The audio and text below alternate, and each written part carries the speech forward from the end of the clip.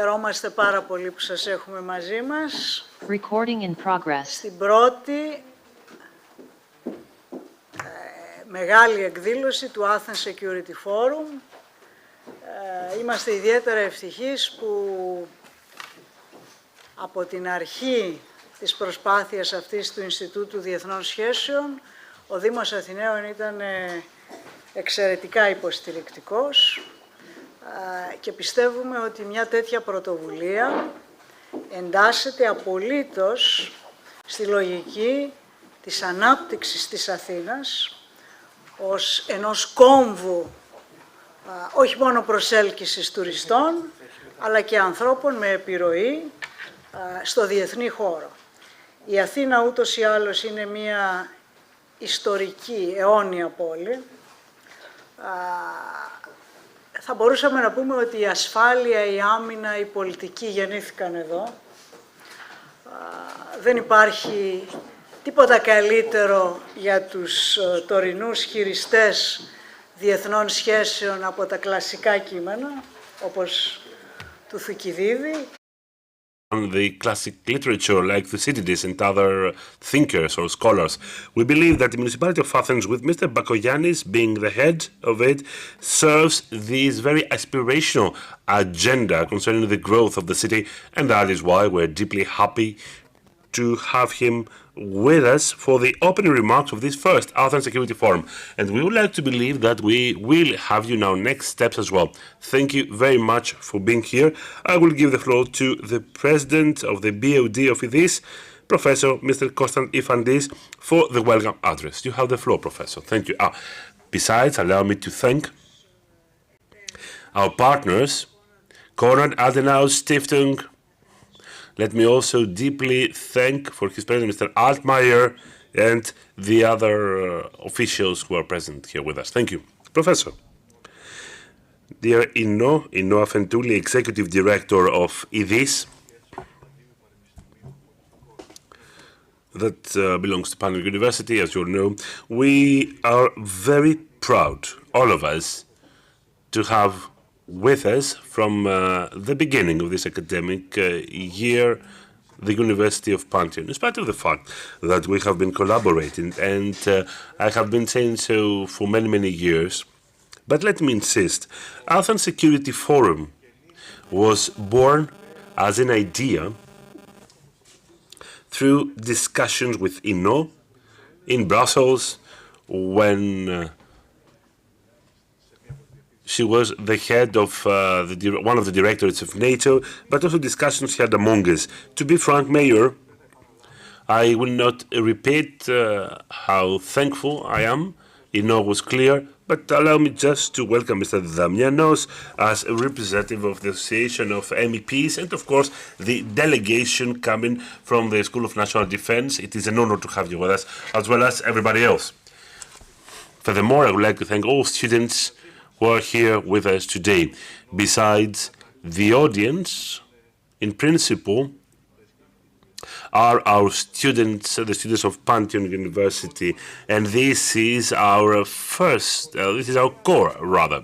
The idea of this forum, a forum on security and strategy in Athens, was born when I realized that in many different European capitals, there are this kind of fora, this kind of events. I can remember when I was invited and I participated in the first Global Security Forum of Bratislava, which back then was started and then was institutionalized by some enlightened students of the University of Bratislava in their master's degree, and then this was embraced by the Ministry of Foreign Affairs in Slovakia and became what it is today, the biggest forum in Southeastern Europe after the Munich conference, in order to be fair. This is the general idea. We started in 2022, and there is no doubt that 2022 is an annus mirabilis, because we have the Russian invasion to Ukraine, which from every aspect, seems to change the status quo at the international scene in a way that truly frightens and concerns us all. Many people keep on wondering for what reason such a big fuss for this war, and since there has been no similar concern for other turmoil in any other area of the world which might be more bloody than this war. The reason is very simple. The reason is that Russian invasion to Ukraine has brought to surface, has re-brought to surface and into the public debate worldwide at a European scale, but also at a national level, all these matters that we were afraid to tackle, such as a very offensive war at the heart of Europe after so many years, such as, for instance, the possibility, the realistic possibility to have and to see the use, the potential use of nuclear weapons at the heart of Europe. And then also we're talking about the relocation, the abrupt and the violent resettlement and transfer of populations within Europe, the full destruction of infrastructure that it took us many decades to build. All these reasons do make this clash so important, so iconic, I would dare to say, at the same time, so frightful.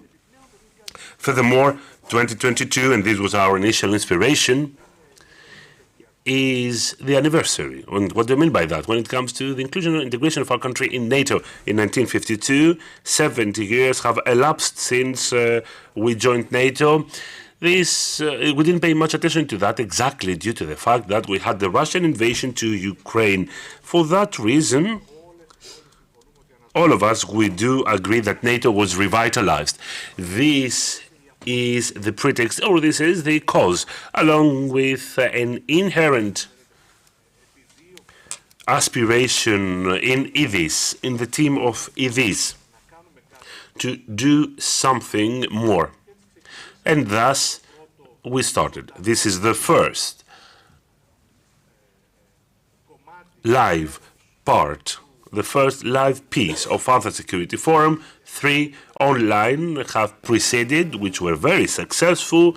I would say that overall some thousands of people were connected online, and we dealt with all current matters. That is, we started during the first one in late March on the new strategic perception of NATO and how it meets or it doesn't meet an ever-shifting landscape in Europe and regionally. I remember that we had significant speakers such as Mrs. Benedetta Berti, who is the head of the policy design unit of NATO, the Greek consultant on national security, Mr. Dokos, and of course the former Minister of Defense and the Chief of the Staff, Mr. Apostolakis. Then second, in May, this event was related with transatlantic relations and the war in Ukraine. And I remember that we had equally important speeches, and like Ian Lesser, Ana Gomez from Portugal, Ian Lesser from Marshall Fund in Germany, and along with them, Mr. Konstantinos Varitopoulos, Mr. Kostarakos, Alex Papayouannou from the Greek Minister of Foreign Affairs. The third event was about the relations between the West and Russia after the war. This was a bit in a rush because the war has not ended yet. I remember that during this third event, we had an exquisite team to exchange and reflect upon challenges like Volodymyr Dubovic from the University of Odessa, such as Paula Redonto Alvarez Palencia from NATO, who is the head on matters related to Russia and Central Asia, and discussions came from all around the world. But I don't mean to tire you with these details. We're here today during the first live event. Thank you very much for your presence here. We have, as the Anglo-Saxons would say, we have a brilliant lineup of speakers, given the circumstances. Once again, allow me to thank the municipality of Athens, because from the very first moment, and the mayor in person, Mr. Bakoyannis, because from the very first moment, they embraced and they put under their aegis Athens Security Forum. We do want to believe that we shall work together closely. His team, the team of Idis, along with his team, we will work closely in order to render this forum an iconic event for our city, and thus we will oblige the mayor to even more support it. Nothing could have been a reality without, of course, the financing and the support from NATO in the framework of the 70th anniversary from Greece's integration. And, of course, it goes without saying that this event couldn't be a reality without the support of Konrad Adenauer Stiftung and the relevant financing.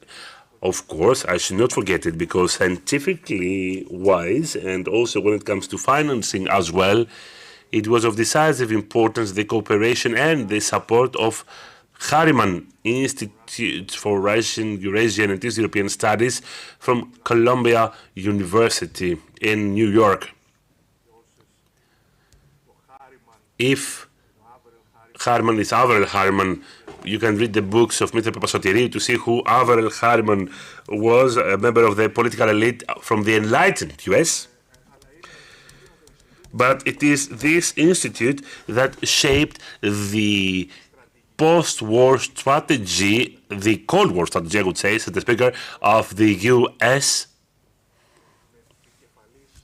having as a head Zbigniew Brzezinski. Once again, I would like to thank you deeply for being here. I would like to thank our sponsors and our supporters. And now let me give the floor to the Mayor of Athens, Mr. Kostas Bakoyannis, after thanking him once again. Thank you. Mayor, you have the floor.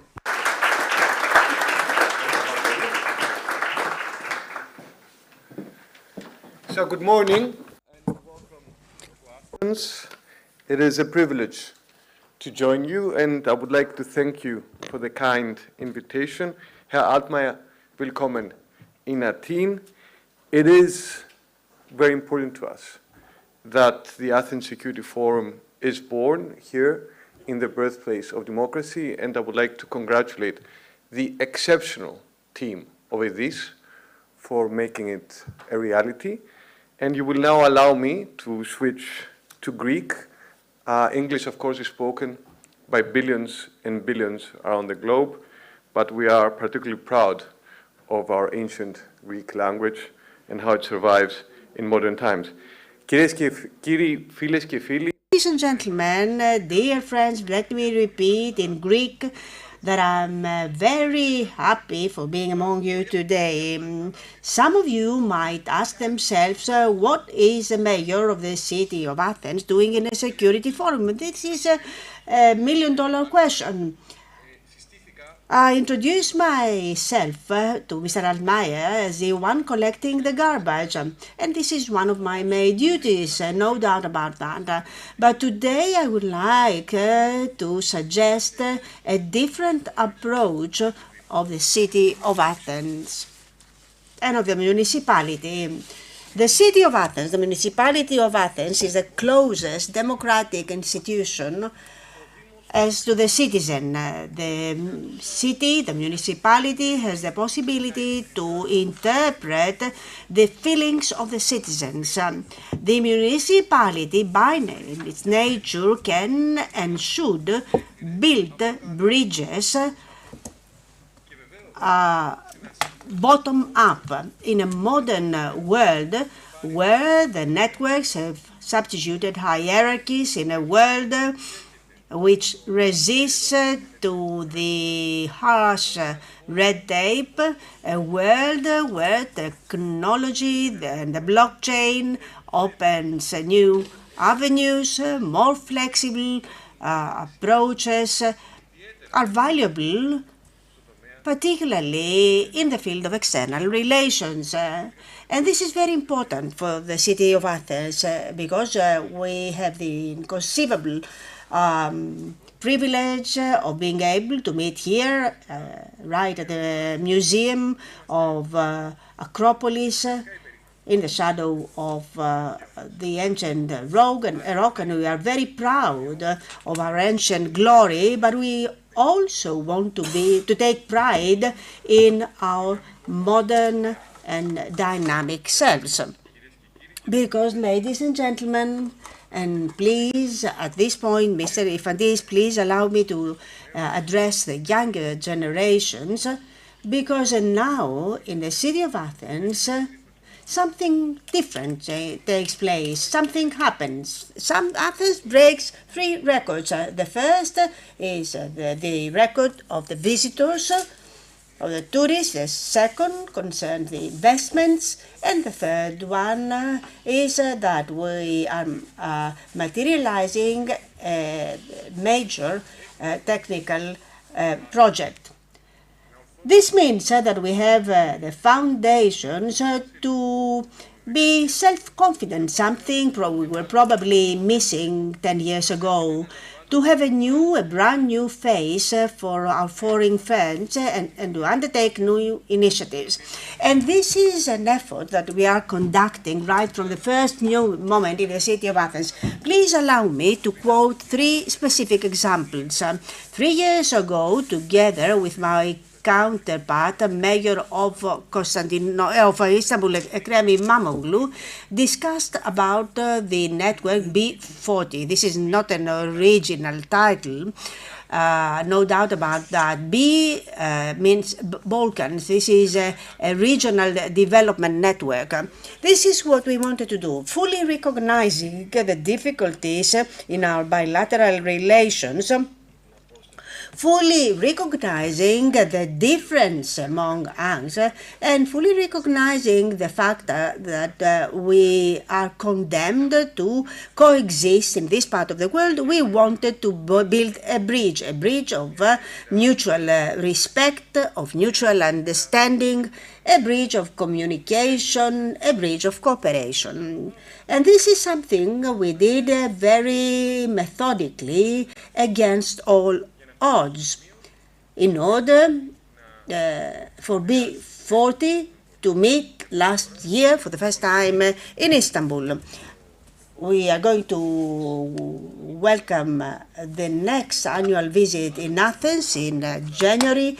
Athens will be the president of this network. B40, little by little, starts leaving its footprint in the cities of the Balkans. Some weeks ago, I visited Istanbul and we inaugurated the park of B40. I was really impressed, dear friends, by the thousands of people that gathered there. They were really enthusiastic. Very often we tend to forget that Turkey is not represented only by the Erdogan regime or the government, and polls show us that 60 to 70% of the Turks say that they want to have a friendly relationship with the Greeks. I do not claim in any case that the mayors can solve the issues that separate us in Cyprus or in the Aegean Sea, but it is well founded to say that we can contribute to an improvement of the climate. This has already been done. A second example I would like to mention is the example of Ukraine. Mr.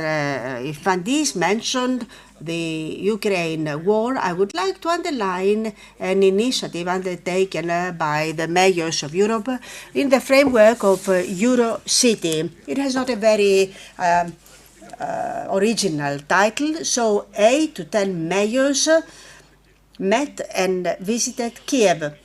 We all went to Kiev in order to meet with our counterpart, the mayor, to express our solidarity and our support. We also wanted to see Zelensky and talk about reconstruction of Kiev and Ukraine, because of course we are not able to supply them with weapons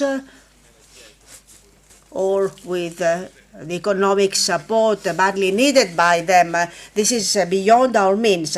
But there are things that we can do. We can contribute to the urban planning. We can contribute to the territorial planning. And of course, we can contribute so that we will be able to respond to the humanitarian needs of Kiev. Yesterday, the President of the European Parliament declared that in cooperation with the Eurocities, we will send generators to Kiev. And hopefully the life will become easier during the winter. There are big reception centers for people who sleep in train compartments, in train wagons. Just think what it means sleeping in a train without having electrical current. I'm talking about families, about the parents, grandparents, and small children. These were just two initiatives that we have undertaken, but there are some stable points of reference that have to do with international issues, international challenges, which need local solutions or local answers. One of the most important one is the climate crisis. Well, you might say that climate crisis has to do with decisions taken in Washington or in Brussels. Well, let me say that the role of the urban centers is of paramount importance. More than 70% of CO2 or internationally, globally, comes from the urban centers. The unsuccessful COP in Egypt said only a positive conclusion. There where the central governments failed, the central states failed, the municipalities and the private sector were very successful because quite a lot of initiatives have been undertaken during the COP meeting.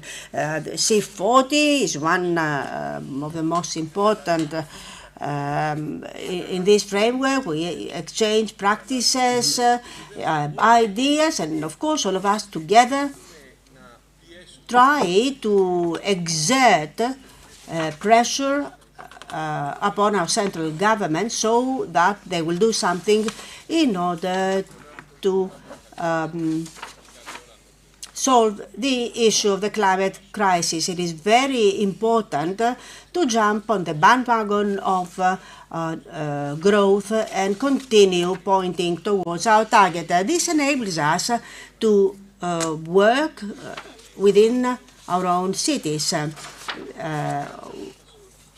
The way we tackle the climate crisis is one of the main considerations of the city of Athens. I don't know whether you've heard about pocket parks. They used to be landfills. They turned into small parks, and they are equally important compared to the projects in Lake Avitos. They are small as the materials we use for our sidewalks. We use cold materials because of overheating in the summertime, or another major project is a double growth concerning the area of Botanikos, more than 50% of Greek areas, or the project to be implemented in Central Avenue of Athens. Let me wind up now, ladies and gentlemen. I'm sure we'll have the opportunity to conduct a discussion later on. What is very important is to bear in mind that modern cities are not our neighborhood, only our nest.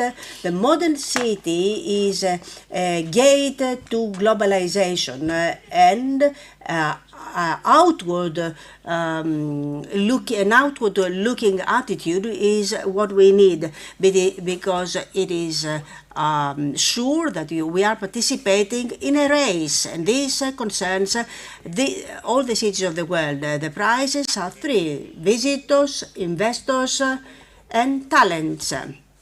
Human brain. In the era of globalization, the cities should play the role of a protagonist. Thank you once more for your kind invitation.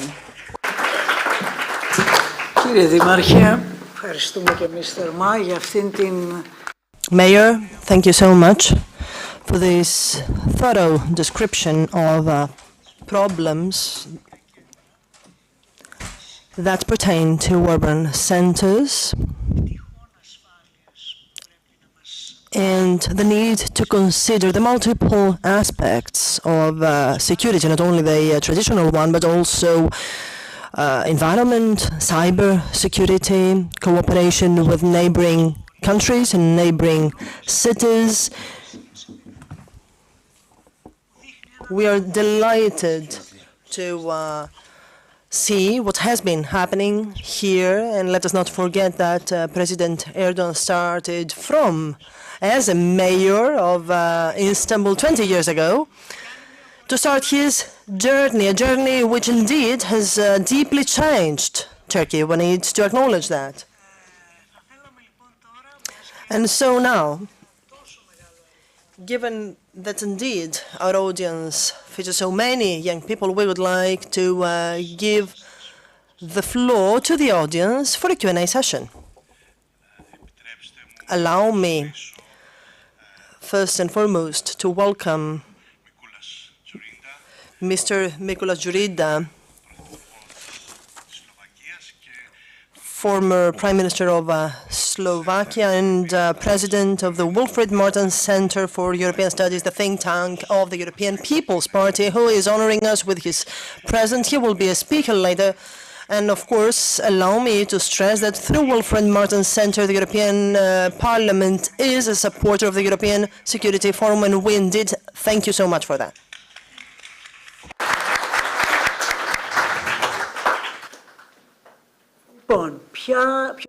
Okay, so anyone who would like to have the floor? Good morning. First of all, I would like to thank you for your presentation. My question is this. Knowing your multifaceted action, I would like to ask you, to what extent is it easy for the biggest municipality of the country to contribute, to leave a footprint in the foreign policy? How do you see this challenge? Thank you. Thank you very much for your topical question. And allow me to have no recourse to diplomacy to give an answer, and I would like to be crystal clear. Now, I firmly believe that the municipality of Athens, the city of Athens, or any municipality should be substantial in their contribution. We have to work at the service of national foreign policy. We cannot afford to be inward-looking. And let us not forget that for many of us, inter-party consensus is required in the framework of foreign policy. So no one can afford, when traveling beyond the national borders, differentiate themselves from the Ministry of Foreign Affairs objectives. So we are fully aligned in any of our actions, in any of our initiatives. When I was in Turkey 3 weeks ago, you may remember that there was the unprovoked and unacceptable rejection of Regional Governor Gigi Kostas's entry in the country. And the next day I was about to travel to Izmir when I was invited in the very same forum that Apostolos was about to speak, and I also wanted to pay the visit to the mayor, to my counterpart, to the mayor of Izmir, and in full consensus or with the Ministry of Foreign Affairs, I just cancelled my trip to Izmir, although I had to pay the visit to the mayor there, who, by the way, is in the opposition of Erdogan. Any other question, please? Κύριε Δήμαρχε, καλημέρα. Θα ήθελα να σας ρωτήσω. Mayor, good morning. I would like to ask you, in your view, what are the main issues for the city of Athens? Η καθημερινότητα. Everyday life, you mean? The small problems. Let me explain myself. Since 2000 to date, 2 out of 5 have left the center of Athens. We tend to forget that before all these consequent crises, Athens was suffering from an urban crisis. So our objective is to allow families to come back to the city of Athens and to open our arms to young people, and this needs to be active. For example, the sidewalks. Right now, we have completed more than 50,000 square meters of sidewalks. There are several works taking place across the city. Electric lighting, we are updating 45,000 bulbs. Or the playgrounds, we have been building many tens of playgrounds, or all the courts that are being retrofitted, the new parks we are building, and the maintenance of the existing ones. Asphalt laying on the streets. You know, it may be that these are small solutions that may make a small difference to the life of Athenians, but all of them together upgrade the quality of life. Any other remark? Any other question? Thank you. Καλημέρα. Good morning. Thank you very much for your input. Now, Mayor, you talked about the climate crisis, and I was wondering what are the measures taken by the municipality of Athens to promote the sustainable urban mobility. Now, for example, have a bicycle, and apart from the Megalos Peripatos, the long walk of the municipality of Athens, I have seen no implementation of other measures, and also I'm wondering to what an extent participatory approach is adopted in Athens. Okay, let us first of all explain what sustainable urban mobility means. It's a buzzword. This means that all are entitled to rights.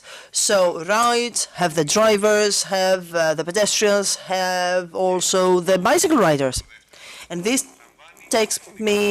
leads me to the second thing I would like to say, that in the 20th century, cities were designed and they were centered to the car. In the 21st century, we need to have human-centered cities, and in practice, this requires us to change our habits, and this is difficult.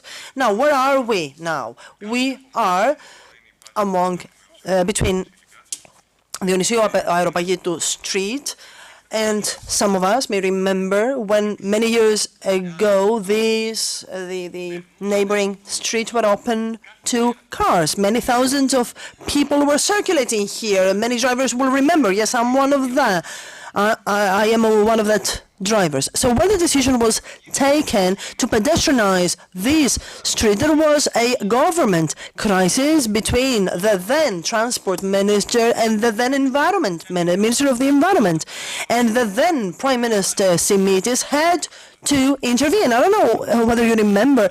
So I remember that when Prime Minister Simitis visited the yard, the construction site, he was criticized. Do you now imagine that this area could ever be crossed and used by vehicles? Of course, no. What I mean by that, I mean that to upgrade the quality of life, there are various phases. First is reaction, second is acceptance, third phase when we cannot imagine our lives in a different way otherwise. And this you will see in the city.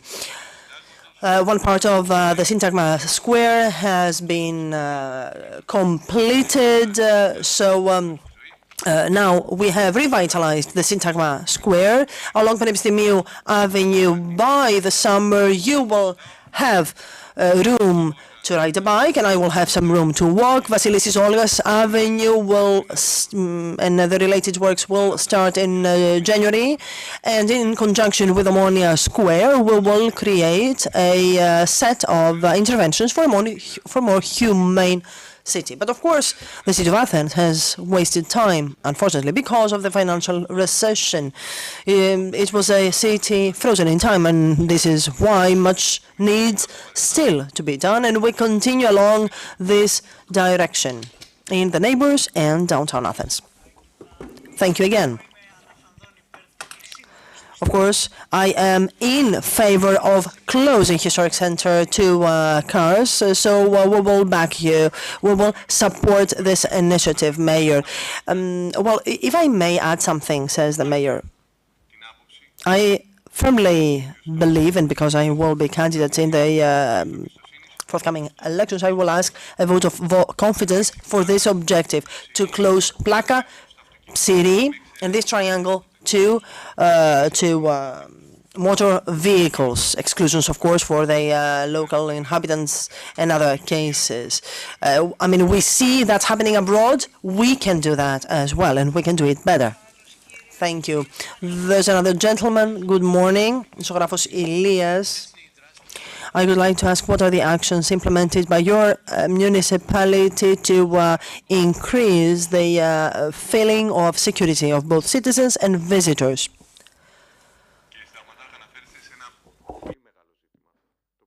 Colonel, thank you very much. This is a wide-ranging problem, not only of Athens, but of all urban centers. And there are two things we can do. So there are two directions we may take. First, prevention. Second, repression. The soft one, which is the prevention, it is closer to our capability, as it were. We intend to create an environment which will be friendly for our citizens, a safe environment. For example, electric lighting. You're familiar with Athens. You have been walking through Athens. You know that one of the main issues we have in the neighborhood of Athens is the inadequacy of lighting. So we have been upgrading the network of electric lighting, through the replacement of bulbs of 45,000 bulbs into LED bulbs. And so automation, savings. There's no need for you to advise us that a bulb needs to be replaced. We get in real time information on that. So just walk through Acharnon Avenue, Academias Avenue, where this has taken place, to witness the difference. And certainly we are very close to meet the energy-saving related objectives that the government has set. We, in no case, will we turn the light off, of course, but we will save energy. Second, repression. Now, we have established a center with the Hellenic Police, which is delivering. Of course, I believe that there are no adequate police squads patrolling across Athens, but I would like to assure you that I believe that more methodically we will be up to the task. Mayor, thank you so much for this substantial discussion we have had. As we said, Athens Security Forum has just started, and it will take place each and every year with many intermediate initiatives under its umbrella. So I am confident that the City of Athens will continue to support us. I wish you all the best, and I would like to welcome Minister of State Akis Skertsos. Thank you.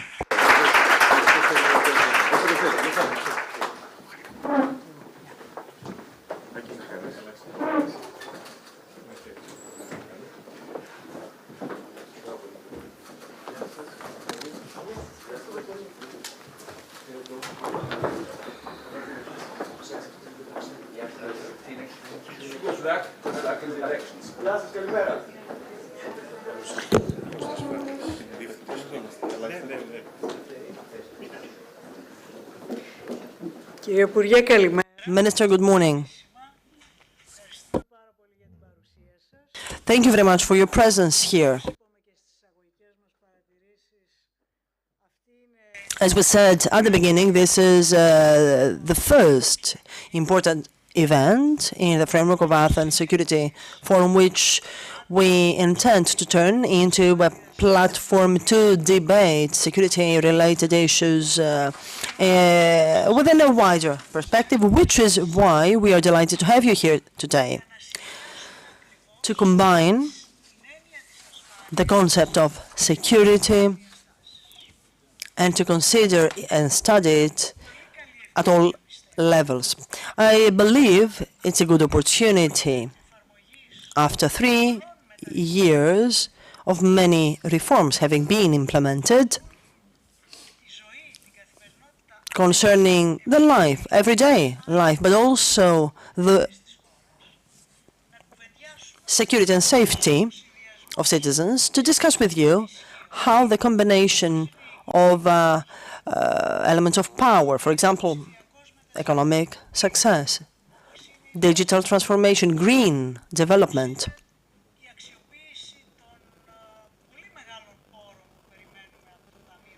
the use of the recovery fund, the pandemic, also a security issue by excellence. So all these aspects of security, how can they go hand in hand with the traditional, the conventional needs for security that objectively our country needs? I mean, we are not a country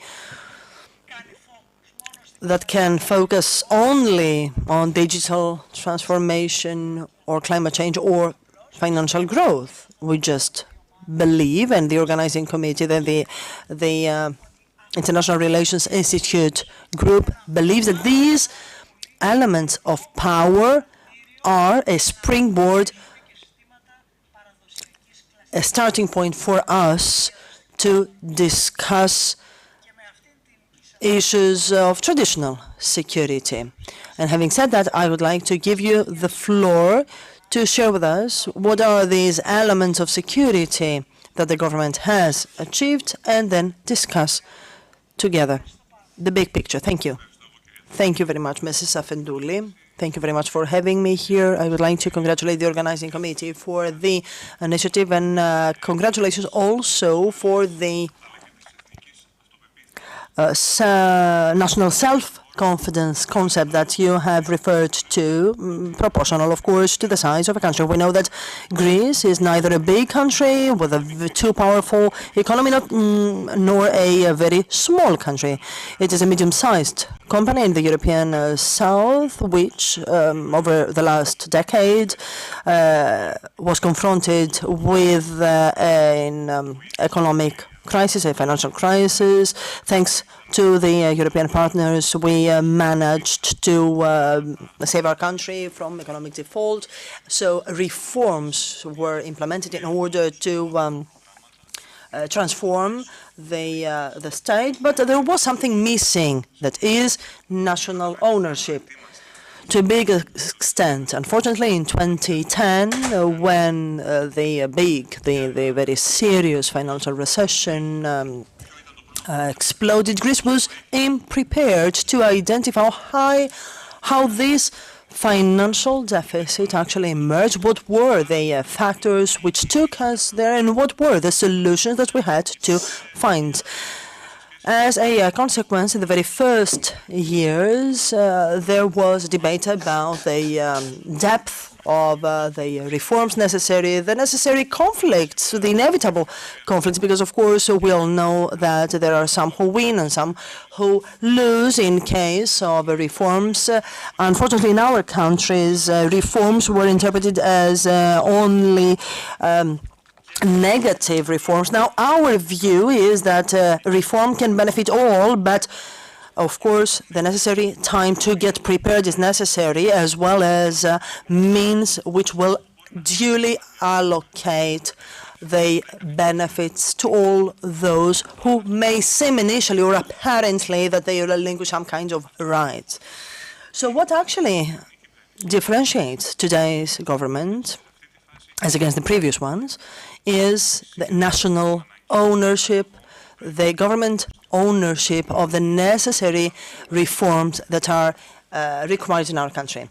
We know very well what the standing is. We know that the starting point for Greece is very low. Greece is not close to the convergence with the remaining member states of the European Union. I'm thinking of the disposable income, social services, function of the state. We know very well what's the starting point, and we also know where we are heading, what the destination is, and we know that we have a very strong ambition, considering the size of Greece, for Greece to become a role model for Europe. And we can see that over the past 3 years, we have been up to the task. Of course, this is a gradual procedure. You cannot see differences and results in a fortnight. There are specific segments of the population, of society, of the economy, of the academia, which ask acceleration, more aggressive reforms. However, we need to acknowledge that reforms are there, are happening, are taking place, and thanks to those reforms, Greece now stands here. And I would like to show you some diagrams, because one picture is equals more than 1,000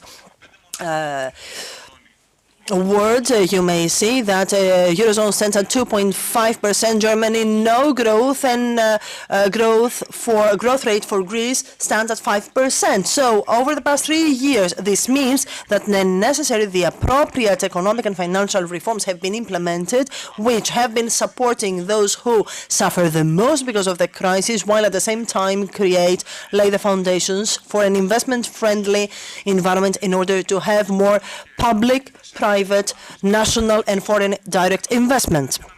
And here I would like to show you another table from the Intelligence Unit of Economists. It was published some weeks ago, and according to this, Greece is the first country, ranks first in increasing the attractiveness of its environment. This is thanks to tax reforms, tax policies, entrepreneurial policies, digitization, that is the transactions with the state as companies and as individuals. Also the energy transition related policies which favor what you said, that is the green transition, digital transition, the encouragement of more better quality private investment. Now all that, of course, certainly have to do with the fiscal level. And I would like to show this because it's important.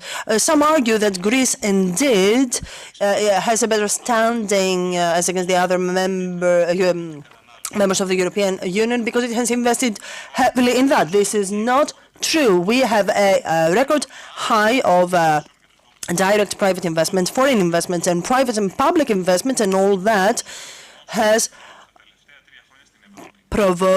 led a drastic reduction of public debt, which means that the relation between GDP and the reduction of debt is very important. The more dynamic the growth is, the better the relation between gross domestic product to the public debt. And this is very important indeed, because we have put in place a policy which is targeted when it comes to aid and assistance to the vulnerable, but at the same time moderate financially speaking, in order not to undermine the fiscal discipline, which is important. So this year, indeed, you will see that according to the results, we will have a better financial result, and in 2023 we will even reach a surplus despite the energy crisis and all the other crises, and this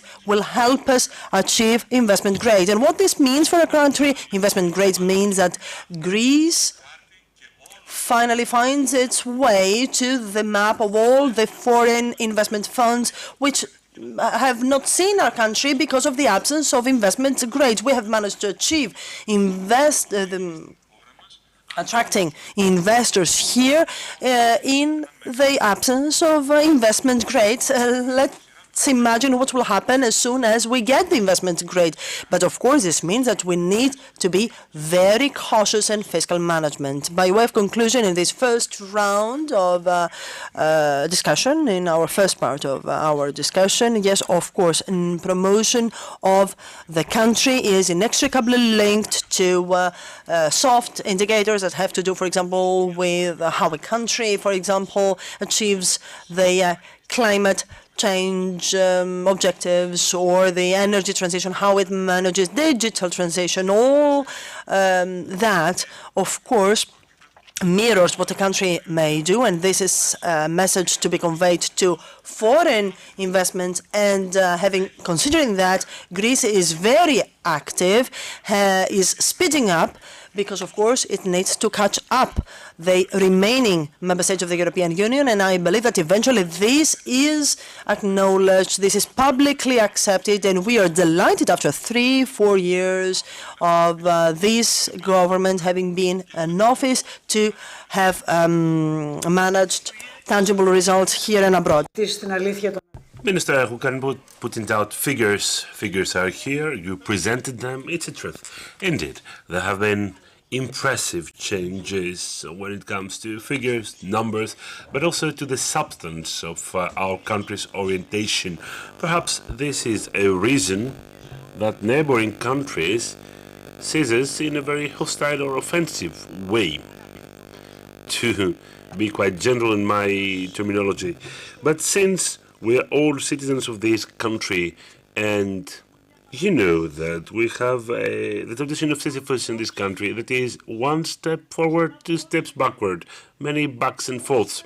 Today, we have one unique chance, after so many years, after 12 years, we would argue, of crisis, really to follow the way that you have highlighted.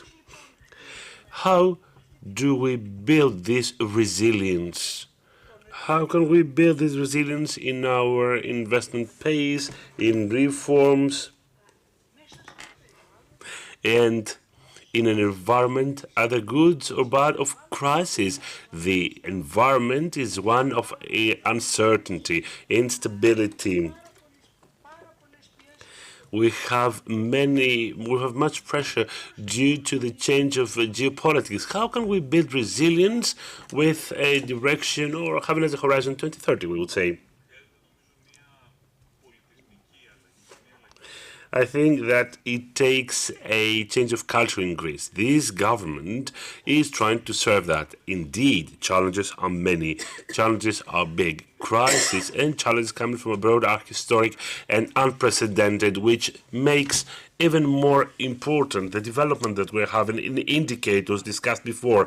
In a very thorny environment, we have managed to stay intact and deliver even better compared to more powerful European countries and economies traditionally, which is not just the result of a trigger or of self-action. It is the result of a systematic work across many levels of politics. What I would like to stress is that in order to achieve this transition into a more stable environment where all these reforms will get roots and will be owned by the citizens, so no political party in power in a potential new government could deroot it, is for us to be able to manage at the same time, along with the short run and what is temporary, we must also manage the situation in the long run. We have a plan for 2030, which we are proving daily. Yesterday, we were in Patras, where we presented a very aspirational plan of growth, of hyper-regional growth of Patras, a gateway for our city towards the markets of Western Europe with a horizon 2030. We did the same for Thessaloniki in 2030. We are doing the same for Greece and the whole region of Greece through the plan of RRF that we have built, which has been adopted with many merits by the EU, because there is a balanced mixture between public investment across all sectors and reforms. Let me here say that we want to be pioneers, look ahead and dedicate a significant part of our daily life when it comes to governance. And of course, we need to focus on planning, monitoring and implementation of investments in the long run. The same goes with politics.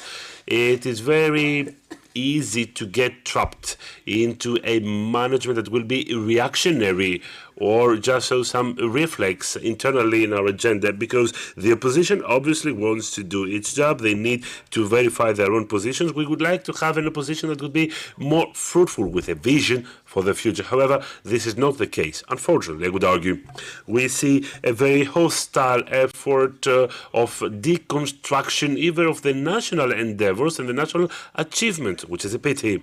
However, we don't get trapped in this vicious circle.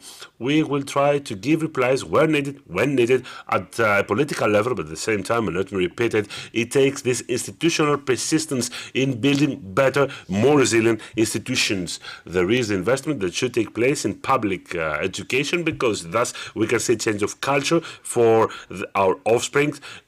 Younger children have a better view and better position in themselves vis-a-vis what is today the icon and the model of an active citizen, what means contribute to the common area. There is a more substantial culture with youngsters, which is very hopeful. We must enhance that through the readaptation of curricula across all levels. At the same time, we must build better institutions and better public goods, public assets in health, in social welfare. We see now incidence increase that touches all. We see phenomena in the society that are not tackled at the level of prevention, because we don't have the necessary infrastructure in our social welfare. Thus, we must create a better framework of a better, more effective award of justice. The rule of law, in my view, is the crown jewel of the operation of our republic, in a Western-type republic, and there must be no shadow to that. Greece is a country, is a republic that has a specific justice, which is open, which meets all different phenomena, all different adverse phenomena, and awards justice. There is no big delay, which is a big problem, because I know that there are many pending issues in the courts and there is a denial toward justice which we should cure. And I should argue that even for that we have an aspiration plan, not communicated to the extent that we should have, because the reform of justice means investing in the HR, invest in the magistrates, in the bailiffs, in the different employees, in buildings, in IT systems, in evaluation of all the different personnel, and in the evaluation of the judges and the magistrates, so that we can be able to improve this critical pillar of democracy, which is justice. By way of conclusion, let me tell you that it takes persistence and respect to the institutions. Only through institutions and procedures may we skip the personalized tackling of issues, and we will not just depend on a good government or on a good PM that some place will come to the end of his mandate and then there will be a populist prime minister. There will be, on the contrary, a public administration that could retain all that and create a counterbalance so that we can be steadily on a good track. I'm happy because we touched upon the political landscape. As you see, we have here young people, we have students who are with us in the audience, and of course we have political reps coming from countries where consensus has taken quite long, like the reps of Germany or the Mr. Dzurinda coming from Slovakia. Consensus is and consent is what we need for this growth plan that you have just described. And I should say that Greece will be tested in the next time period. because we're going to have elections domestically and there might be some partnership governments. How do you approach that? How do you see that? And in my view, there must be no contradiction here. In other words, we must find the necessary political consensus and we must agree about main political targets. Because let me repeat it, this agenda that you have just described should be implemented in an era of uncertainty, at least regionally, and given a hostile stance coming from other countries in the region. So there is a dual bet here as a country. Any comment on that?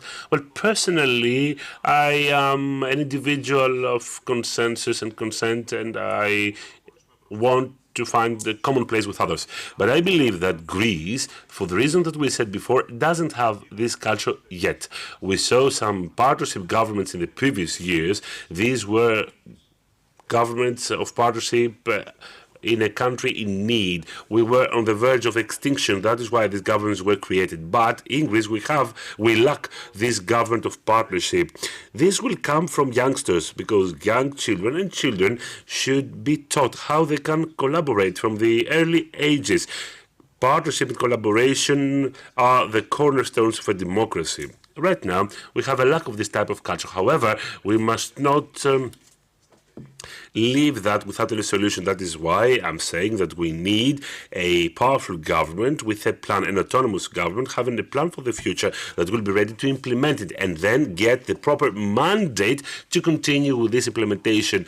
In other words, we need deeply rooted changes in order to do so and feel it more tangible in the administration across all institutions. There must be a government with 8 years ahead that will finalize its circle, its political circle. It will complete a plan of reforms that will deliver, that will bring results, that will be owned by the citizens, and then nobody could challenge that. We've seen that many times in the past, that the political system embraced all changes. Why? Because changes were embraced by citizens. Right now, Greece is invited to take a leap. Always there is uncertainty. I do know. There is the uncertainty for the unknown. But I would like to invite all citizens to trust us. We know what we're doing. We work always based on the best possible practices. We do collaborate with the best possible advisors. Right now, we are exporting know-how towards the EU on different matters. We saw that in the era of the pandemic. We are seeing that now. Due to the energy crisis, Greece participates in the mechanism, no, apologies to the speaker, participates in the group of states that are discussing intensively about how we can mitigate the impact of the energy crisis, and I'm talking about the fuel prices. We have contributed through proposals.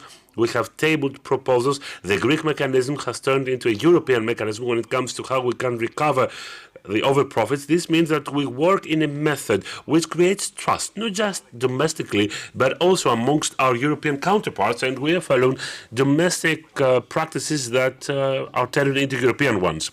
Let us take questions from the audience, please. Some comments, please.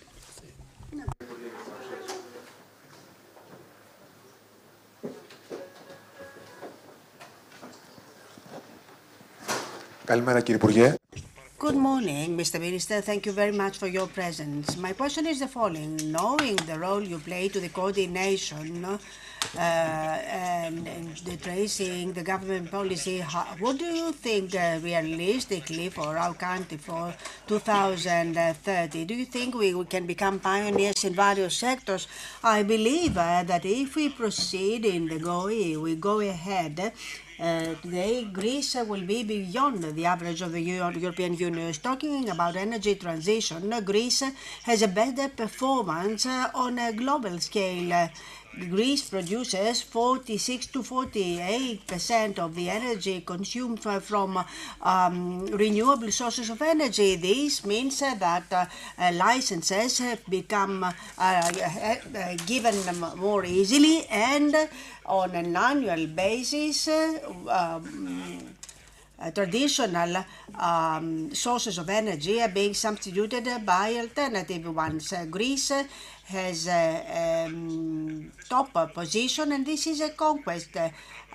Talking about energy transition, we are ahead compared to the rest of Europe, and by 2030, 70% of the energy will be produced by renewable sources. As to digitalization, and I believe this can be clearly understood by all the citizens, there are some applications that make things easier for us and constitute a model for the rest of Europe. They help in improving the relation between the citizen and the state, in supplying better services to the citizens, and this contributes in having a restoration of the confidence of the citizens to the political parties, to democracy itself, to the capabilities of the public authorities to stand by the citizen, attributing value to the taxes and taking into account the need of the most vulnerable part of our society.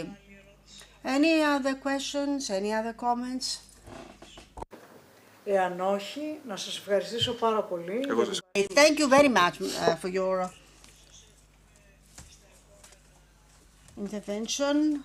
Hopefully you will participate in the next events as well of the Athens Security Forum. We're not talking about military security, which is a paramount factor for stability and continuation. Security nowadays has many aspects, and one of these aspects is economy, as well as climate change and digital transformation. They will enable us to tackle a lot of threats in front of us. Thank you very much.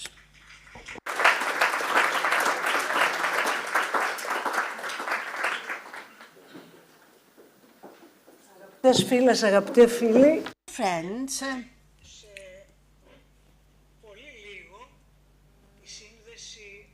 in a few moments we will be linked with Brussels and the Atlantic Alliance headquarters for the intervention of Mr. Mitsegi Ioanna, Deputy Secretary General. Are there any short interventions or any comments that you would like to make?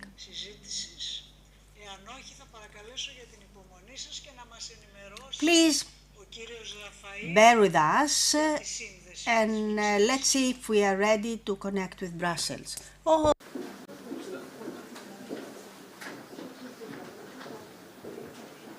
Θα καλέσω τον κύριο Αρβανιτόπουλο στο... Mr. Arvanitopoulos, can you please come to the tribune? Mr. Arvanitopoulos will be the coordinator together with the Deputy General Secretary. Ευχαριστώ πάρα πολύ, αγαπητέ. Thank you very much, dear Mr. Arvanitopoulos. Good morning. You can make some short introductory remarks till the moment we connect with Brussels. We have had a very good start with Mr. Bakoyannis and Mr. Skertsos. We discussed on the way in which we will approach the security issues in a non-conventional dimension. We have major issues of security and defense, but there is no doubt that many issues, pandemic, the climate change, have an impact upon the security landscape. You are quite right. Let me say good morning to the participants and to the friends and colleagues here today for this important initiative of the Institute of International Relations. This is a very important initiative because we are amidst a major crisis of a war which constitutes a historic turning point, in my personal opinion. This is a historic moment because nobody could think that we would witness a war right in the heart of Europe. In reality, this war reveals a systemic provocation. The Russians, besides invading Ukraine, in reality, they are questioning the status quo as a whole. As a result, this war assumes wider dimensions and has a very important impact upon our future. Once we connect with the Deputy General Secretary of the Atlantic Alliance, I wish we could ask him to talk about the role of the Atlantic Alliance, because we all remember that before the Ukrainian war, the Atlantic Alliance, according to the Americans, was considered to be obsolete. The former President Trump had educated the public opinion to believe that NATO was obsolete. And as President Macron said, for many Europeans, NATO was considered brain dead. On the contrary, today we realize that the Atlantic Alliance has become stronger, has enhanced its presence and its reason of being, and it also expands with new members such as Sweden and Finland, countries which abandon a neutrality they have been supporting for many years. My personal opinion, but of course the most competent person who will take the floor after me and present his own point of view, my point of view is that you did not dismantle such an organization of security and defense because you are going through a period in history without threats and challenges. Because we know very well that this can happen at any moment. This is what happened with the Ukraine case and with the Russian revisionism, which is a threat for the post-war status quo. So we realize that after 70 years of peaceful coexistence and prevalence, what we call the liberal Western order, we go back to the realpolitik of the 19th century, a competitive system described by Mia Seimer as a system of tragedy of the great forces, of competition between the great powers. The role and the importance of NATO come to the scene once more. This reminds me of an American expression, if it ain't broken, don't fix it. This is exactly what we try to do within the Atlantic Alliance. We went through a mid-period where peace and democracy prevailed. We thought that this was the end of history and we could move ahead peacefully and the war tried to convince us that NATO is not necessary anymore. In a tragic way, the war in Ukraine is a proof of the fact that for the liberal class to survive, they need the Atlantic Alliance, which was the important factor for this period of democracy and freedom. Of course, we should pay tribute to President Macron. He made this provocative remark 3 years ago, and he troubled the waters and he reconsidered the issue of Ukrainian defense. Of course, Ukraine shows us that it is very important to have a deterrent mechanism, but I believe that this cannot last for the future. As a result, Europe should take some steps for its defense. This is a very interesting question. Mrs. Afentouli has worked for many years in Brussels and in the Atlantic Alliance. I might say that Europe is heading towards the security regime. For reasons I do not need to explain, the European defense was characterized by a relation of strategic dependence from the American security umbrella and the Atlantic pillar. Today, Europe is talking about strategic autonomy, but I believe that in this mid-period, it is better to talk about strategic complementarity. We badly need a new Atlantic Treaty, a new agreement such as the Atlantic Charter of 1941, which would define a new distribution between the two sides of the Atlantic. The defense dependence of Europe from America and the Atlantic pillar of NATO decided when the western part of Europe ended war defeated to a great extent. This is what Western Europe was in reality.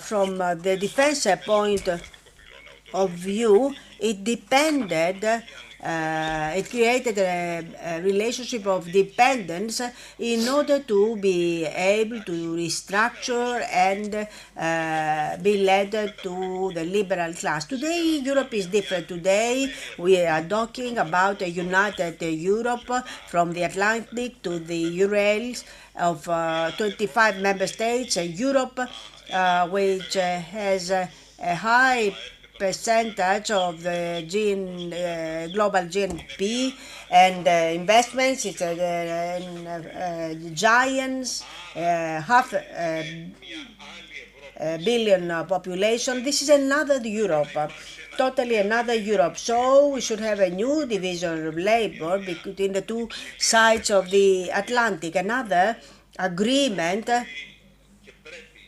top agreement where Europe should and could participate to the defense expenditure of the Atlantic Alliance, assume more responsibilities, and this will give the opportunity to the United States to tackle another challenge that they have called as a primary one, or the so-called pivot to Asia, that is the emerging of China. We can use a term of military complementarity. Before talking about a strategic autonomy, I believe that the term military complementarity reveals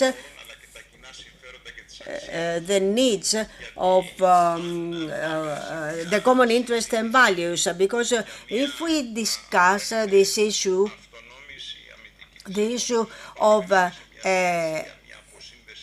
autonomy and decoupling of the two parts of the Atlantic, I'm afraid that we will end in a vulnerable Europe and an isolated America. I believe that it is beneficial for both sides of the Atlantic to continue this coupling. I prefer the term strategic complementarity with a new division of labor, and not strategic dependence, which is what characterized the relationship between the two countries during the Cold War, or strategic autonomy. Thank you very much for your introductory remarks. Are we ready? We are ready to connect with Brussels in 2 minutes. Okay. It is a distinct honor and a privilege to introduce the Deputy Secretary of NATO, Mr. Misea Goiana. Mr. Secretary, it's a privilege to have you with us today. And in a way of introduction, I was trying to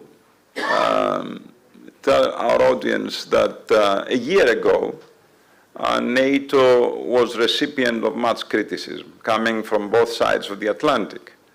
The former President of the United States, President Trump, had educated the American public opinion that NATO was outdated.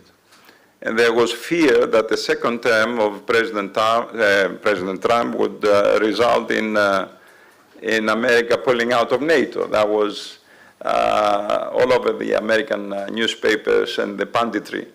But also criticism was landed from European capitals. Macron was talking about NATO being brain dead. But today, we see a different situation. NATO has become reinvigorated. It has a new raison d'etre, and new members. Sweden and Finland are abandoning a policy of neutrality that characterized their foreign policy for many decades. And they're becoming members of NATO. And of course, NATO has been very instrumental in safeguarding the security and defense, not only of Ukraine, that is in war with an expansive and revisionist Russia, but also the rest of the European member states, the rest of Europe, I might say. So you are the most prominent person representing the Atlantic Alliance to tell our audience the position of NATO in the European security architecture and how NATO is responding to the war in Ukraine and to the challenges that we face once this war is over. Evaristo, Constantine, and thank you so much to the Institute of International Relations and the City of Athens for hosting myself.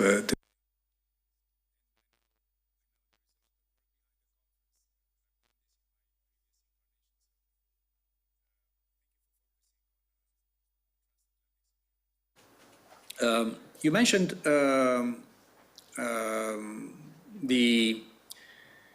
this totally changed environment in European security and in world affairs. Today we have 9 months. 24th of February, Russian forces invaded Ukraine, shocking the world and reshaping the course of European history. And if for some allies from the East, Russia's behavior was not a big surprise, well, for many countries in NATO, especially in western part of Europe, they were shocked. But NATO was shocked but not surprised. And NATO allies have been warning about Russia's plans to invade for many months. So when Russia invaded Ukraine 9 months ago, to the very day, NATO was ready. We activated within hours our defense plans to protect all allies. And the Ukrainian forces were better prepared and better equipped to resist Russian aggression, thanks to the significant support from NATO allies over the many years, since the illegal occupation of Crimea in 2014. And we see the difference, that kind of training and the massive support we are giving Ukraine is making a difference every day on the battlefield. But Russia's brutal war of aggression did not start in 2022. It started before, in 2014. It started in 2008. In Georgia, and this is something that is showing a pattern of aggressive behavior by Russia against NATO allies and also against our partners.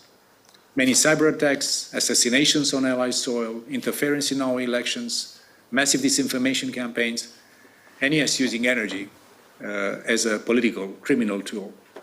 Look at the attacks that Russia is conducting in an indiscriminate way on civilians and critical infrastructure.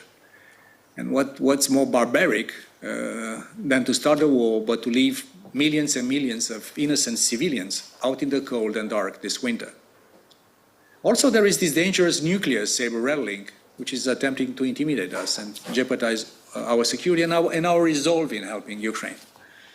And everything else, weaponization of food, of energy, other critical commodities, Russia is threatening the world with hunger and further instability. But I know one thing, they will not succeed, because NATO will stand by Ukraine for as long as it takes and defend every allied inch of territory. And of course, we are looking forward to receiving, we hope very soon, Finland and Sweden as the newest members of our alliance. In that moment, 94% of the population of EU member states will be living in a NATO country. 94% of the population of the EU will be living in a NATO country. And you asked me at the beginning, how is NATO doing? We are doing great, thank you. And we are doing great because this dramatic transformation of European security and world affairs is indicating the indispensable role of NATO as the real guarantee for European security and the need for the transatlantic bond. And of course, NATO-EU partnership is critical in making sure that we have coherence and synergies. Also, NATO is doing much more across all domains, at land, in sea, in air, in space and cyberspace. We have taken since last February fundamental steps to strengthen deterrence and defense, from the Baltic to the Black Sea, and with Sweden and Finland from the north to the Baltic, to the Black and to the Mediterranean Sea.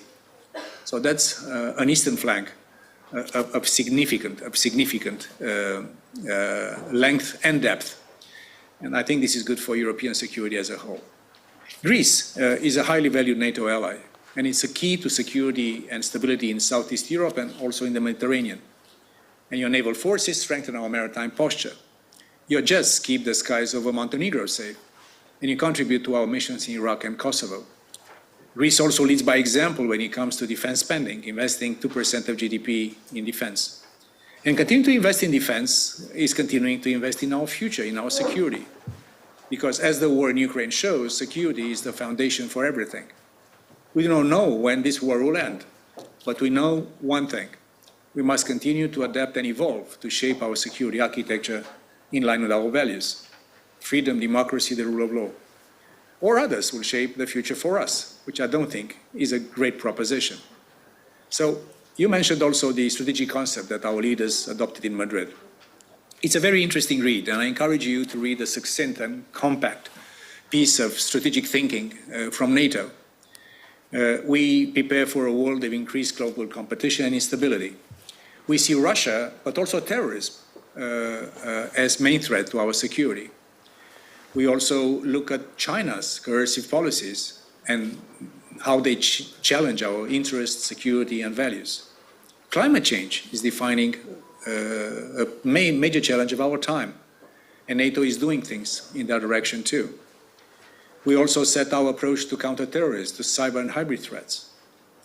But also, most importantly, the new strategic concept reaffirms our values and states that NATO's greatest responsibility is the collective defense of 32 nations soon. And of course, I mentioned NATO-EU.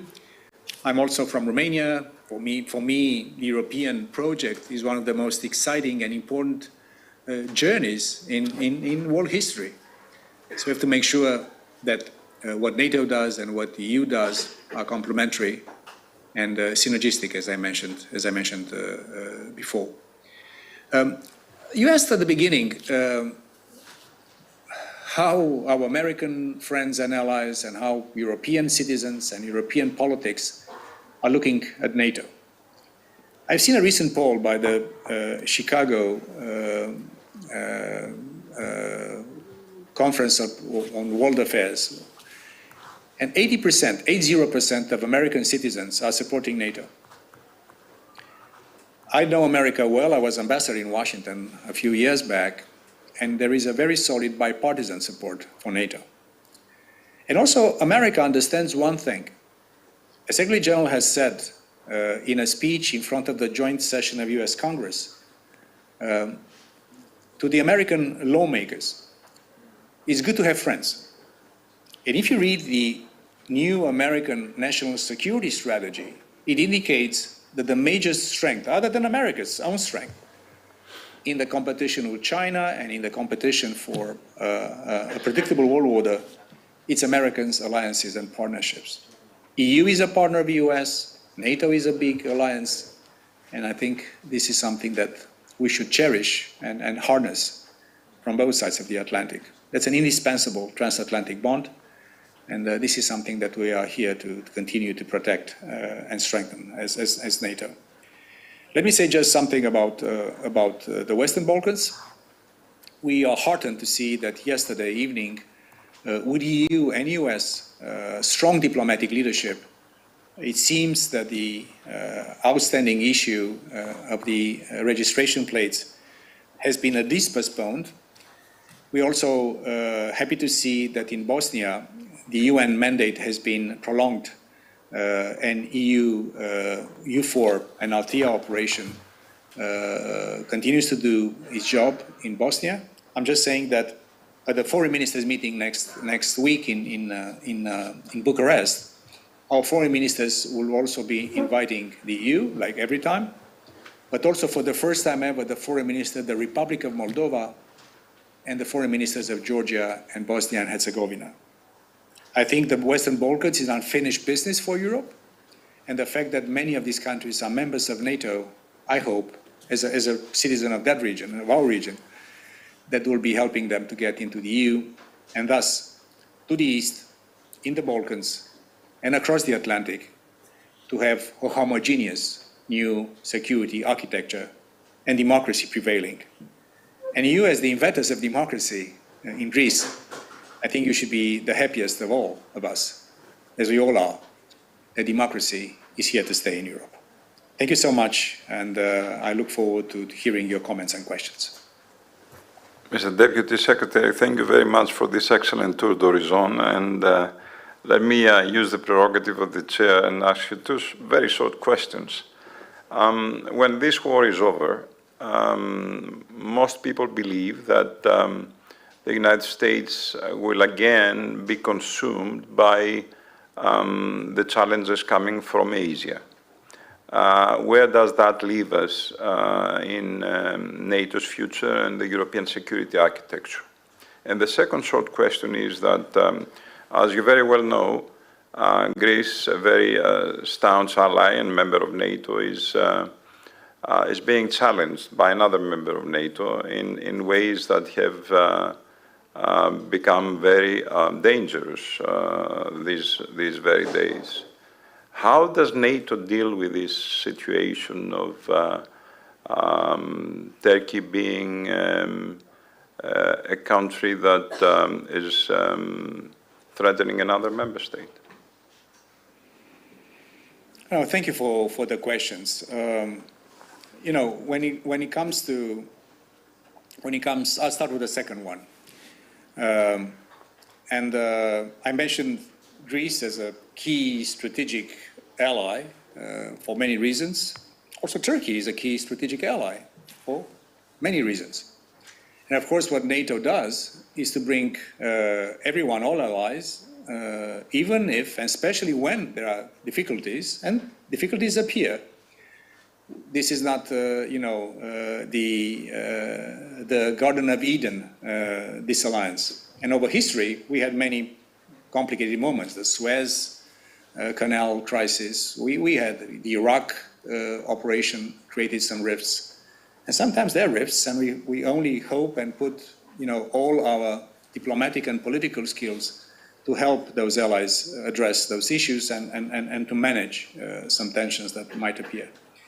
When there was this difficult situation, I think 1.5 years ago, on this exploration navies, because this problem of energy and territorial waters, and here, of course, we are not taking sides in any way.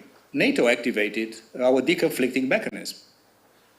Secretary General Stoltenberg talked to both allies, to Greece and Turkey, encouraging them to de-escalate and come back to the mechanisms that do exist, bilaterally and also multilaterally through NATO.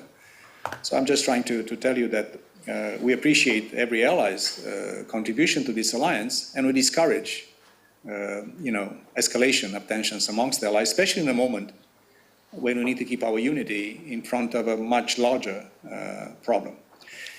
Now, when it comes to this, cyclical discussion, especially in some European corners, about America's pivoting to Asia. We have then seen this under President Obama, and then always that America is leaving Europe and moving to Asia. This is, I think, oversimplistic. We are living in a world which is interconnected, and security is also becoming less geographical. I mentioned space, I mentioned cyber, I mentioned nuclear, where China is investing in its high-end arsenal. So we do not see any sign of the US paying less interest in Europe. I mentioned before, it's good to have friends. And America's alliances around the world, in Europe, also in Asia Pacific, and in treaty allies like the Philippines or Thailand, or Japan, or Australia, or Korea, are strength to America. So I don't see, and we don't see here, any intention or any predisposition for the US to basically choose one continent over the other. I think the idea is for all of us to try to bring the resources of the political West and manage this big period of transformation, which is also dangerous. We need each other more than ever. We need each other not only to make sure that China's rise will be a peaceful transformation, but also because the developing world is not always convinced about our rhetoric. And this is something we have to do much better, all of us. Not preaching to these countries, but trying to enter a new partnership, a real partnership of equals with these many countries that will also be shaping the balance of power, if you want, around the world. So I don't see any sign that America will be disengaging from Europe and moving everything to Asia. I think that's oversimplistic. This is how this game is played. America and all of us, we need America here in Europe, and I think America needs all its allies, big and small, European or non-European. Thank you very much. With your permission, let me open the Q&A with our audience. If you allow me to take a couple of questions, if you have the time. Mr. Deputy Secretary, thank you. One question, yeah. Our student from... Nobody can deny the support that the NATO has shown for the Ukraine. So why is it so difficult for the NATO states to close the skies over the Ukraine in order to prevent Russia to leave the Ukrainian peoples from dying from cold or from starvation? Thank you. Thank you, my young friend. And this question has been addressed to me and to us by many of the young generation all over Europe. But let it tell me what NATO is all about. Okay. The number one obligation and job of NATO is to protect allies. That's Article 5, and that's sacrosanct, and that's the main job of NATO. The second job of NATO is to support partners like Ukraine in the just fight for national survival, sovereignty, and the right to choose its own future. And we do that. And the third obligation of NATO is to avoid escalation. So, there have been many requests from Ukraine and also from people in civil society, academia, and even governments or members of parliament saying, why is NATO not doing some operations over the skies of Ukraine? We're not doing that because this will really mean escalation and a risk of imminent war between NATO and Russia, which is something of even more danger than the war they're doing.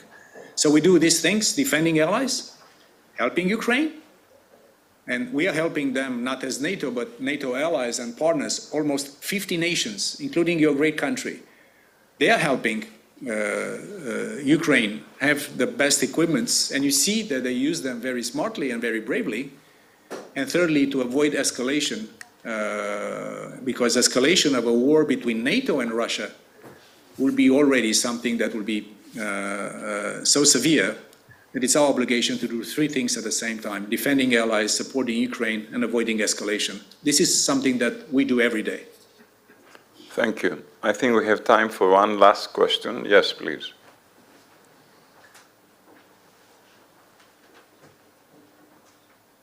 Thank you. In case an unprecedented escalation occurs on behalf of Turkey, what measures are to be taken? Thank you.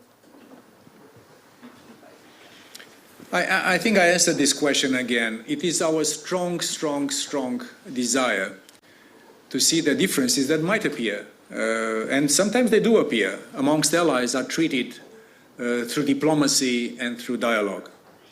And again, NATO is a platform where we work by consensus, but also where allies can come, and that's, I think, a natural platform to try to find that harmony and that spirit of consensus and unity that we have. So NATO is not the answer to all these questions, but the fact that, let's say, both Greece and Turkey, they rely for your security on all the rest of the alliance is also a sort of a friendly, gentle encouragement from all of us to try to make these differences be addressed through diplomacy and not through escalation. And this is something that NATO is encouraging all sides to go in that direction.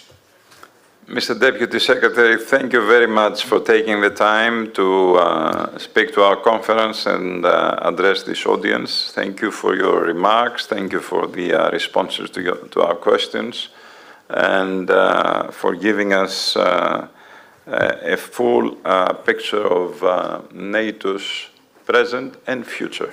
Thank you, sir.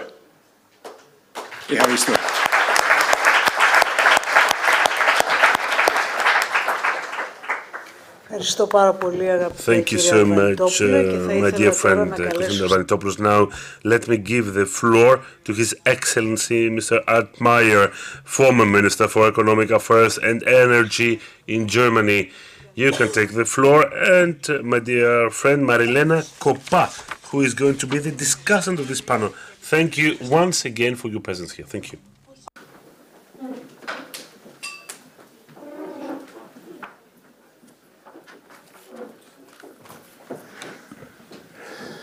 Kalimera. Good morning. Everybody, Mrs. Chairwoman, dear speakers, participants, everybody in the room.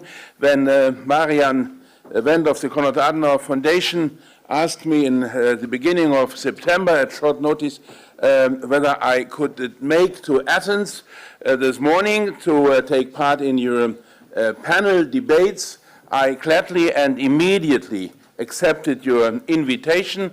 I arrived yesterday from Brussels, and I will return back to Berlin. And I did it for three reasons. First is, when I was a high school student, long ago, I have to admit, I'm quite as old as I look, and it was in 1976, I was studying ancient Greek rather than English.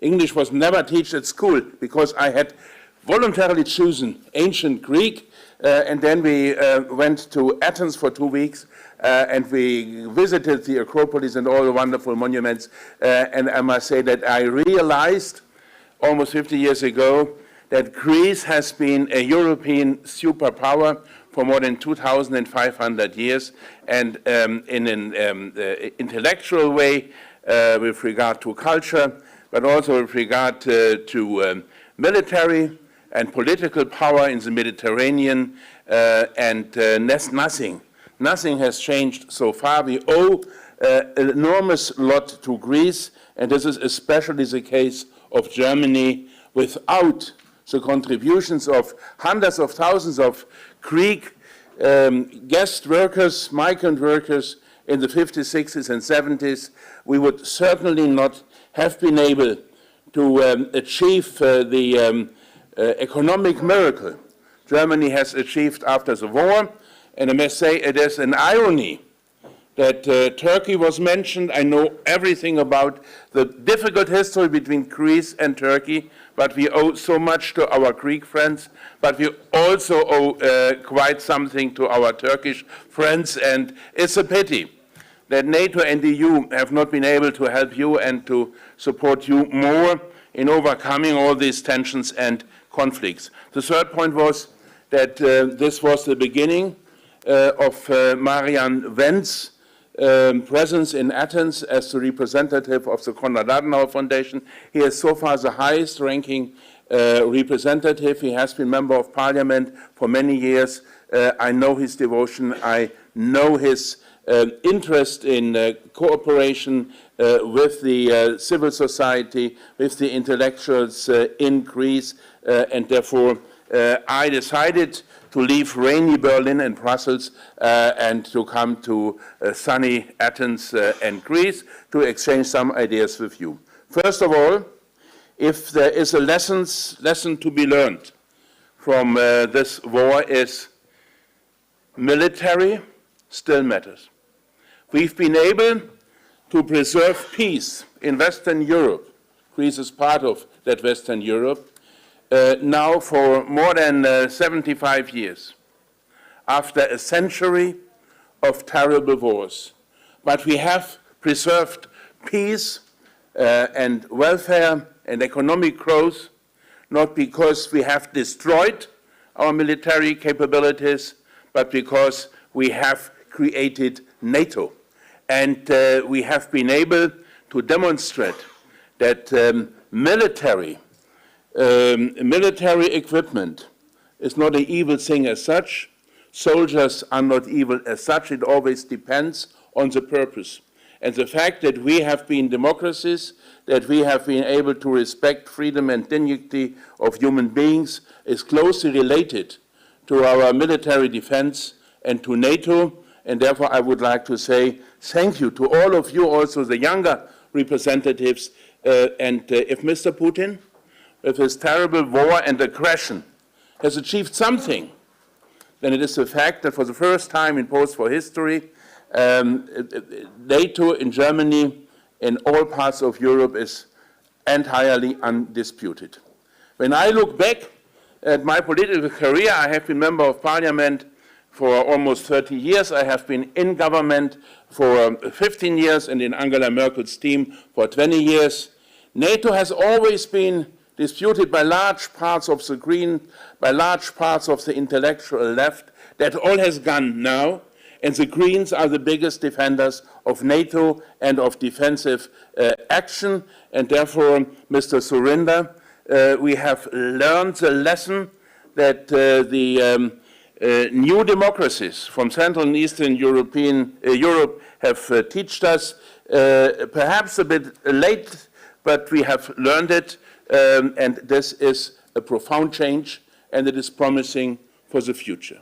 Second point, I hope, and this refers to the remark of the student to the Deputy Secretary General of NATO, I hope that we will be able to provide relief to Ukraine much faster and in a more efficient way. I agree with everything the General has said from a point of view of avoiding further military escalation between NATO and Russia. But at the same time, we have seen we can help the Ukrainian people, we can relieve the burdens of war, and we have to consider what we can do in order to make sure that the energy supply to Ukraine will remain possible and will remain reliable, even if Russia continues to destroy the energy infrastructure of this country, which is a breach of international public law, but it is a fact, it is an objective fact, and therefore we have to act to help Ukraine. The second lesson we have learned is that Russia was, and perhaps still is, superior with regard to NATO countries when it comes to the sheer quantity of weapons. They are still not running out of rockets. They are still able to provide the army with tanks and other weapons, but these weapons are old-fashioned. They are outdated. They are no longer state of the art. And this is one reason why Russia is now attacking the infrastructure, because they know they have lost the military war against Ukraine already, and this is due to the enormous courage and willingness to defend the country by the Ukrainian youth and soldiers, but it is also true to the superiority, the technological superiority of the weapons from the US, from other NATO countries, yes, and perhaps a bit late again, but finally from Germany, from France, and other countries as well. And this brings me to the third point. If we want to defend our values, our democracies, in the future as well, then we have to make sure that our economic power and our technological power will remain uncontested over the next couple of decades. We are living in a decade of disruptive innovation. Disruptive innovation means that when I was able to buy my first mobile phone in 1994, it was just a telephone, nothing more. Today, it is still called a mobile phone, but it's a smartphone. And it's a completely different technology. Now we have the knowledge of the world in our pocket, and we can organize the work of the world with these small devices. And you know, the mobile phones have been produced in Sweden and Finland by Nokia and Ericsson, largely. The smartphones are produced in Asia and other countries as well. When I was elected member of parliament in 1994, I was told the most successful export goods from China are plastic toys for children, extremely cheap plastic toys. When I was appointed Minister of the Environment by Angela Merkel in 2012, and I was urging the Commission to impose anti-dumping tariffs on China because they were trying to monopolize the production of solar panels at a global scale, and we thought it was all done with state subsidies, what was true, by the way, as far as I can see it. And then my counterpart from the Liberal Party said, why are you so nasty against China? The solar panels and the toys are the two only products they can export. Today, China is a high technology country. Today, China is developing technologies with regard to AI and internet platforms, Internet of Things, much faster than any other country in Europe. The US, being seen by so many as old-fashioned and out of touch 20, 30 years ago, have recovered in a remarkable way. And that is why I was, as a Minister of the Economy in 2019, ready to present a draft industrial strategy. It has become, in the meantime, after a joint initiative taken by France, Germany, and Poland, it has become a European industrial strategy. And the question is, will we have the jobs for you, for the younger generation present in this audience, that you need, and the technologies that you so badly need to impose and to prevail in the future? We have seen so many waves of innovation over the last 250 years. And always there was a prediction we will lose lots of jobs. It became true. But more new jobs have been created. When the old sail ships built at the coast in Germany, in the North Sea, were replaced by the steamers 200 years ago, then all the people in the shipyards building sail ships became unemployed, but they were hired a couple of weeks or months later by the new shipyards for steamers. And now, for the first time in history, there is the risk that the old jobs would be lost in Europe and the new jobs would emerge in China or in the US. With regard to the internet, with regard to biotechnologies and other innovative technologies. Third point, this crisis is offering some challenges, but even more chances for Europe. To start with the challenges. I know that some people in Greece have been criticized by others in Europe because the Greek government has spent money or is willing to spend money to ease the pressure of the energy crisis and the increase of energy prices. Germany has been criticized as well because Germany has announced to spend 200 billion in order to ease the pressure of higher energy prices for the industry and for the citizens. Ladies and gentlemen, I'm no longer an active politician, I'm a pensioner. But I have been working in favor of European integration and European unity all my life. I come from a region in Germany, Saarland, it is called Saarland, where we have seen 3 terrible wars between France and Germany. 1871, the First and the Second World War. And therefore, I deeply regret that my country and its neighboring country, France, have not yet been able to offer Europe leadership in this Ukrainian challenge as it is expected by all our friends. I remember moments years ago when Germany and France were criticized for working too closely together. But now people are desperately looking for advice, for guidance, and of course, not by unilateral guidance, but by a guidance that would involve Greece, the Eastern European countries, and others as well. But without a consensus between Germany and France will not be possible. And therefore, ladies and gentlemen, I'm convinced and I remain convinced that if there is a lesson to be learned from the Greek, euro, and sovereign debt crisis in 2010 and 2015, then it is the importance of European solidarity.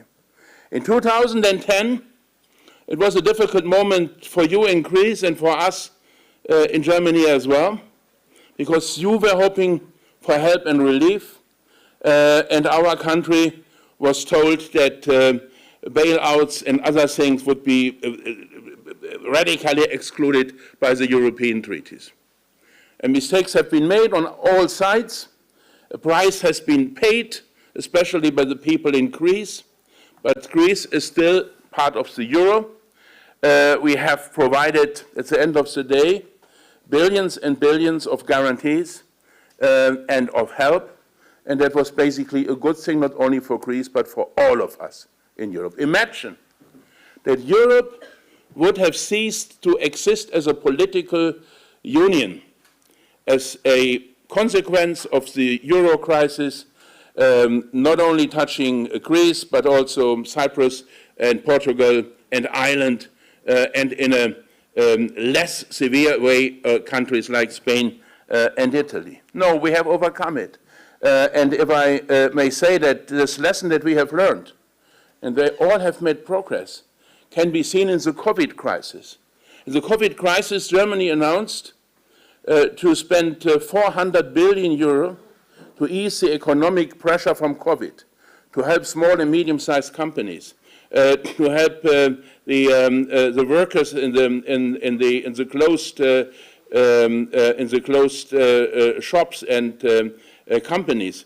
And then Margrethe Vestager, the European Commissioner, with whom I had to negotiate the approval by the Commission of the subsidies, said, "Oh, Peter, you know, Germany is such a big and such a powerful country, and now you can afford what others cannot afford.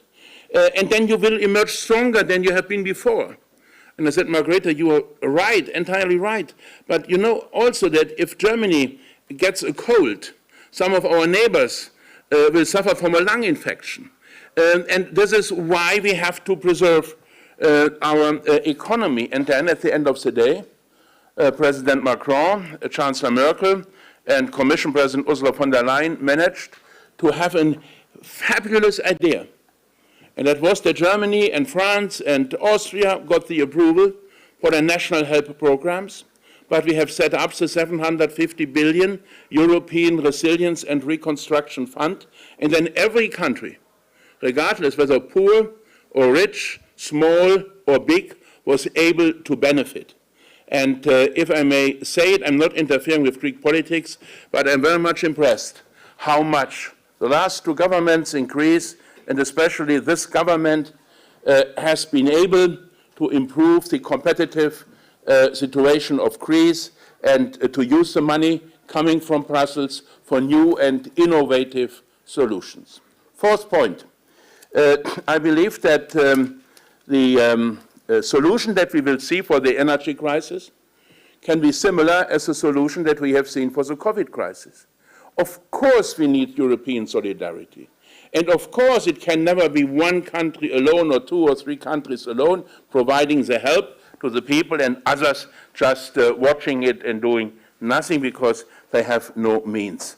And I hope that France and Germany will be able to overcome the tensions and the paralysis that is at least so perceived by many, and that we will see some movements soon over the next couple of weeks. And then, what is the future? The future means that you have not only to consider the risks, but also the chances. The chances for your economies, and this is especially true for the Greek economy as well. Both Greece and Germany were reliant on Russian gas. Germany at 55%, Greece at 45%. It's a difference, but not such a big difference. And it was true for various reasons in Germany. We have been committed to climate protection. We have decided to switch off all our coal-fired power plants in order to reduce emissions of CO2. We have doubled and tripled the amount of renewable energies in our grid, from wind parks and solar, but at the same time, you need a backup when the sun is not shining and the wind is not blowing, and this can be either nuclear power plants. We have decided to switch off as well, at the demand of the Green Party 20 years ago, or it can be gas. And then the option was made for natural gas. At the same time, we have reduced the production of natural gas in Germany by 50%. We have increased the demand more than 50% and reduced the production at 50% because there is a NIMBY mentality in many, many countries and also in my own country. That means not in my backyard. We have still natural gas and also shale gas in Germany, but no political consensus to produce it. And we could produce it at lower cost for the environment than in many, many other countries in the world. And now Greece can and will become an energy hub. When we discussed renewable energies for Greece in 2010 and 2015, in between, the idea was to help Greece to overcome the euro crisis and to help small and medium-sized farmers in Greece to find new income by using their land for wind parks and solar panels. Today, given the fact that energy prices have risen worldwide at global scale twice, 3 times over the last couple of months, today energy prices are as high that Greece could easily benefit from that and could become an important part of the European infrastructure. First of all, by becoming a hub for natural gas in the region. Second, by implementing renewable energies in a way that would allow it even to export it to other countries, because there is so much sunshine, so much wind in this wonderful country. You have all the monuments, you have all the philosophers, you have lots of excellent lawyers and professors, but you have also the climate.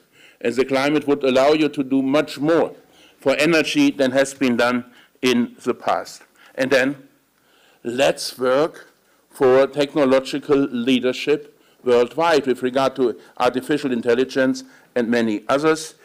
Greece has ingenious people, ingenious students. We need more startups. We need more initiatives. We need European platforms. We have created a 100 billion fund for venture capital in Germany to help the startups becoming unicorns and decacorns. And I think this is not a national challenge, it's a European challenge. And I would be very happy if our Greek friends and our Greek colleagues would torture us with tens, dozens, hundreds of proposals, what we can do in order to overcome that crisis and to emerge stronger from the crisis than we have entered it, with a free and democratic Ukraine. Ukraine has deserved its membership with the European Union after the war already now. It's a European country, and everybody has seen it, and it is proven by the lives of tens of thousands of Ukrainian people.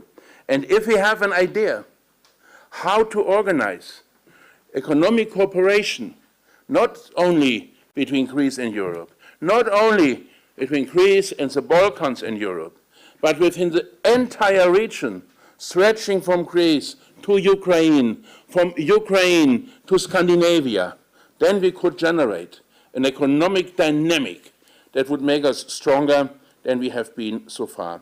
Ladies and gentlemen, these have been some ideas. Thank you for your attention, and I'm very happy to accept your questions, your critique, and everything you might have to say. Thank you.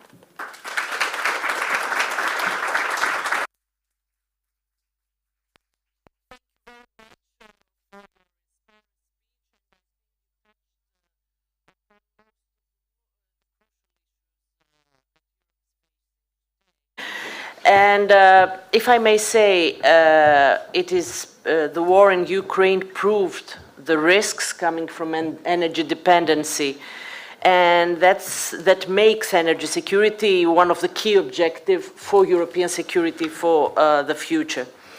But if I just may put on the table some thoughts before my dear colleague and member of the parliament, Dimitris Keridis, takes the floor. We see that there is a renewed determination on at the strategic military level after the war in Ukraine, increase in military spending, renewal determination for NATO in Europe, and discussions about integration at the military and strategic level. Still, Europe is faced with a severe economic crisis, an energy crisis, and even the word solidarity that Minister has mentioned many times, we still try to find the content. What does European solidarity means today under this critical circumstances? Please, Dimitri, you have the floor. Thank you, Marilena. It's a great pleasure and honor to be here with all of you. And I would like to congratulate, before I start, the Institute, IDIS, for taking this initiative and bringing us all here together. INO and the board of IDIS, many, many congratulations. You make us all proud as a member of IDIS and a member of the faculty at Pantheon University. It's a great pleasure to see this flourishing and growing, and hope it becomes a permanent institution in the conference circuit in Europe, where we will meet to discuss the very important critical issues in these critical times that we live with such huge geostrategic changes. The honor becomes even greater having to be in the same panel with Peter Altmaier, who has been a leading politician in Europe, a protagonist in the German political scene for many, many years, very well known here in Greece, for better sometimes because of the crisis as well. We have been fixated with German politics, especially since 2010. Now, as he mentioned, he comes from the westernmost part of Germany, the wider Rhine region, and he represents the most pro-European, let me say, tradition of German politics, starting with Konrad Adenauer, the famous mayor of Cologne, nearby, with the CDU strong commitment to Europe. And me coming from the same political family, New Democracy, Nea Demokratia, the European People's Party, I feel very much at home. And it's great that in our audience we have a former Prime Minister as well from Slovakia. We had a chance yesterday to listen to you, sir, Mr. Dzurinda, who is now heading the Martens Center of our EPP, and many, many other distinguished guests from here, ambassadors, military officers, and foreigners as well. So,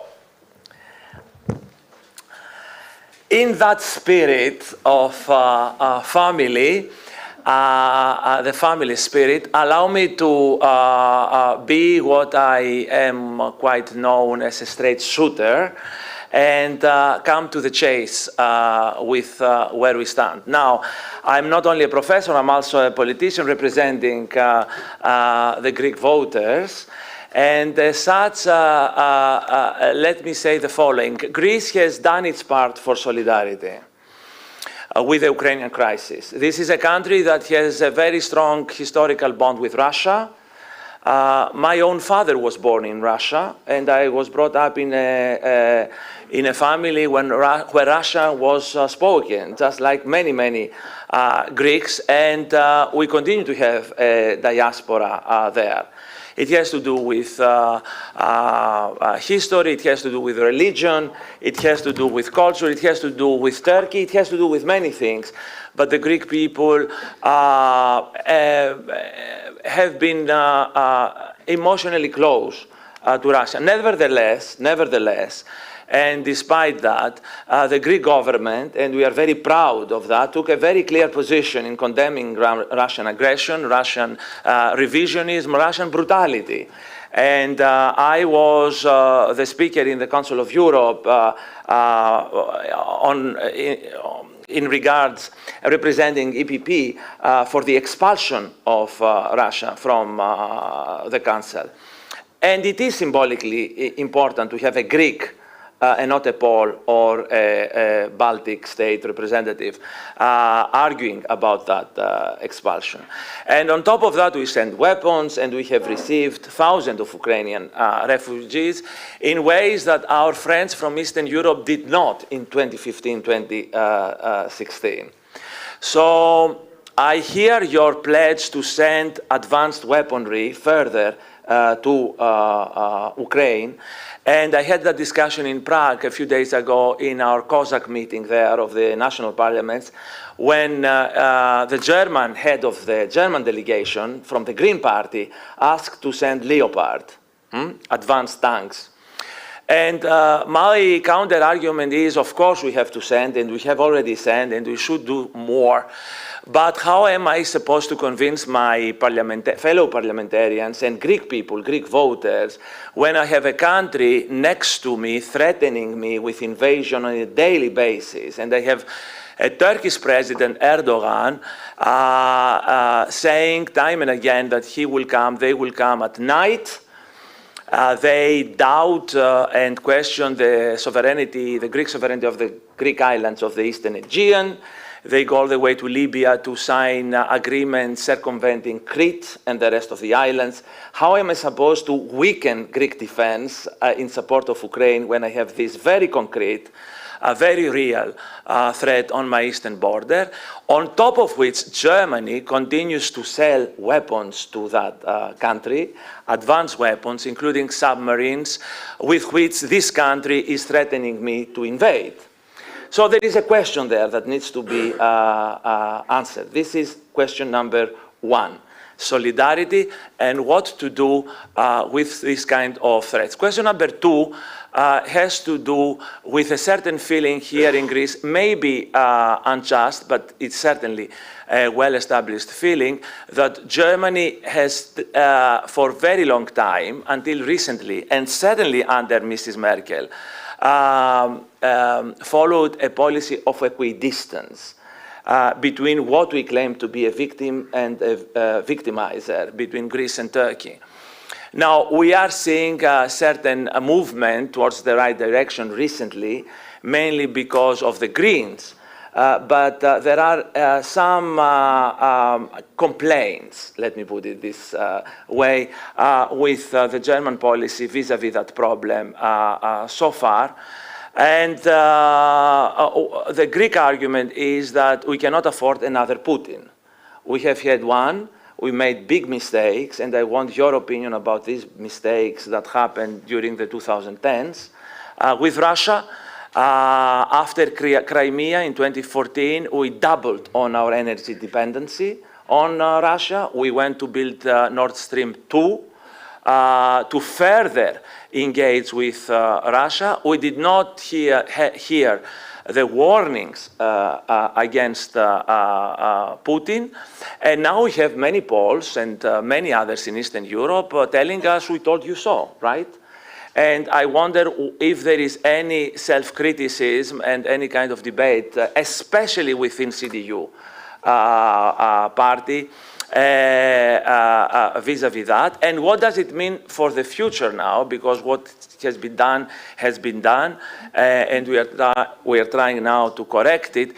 But we have a revisionist power in our midst, which happens to be a NATO member as well, important country, very important country, on which Greece invested a lot and supported its European vocation a lot after Helsinki in 1999. Nobody can accuse the Greeks for being in bad faith, on the contrary, but which unfortunately in the last few years has turned authoritarian domestically and aggressive externally.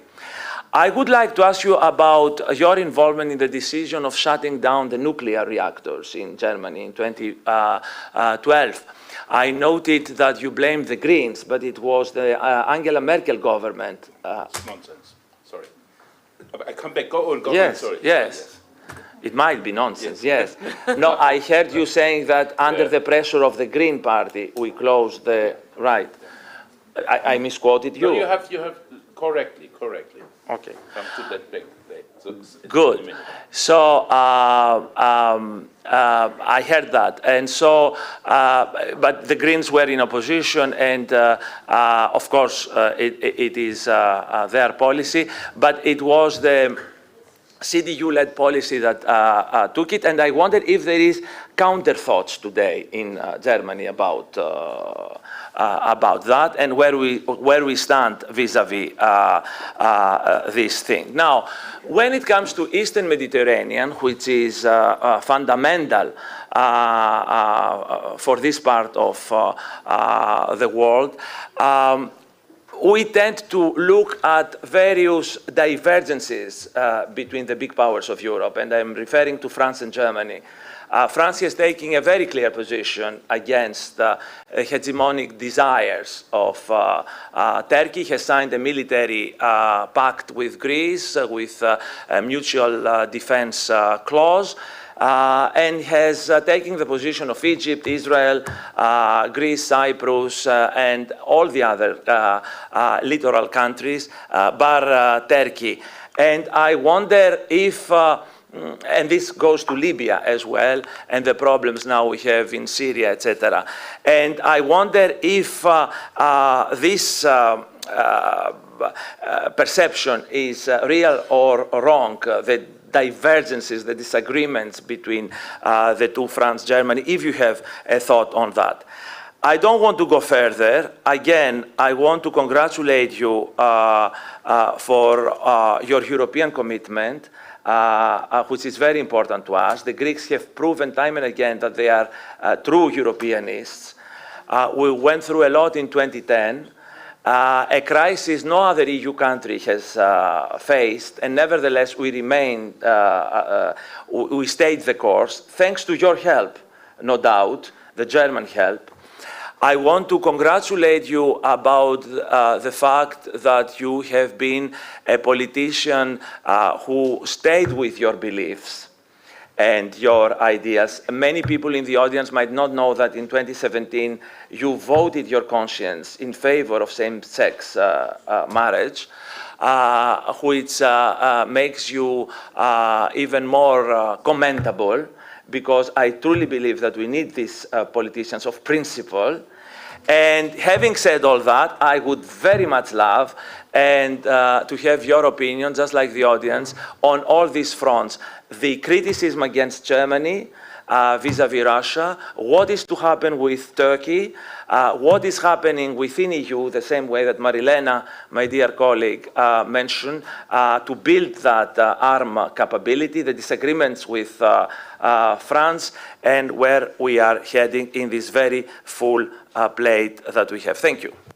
I think you have a series of provocative questions, thank please. you for this very friendly but also open and concrete questions. First of all, is it working?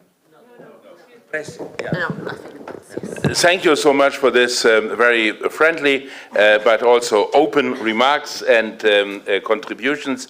And I will answer it very frankly as well. First of all, you mentioned the nuclear issue. That's interesting, because Germany has done something that was not done by most of the other industrialized countries like worldwide. We have decided to switch off all our nuclear power plants. This decision was taken 22 years ago, not by Angela Merkel. It was taken by the Red-Green coalition government of Chancellor Schröder and Foreign Secretary Joschka Fischer. I was member of parliament. All my colleagues in my group voted against it. We promised in our election manifesto in 2002, in 2005, and in 2009 that we would revise that decision as soon as we are elected in government again. We lost the 2002 election. Chancellor Merkel won 2005, but was confined to a grand coalition with Social Democrats. They were against revision of this phasing out. Then 2009, we won the election and we entered a coalition with the Liberal Democrats. And then we revised, as promised in the manifesto, the decision, and we extended the lifetime of almost all nuclear power plants until the mid-2030s. That means 10 years longer from now on than originally expected and decided by the government. I was at that time a close collaborator of Chancellor Merkel in my capacity as a chief whip. We had a narrow majority of only 30 people in parliament, and that means when 15 defect to the enemy, you lose the vote. So I managed to get a majority in order to extend the working of the power plants. Half a year later, or a year later, the Fukushima incident occurred. And then the Green Party, who has been campaigning against nuclear power, was campaigning day and night. It was supported by the Social Democrats, and then it was supported, yes, by some Christian Democrats as well. But this was according to the political will of 80% of the German population at that time. We had lots of debates on TV between churches, trade unions, employers, climate activists, everybody. And there was a large consensus to phase out. And then, indeed, it was Chancellor Merkel was a chancellor. When we then, 1 year after the extension, we decided to go back to the red-green decision, switching them of all. But this was the decision supported by the largest majority in parliament ever in Germany, by the leftist party, by the Social Democratic Party, by the Green Party, and by Angela Merkel's coalition government as well. So you can still say Angela Merkel is to blame, but I can tell you she was the only one who tried to draw the conclusion from the fact that we were implementing at large scale renewables and would have to switch off coal-fired power plants. And by the way, I cannot remember that our European friends, and I have, as you have mentioned, and I'm very grateful for that, I have been a European all my life. I've been a European Commission civil servant. I worked with Greek colleagues door to door. I cannot remember that any European friend approached me in the critical weeks and said, oh, you are making a big mistake. Nobody, and certainly not from Greece. I would remember if this would have been the case. So, nevertheless, mistakes have perhaps been made. And now you have a debate on what to do and whether to use the 3 remaining and 2 already switched off power plants. These are 5 out of 15 we have had in the past. Power plants for a certain while a bit longer to ease the energy pressure. It's not the problem of the Liberal Party in government. It's not the problem of the Christian Democratic opposition. It's not the problem, I suppose, by the Social Democrats. It is the veto of the Green Party. And I'm not in a position to criticize my government from outside, from abroad, even if Greece is a friend. I would never criticize my party. There was one exception when I said, and that was not as a critique, that was as a strong conviction when I said the European solidarity and the Franco-German cooperation are key for me all my life and will remain key, and I'm disappointed that it does not exist in this very moment. So you can discuss it with others. And when it comes to new nuclear power plants, Finland has realized one, by the way, with Russian help. They basically bought it in Russia. The French and the Polish have announced to build new nuclear power plants, but it will take many, many years.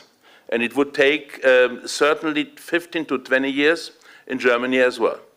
But then the question is, what will our neighboring countries do? Is Greek interesting of building some nuclear power plants or providing Europe with electricity? If you look to the webpage smart.de, then you can see the production of German electricity from fossil fuels, from nuclear and from renewables, and the demand, and then you can calculate the export. Germany still is an electricity exporting country. And if we will have some risk of energy shortage this winter in Central Europe, Germany, France, Austria, Netherlands, Belgium, Poland, then it is not because we are not producing enough electricity for ourselves. It is the fact that we have to export so much electricity because half of the French nuclear power plants are out of functioning. For security reasons, we have the biggest and highest security requirements in Europe.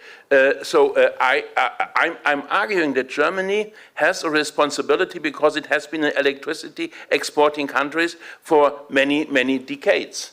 But you cannot blame us that we are an electricity exporting countries if others have not done the homework that is necessary. And I'm not talking about Greece, I'm talking about the European Union. So why not coming together in the European Council or in the Council of Ministers for Energy and discussing also the energy mix, even if this is not mentioned in the European treaties.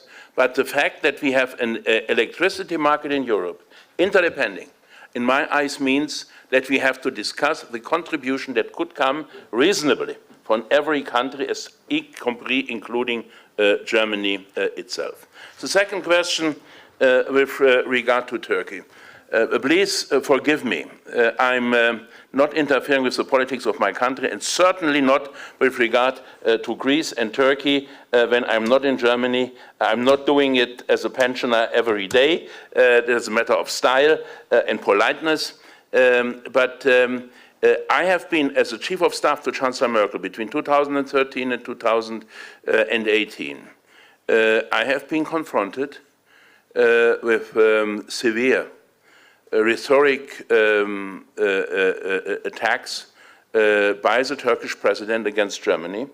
That was a big, not a crisis, but a big tension. And I have answered that on behalf of my government. And I have refused it. But at the same time, I'm deeply convinced that Turkey, and this is the difference with Russia today, unfortunately, Turkey still is, and despite Mr. Erdogan and all what he has done, is a democratic country. And that you can see when you look at the results of the last municipality elections in Turkey. Mr. Erdogan's party lost the majority not only in Izmir, not only in Istanbul, in many, many other countries. In Turkey, you have a democratic society with intellectual heritage over centuries, as it is the case, perhaps not as intensively as in Greece, because you have invented democracy, you have propelled democracy throughout the world. That is unprecedented and will never be reached by any other country. But this is, and Turkey is a NATO member.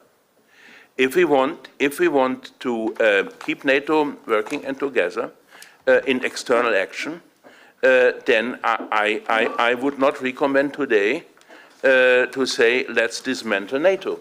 You are not proposing, if I understand you correctly, that we should exclude Turkey from NATO membership. And if it is part of NATO still, and they are reliable members of NATO, then I think you have to try to solve conflicts and to avoid attacks. You can blame me for being wrong, but I still believe that a solution is possible, but it would require efforts, very, very hard efforts, in order to reveal an internal thing.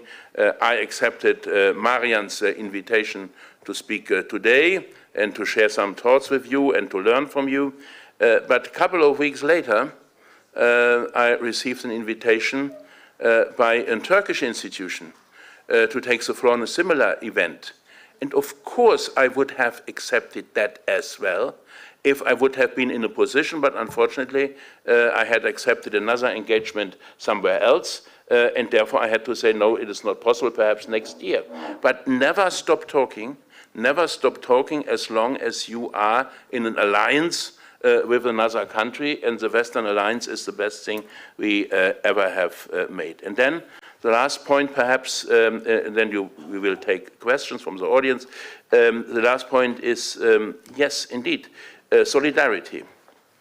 It is a learning process. The first step was to say we will not let down Greece in the crisis of 2010.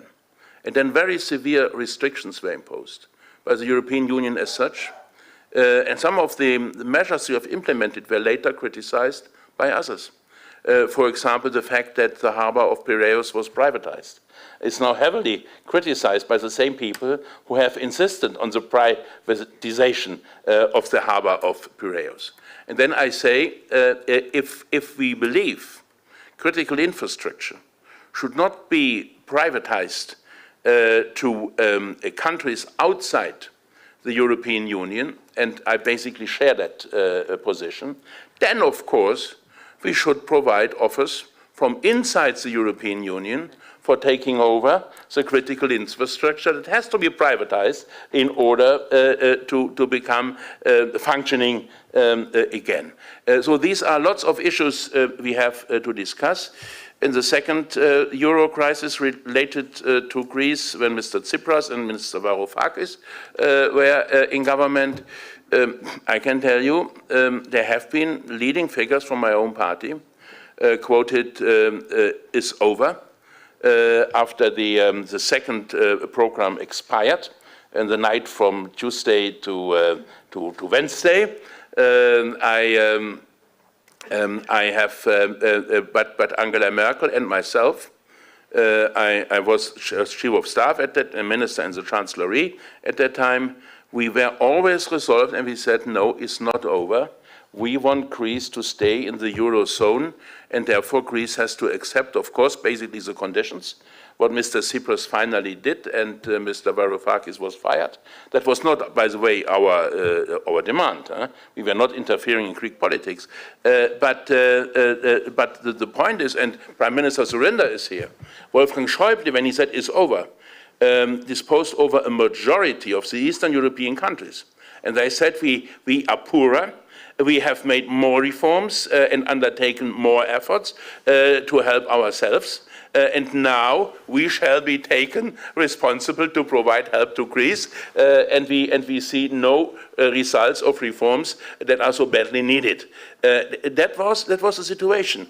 Nevertheless, Greece is still a member of the Eurozone, and all the other members who entered the Eurozone are still members of the Eurozone. And I think this is a big success. Together with NATO, the internal market in the Eurozone, we made us stronger and more resilient against countries like Russia and other non-democratic countries worldwide. And as far as France and Germany is concerned, I have told you my ideas. I hope that we can repair it and that we, Angela, we have always had divergences between France and Germany, not because we are so similar, but because we are so different in mentality, in experience, in ideas. But then it was so important for President Mitterrand and Chancellor Kohl to overcome the divergences and to build on the euro and the internal market. It was so important for Gerhard Schröder and President Chirac to overcome the divergences in the Iraq war, even if the result was not the result I would have preferred. The third one was Angela Merkel and Nicolas Sarkozy in Deauville in the first euro crisis. The third one was Mr. Hollande and Mrs. Merkel in the Ukrainian crisis in the Minsk agreement, Russian aggression against Ukraine the first time in 2015, and the last one with Nicolas Sarkozy as far as the Resilience and Reconstruction Fund is concerned. And now again we need... Macron, yes, Macron. No, Macron.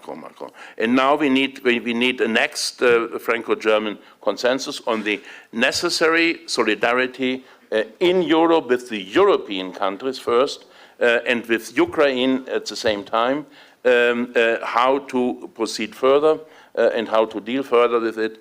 We have been able to manage reverse flow of natural gas that we have bought in Russia to Ukraine for almost 8 years. It was organized with the European Commission. We bought the gas in Germany from Russia, and we have sold it to Ukraine and made sure that nobody had to freeze.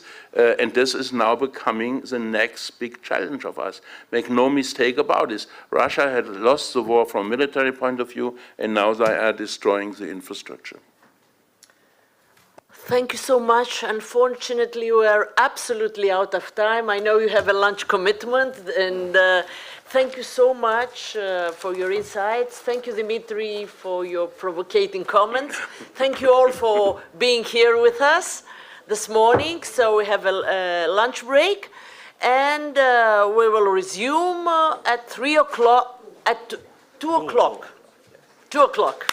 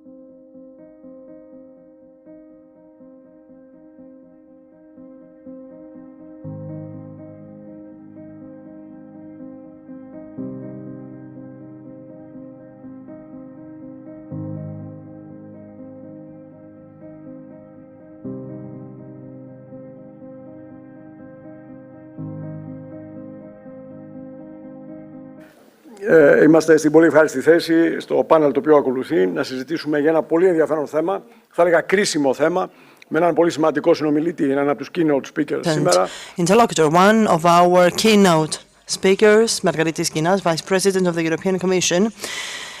And so we are delighted to have him here. Of course, no need for further introductions for Mr. Skinas. This is true in Greece, in the European Union, and so no need to provide you with any details on his CV. He is well-known Margaritis Skinas in our country, across Europe, and of course in the world, with a portfolio, amongst other things, which seems to embrace everything, the norms, the values, the principles, which are at the very basis of our European living, and which is cross-cutting.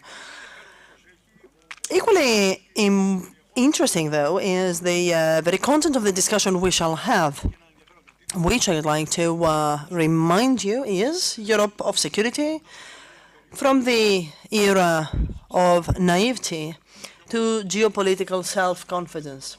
This is a quite interesting title, which, by the way, sets the framework of the discussion we shall have.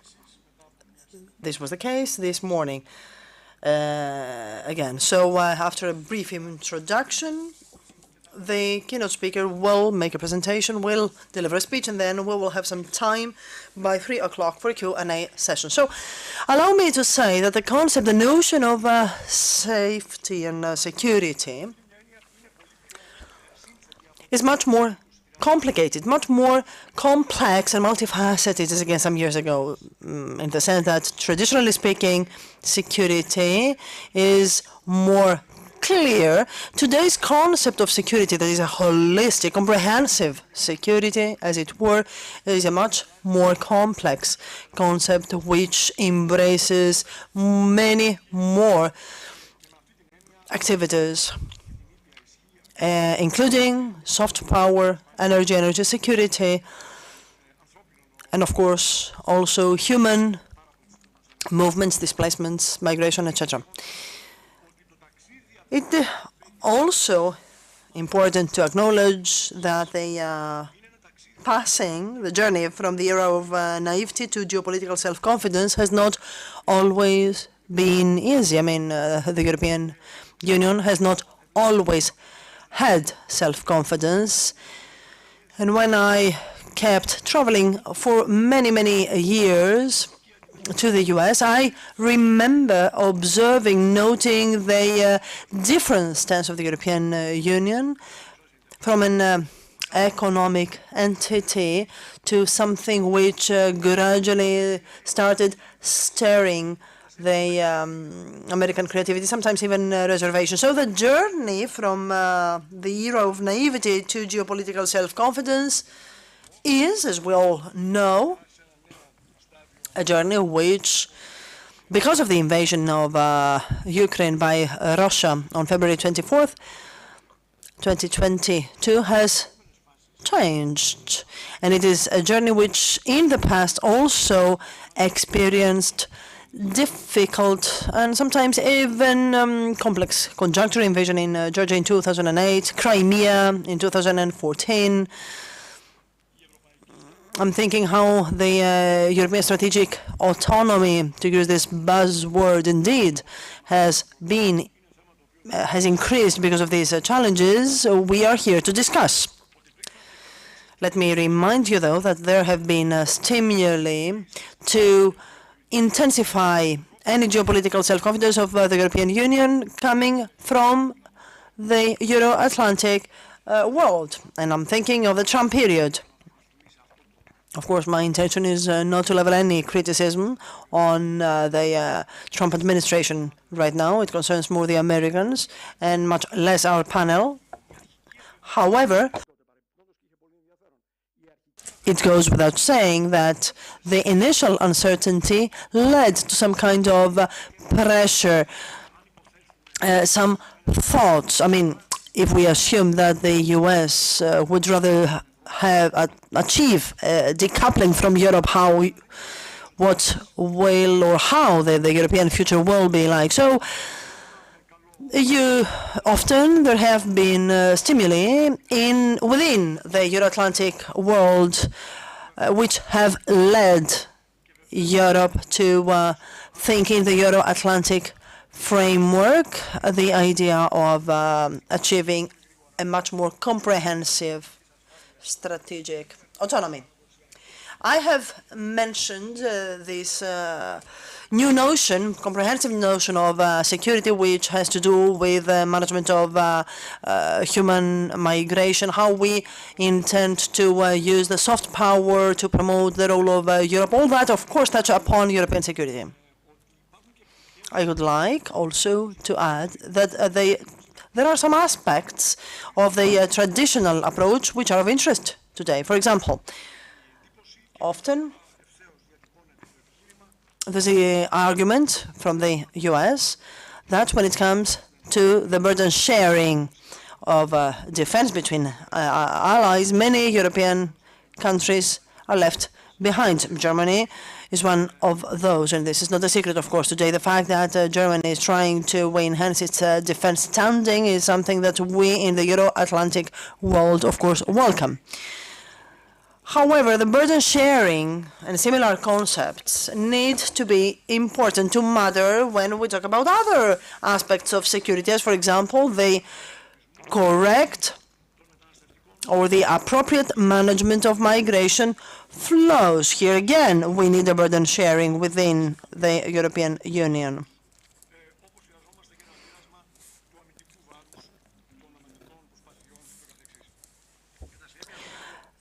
By consequence, I believe that the concept of security is critical today, is multifaceted, has many, many layers and aspects, and it is difficult to systematically think of ways that this concept may activate all actions together. I mean, by definition, this is a process, a lengthy process, and so it will require time. for us to meet the objective that is geopolitical self-confidence. And certainly very few people in Europe would have the same possibility to address this issue. In Europe, one of them is, for sure, the Vice President of the European Commission, Mr. Margaritis Schinas, who has a thorough knowledge in these matters. This is known to the public opinion, of course, not only to us. And of course, this is known to this audience, made up of students, and for all of us who know, who are familiar of the work of Margaritis Schinas. Certainly, we firmly believe that Margaritis Schinas is one of the few people that can touch upon, can discuss effectively the role of Europe in this complex reality. Let us not forget that the role of the European Union in security has experienced difficult times, but certainly, according to many thinkers, may set the framework. There are many practices and arguments by people who argue that it is so important for Europe to continue along the path of normativity, while, of course, also enhancing its geopolitical self-confidence. Having said that, I would like to give the floor to Margaritis Schinas, who is kindly requested to come here to the podium, and of course we will have some time for Q&A session at the end. Thank you. President Jurida. Professors, dear friends, I am delighted to be here with you in the proceedings of the Athens Security Forum this afternoon. No doubt, European security, the topic you have been discussing, is at the core of current affairs and the political agenda as well, especially today, a symbolic day, an important day, because today it is 9 months from the beginning of this illegal war of the Russian invader in Ukraine. And frankly, this war is not only an utter violation of international law, is not only the return of war on a continent which twice experienced in the past century similar conflicts. It is especially a threat, not against security, but a threat against the social paradigm we represent as European Union at the very core of the Western civilization's principles. That is the democratic model, the democratic paradigm of a society which, to us, is a matter of pride. For the attacker, the invader is a strategic threat. And I am very happy to see here many young people, young Greek citizens, European citizens here in this hall, because this war concerns you. It is a war which should remind you that even in the European Union, nothing should be taken for granted. And it is a war happening only 30 years after the war in Yugoslavia, 50 years after the Turkish invasion in Cyprus, and 60, 70 years respectively from the Soviet invasion in Prague and Budapest.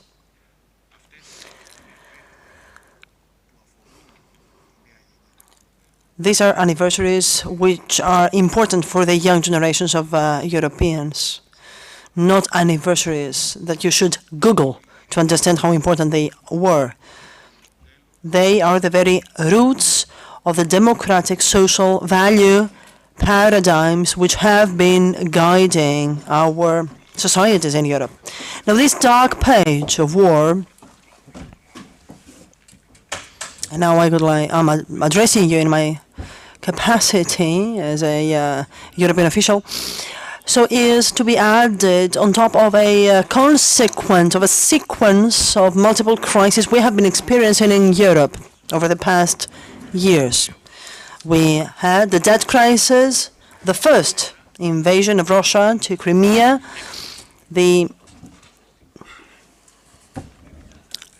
migration and refugee emergency in 2015, the pandemic, Brexit, terrorism, the jihadist terrorism, and so on and so forth. So in these 13 years, from 2009, the very rule that has been guiding European politics, the term which better characterizes the landscape in which we have been operating, is the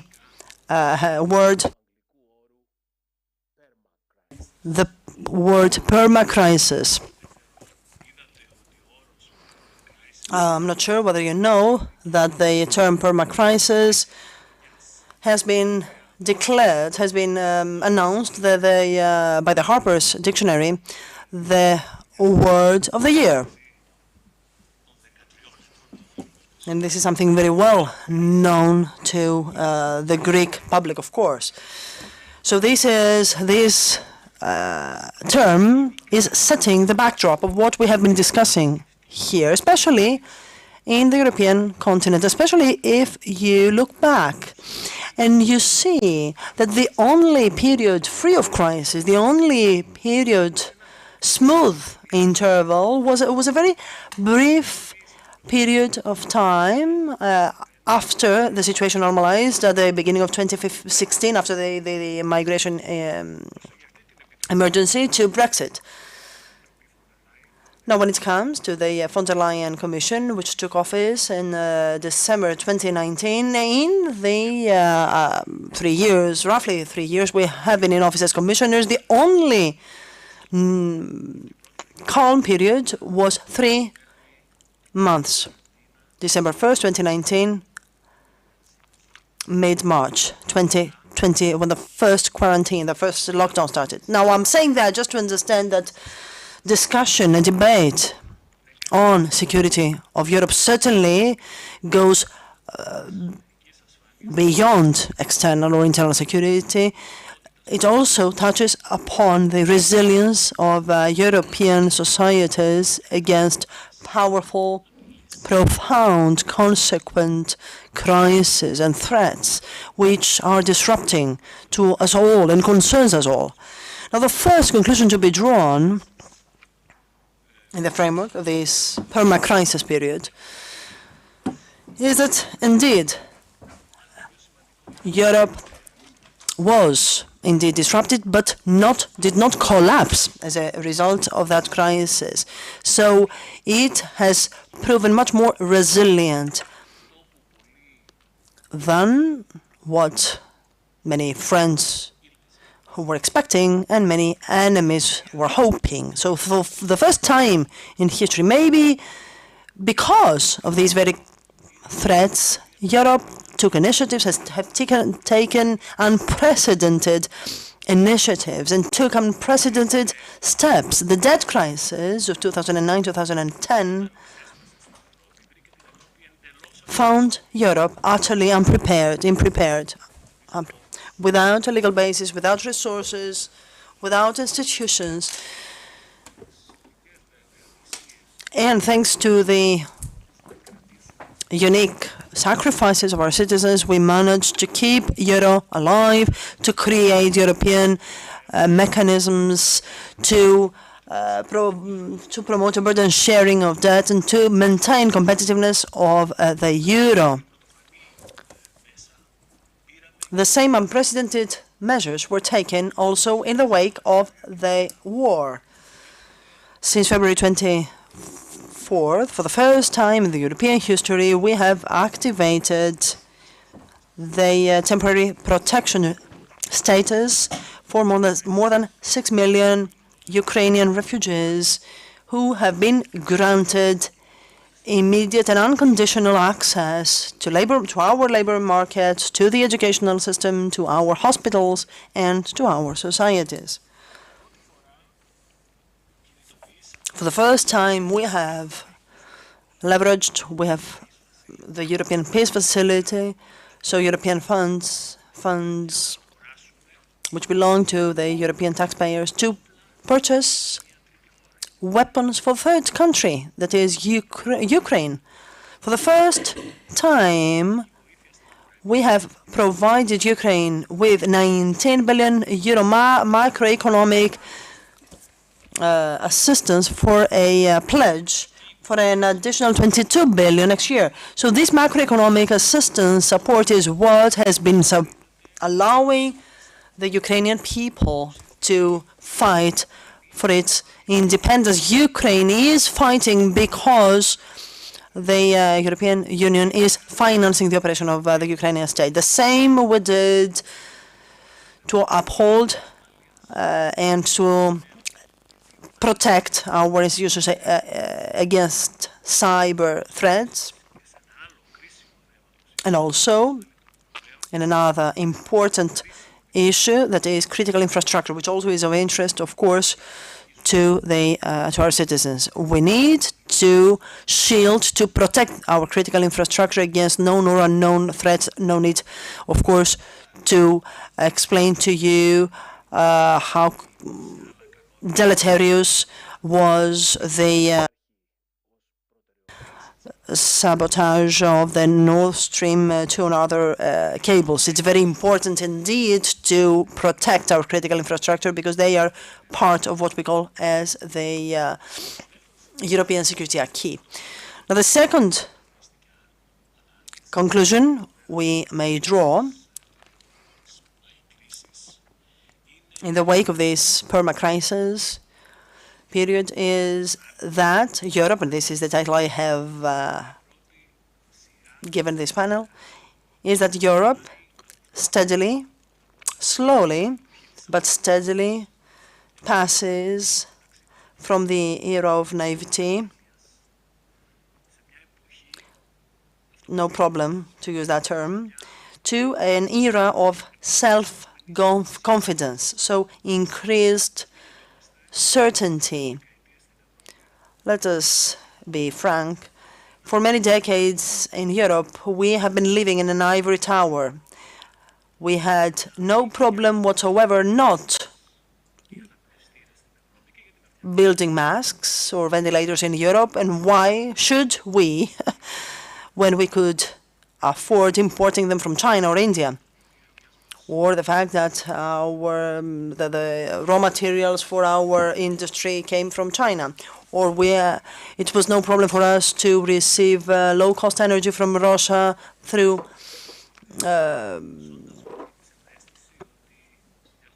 relatively low cost, having the illusion that we had to do with partners, with just providers. But it took the pandemic to understand that if you do not have masks and ventilators, then you depend on who does build them. The pandemic made us decide to build a vaccine creation industry, a mobility certificate to create the RRF, which we did not have. And now,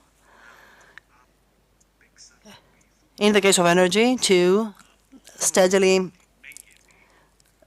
stop relying and depending on powers which we consider bona fide providers or partners, but who have viewed energy as a weapon, which they instrumentalize, they weaponize not to affect and to attack the government, but to attack the vulnerable, the household. This is eloquent as to the complexity of the threat we are called upon to address as Europeans. This transition of Europe from the age of innocence and naivety to self-confidence goes without saying, is clear, and this is said by someone who experienced the first phase and now is experiencing the second one. So this is reality, this is happening. However, it will not be as quick as is expected. So it will not be spectacular, let's say. A series of measures and steps need to be taken upon political will and convergence, and this will take time. I mean, do not expect this transition to be dramatic, to be spectacular, to be instant. If there's a sector in which this process is more visible, is of course European defense. Indeed, when it comes to the European defense is positively based on a direction we have traced. We as Europeans understand that we have to coordinate our research in the defense industry. We need to orchestrate, to coordinate procurement. I mean, Europeans cannot purchase whatever is produced, no matter where on this globe, and then think how this defense material may meet our needs. We need to coordinate the significant resources for the first time earmarked by the European budget, and what we need to coordinate especially is our ability as Europeans to step into, to intervene when our strategic interests are under threat, they are jeopardized. I'm not sure I am provoking this noise, says the speaker.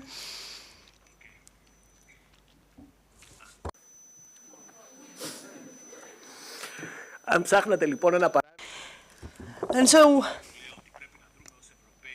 as I was saying, we need to find, as Europeans, the ability to coordinate ourselves when our interests are jeopardized. And to provide you with an example, let me remind you of last August, after the announcement of the withdrawal of the American troops from Afghanistan in the airport of Kabul.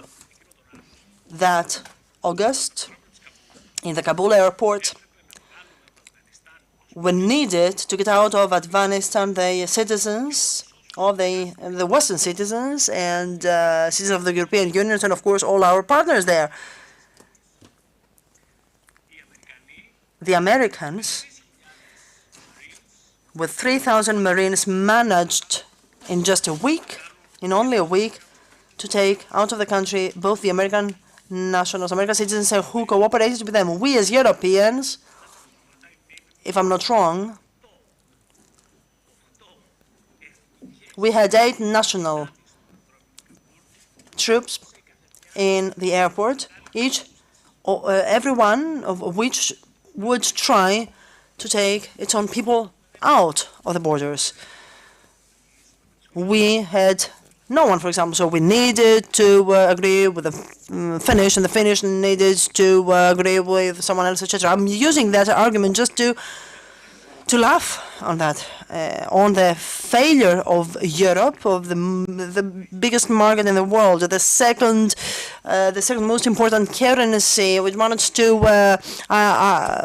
buy vaccines, etc. That very Europe finds it so difficult to coordinate in such a delicate moment as is the evacuation of the Kabul airport, and as a consequence, we already have taken the decision within the strategic compass to set up these rapid reaction forces, and I believe that in the next year there will be some kind of a preliminary European rapid reaction force which will be able to step in. It will be made up of 5,000 soldiers, and they will intervene in similar occasions. Now, in order to leave some time for a Q&A session, allow me just to add a couple of things. An important point is that Europe, would you prefer me to be seated? Hoping that this noise will just stop.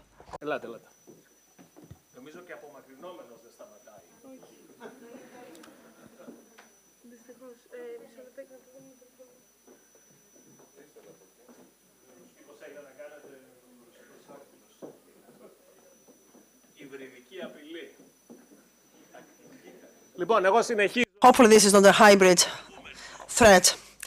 The speaker is joking. Now, of course, I apologize for this noise, although it's not because of me. Hopefully it will stop, says the speaker. Now, before I wrap up with my initial speech and to leave some time to discuss with you, Mr. Lavdas anticipated that. I believe that when we discuss European citizens' security, we need to go beyond the borders or the boundaries of security as we know it, as we view it, that is the external security and the homeland, as our friends Americans call it, cybersecurity, that is counter-terrorism, counter-organized crime, money laundering, and so on and so forth. So European citizens' security needs to have all these characteristics, external, internal, touch upon cybersecurity, counterterrorism, etc. But at the same time, it needs to be able to mobilize when necessary, when required, all the tools and instruments provided by the Treaty of the European Union: trade, sanctions, import, duties, standards. So the end of the age of innocence entails the end of an age of a Europe which is generous in giving but finds it difficult to take, to receive, and also presupposes the abolishment of the several silos, which instead of cooperating, interacting, competing one against the other. And there are similar construction sites, as it were, in Europe. Allow me to conclude with three observations, three remarks that will be decisive as to the European security, and they may sound surprising to you. First, energy. Energy is a strategic competition sector. It is an area which resembles more to a weapon than to a ground of cooperation. It is a section of political action in which the ability of Europe to be independent and self-sufficient will be tested. They started with the effort to stop being dependent on the Russian fossil fuels. A critical aspect is being discussed this afternoon in Brussels by the Ministers of Energy, who for the first time are called upon to decide upon a proposal the Commission presented last week on a ceiling for natural gas. So for the first time, Europe will have a ceiling-like shield against speculators and all those who threaten us. And this corrective mechanism, the reduction of demand, the reliable energy providers from third countries are just parts of a mosaic which has to do with our security and needs to encompass other things as well, including, and this will materialize, I have no doubt about that, the common energy procurement by Europe instead of a procurement at the national level, according to terms and conditions, of course, which are less attractive. So if we manage to build this resilient and independent Europe, certainly we will enhance not only our economy, but especially our security. And this will touch upon our relations with our neighbors and also whatever has to do with research in maritime zones, which, as you know, is a matter of international law, not community law. However, to have such a European energy identity will have a direct impact on security for European citizens. Second critical sector, the migration issue. We have experienced over the past years 3 unprecedented geopolitical junctures when 3 leaders of Europe have instrumentalized this emergency to affect Europe. The first in 2020 in Evros, second in Ceuta, the Spanish city located in the north of Spain, and third in September last year, August or September, from the latest dictatorship of Europe, which organized Belarus that is, which organized an unprecedented campaign to allow refugees to move through Minsk to Europe. In all these 3 cases, the European Union has proven very efficient, effective to stop those threats at the external borders. In the case of Belarus, to even stop the 10th flight from other transit countries, to organize the returns of those people suffering who were victims of that instrumentalization. And now we do have a know-how to address this crisis, but this is, of course, no remedy for the issues against our security. We need to come up with an efficient and effective framework for asylum and migration that will rely on the principle that our external borders will be safe and will be guarded, not only for the countries which are located across the external borders, but will be collectively guarded by Europe through Frontex, which will have by the end of next year its own aircraft, 10,000 standing corps, and the only agency of the European Union which will be armed and will have uniforms with the emblem of the European Union. This is, therefore, an effort through this migration issue to enhance security and to deter any thinking of people to instrumentalize the situation. And third point, critical but not self-obvious, not obviously connected to security, is the fact that we can empower the monetary union and euro. Many would say that here we are to talk about security, not about economics. But I believe that a powerful financial and monetary union and a powerful euro undoubtedly are linked deeply to a powerful identity of defense. Having the second reference currency, the word, if you have federalized your monetary and financial policy, these are deterrent factors vis-à-vis all those who stupidly believe that it is simple to threaten the Eurozone. That it is a simple thing to create an incident at a point of Eurozone, creating a financial tsunami throughout the world. We have a duty to work for a powerful monetary union, for a powerful euro as a shield of protection. And for that reason, some days ago, we tabled a new proposal that modifies significantly the limitations of the Stability Pact. That is, it lifts this cross-cutting dimension of the previous Stability Pact with the same targets for all member states. It individualizes and we customize different objectives by abolishing the monolithic approach that existed in the past, by giving more fiscal space to the state members of the Eurozone to act as adults, not as minors that should be learned a lesson by Brussels or by Frankfurt.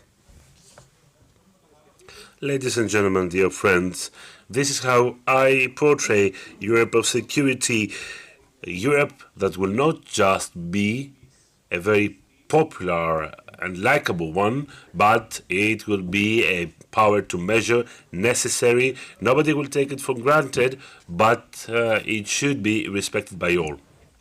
And this Europe, we have a duty to build not just for us, not just for young generations. It is our duty to build it as a matter of defense vis-à-vis all these forces, the forces that are Euroscepticists, both to the far right and to the far left of the political scenery. These forces need to convince us that the best solutions of security lie within national isolation, lack and borders. The better defense of Europe is Europe itself. Thank you.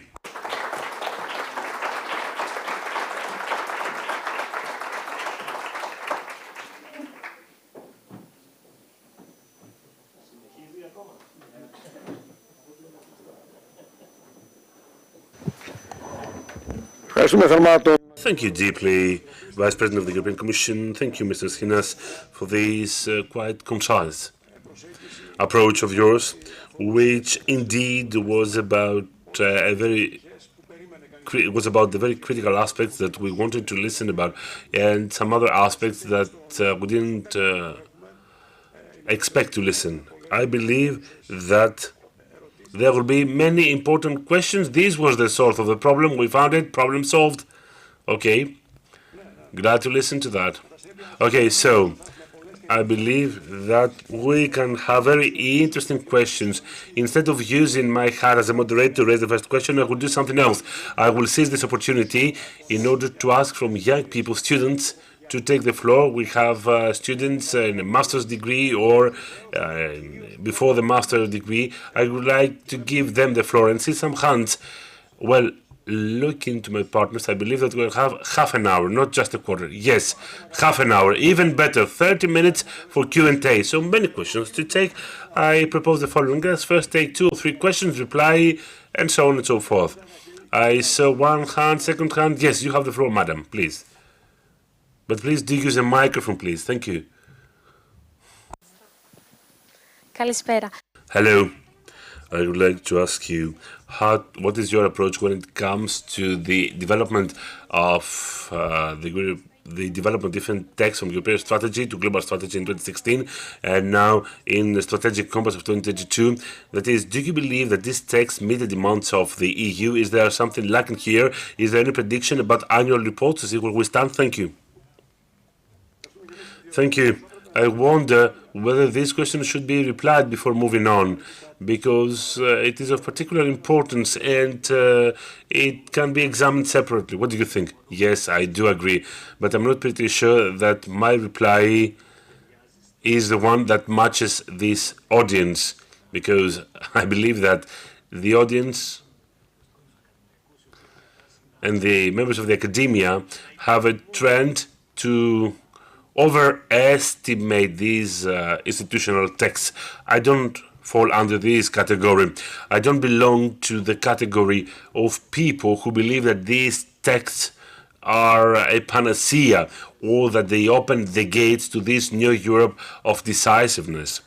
These are useful texts, I agree. Well, look, they are useful texts because they allow, amidst the complexity of people, institutions, bodies involved, to focus on a specific matter. But the texts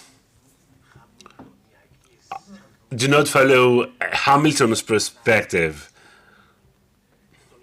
And I'm saying so. I have monitored and I have contributed to many out of those. I am against the institutional fetishism. If these texts were the ones needed to have the Europe of security, we would already have it. We wouldn't need more texts. But since we're talking about the compass, this aspect has an added value, because without it, we couldn't have had the rapid intervention force. If we assume that this link will be done, then this text at least did the job. Apologies for my heretic reply, but I'm trying to be frank here. Thank you. So we can move on after this very interesting reply and question, then to the lady and then to the other person at the back. Yes, you. You can have the microphone. Thank you. Hello. I would like to make a question to the Vice President of the European Commission, Mr. Schinas. You mentioned before that the Russian president has instrumentalized energy to be able to threaten Europe. So my question is the following. Monitoring the issue through the press, shouldn't we talk about the position of the former Chancellor, Madame Merkel, who signed some contracts of energy with Russia in the past, and she guaranteed before everyone that there will be no threat coming from Russia? What about Germany? Did Germany fall in this energy trap set by the Russian president? This is my question. Thank you. And the reply is quite simple. Yes, you are absolutely right. This is right.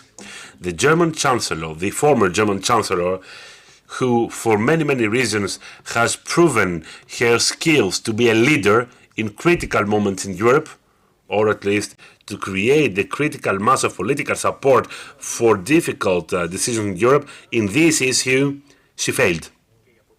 And this failure was the failure that even Germany has to undergo now. And with Germany, us as well. We must be frank when it comes to different moments. The example that you mentioned is included what I said before of this end of naivety. We do not produce ventilators or oxygen masks in Europe. Okay, no problem. We get them somewhere. The same goes with energy. It was a German perception that energy is not a problem. We have the Russians and they can provide it to us. But this was reversed in real life. And this whole effort, to which I alluded, that is the energy independence, steps on that. It steps on this strategic error. It steps on this problem that we are trying to leave behind. Thank you. So we have two questions. Let us take two questions together. One hand over there, towards the back of the room. Yes, yes. And then the other person there to the right. Please.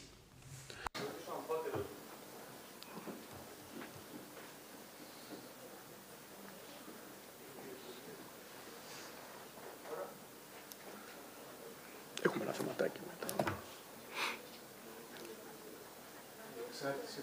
Αυτό. Δεν πάμε άσχημα στην εξάρτηση τεχνολογία. Έχει ένα κουμπάκι από... Yes, there is a button. Please switch it on. Switch the microphone on. You're right. Θέλω να σας ρωτήσω αμφότερους. I would like to ask you both. What is your view when it comes to the development of the war in Ukraine? Because after the annexation of the four areas, there is the Ukrainian counterattack and further escalation. One view about it.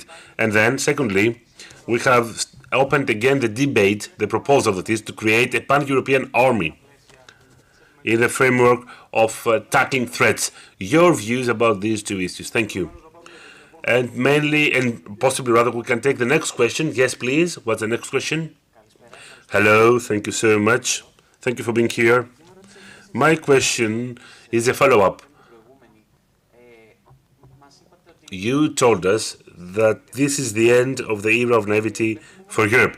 But we see Germany, in spite of the fact that even itself and other countries are paying this error of the energy dependence on Russia, the actual Chancellor insists on a continuation of trade relationships with China, whereas risks are quite clear. May we talk about the end of naivety or not? And to what extent Europe may truly be independent, having this close relationships with China? And the follow-up, is this a viable option just to have as an ally the US? Because this is the alternative, I imagine.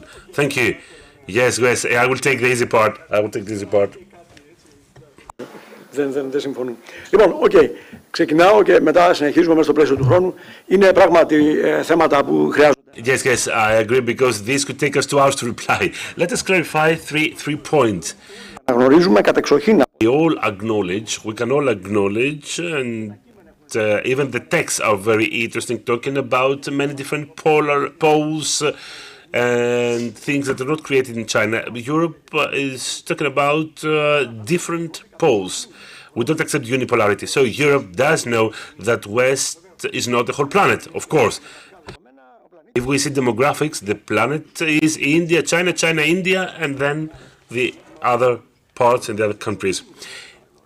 This is acknowledged by Europe by definition, but I believe that we are in a phase of transition during which these many different poles that is erroneously merged with China or India, it will find a new balance and a way to move on. Of course, it is a problem trying to add a reply to the previous question. Of course, it is a problem to continue war and Russia to become more and more a marginalized country, a country that Russia depends on China these days. And then there are more problems apart from this dependence related to sanctions, related to the turmoil in the world economy, etc. So, point one. It is clear that Europe is, par excellence, a region of ideas and action, as demonstrated in the past. It does not believe that West is a panacea at the center of the universe. This does not mean that we shall accept any prior decisions, and that is why the fact that we should condemn Russia was necessary. When the message was not conveyed to Russia upon the annexation of Crimea, we should be very specific. But on the other hand, as long as the war is in force, there are some new data that have been shaped.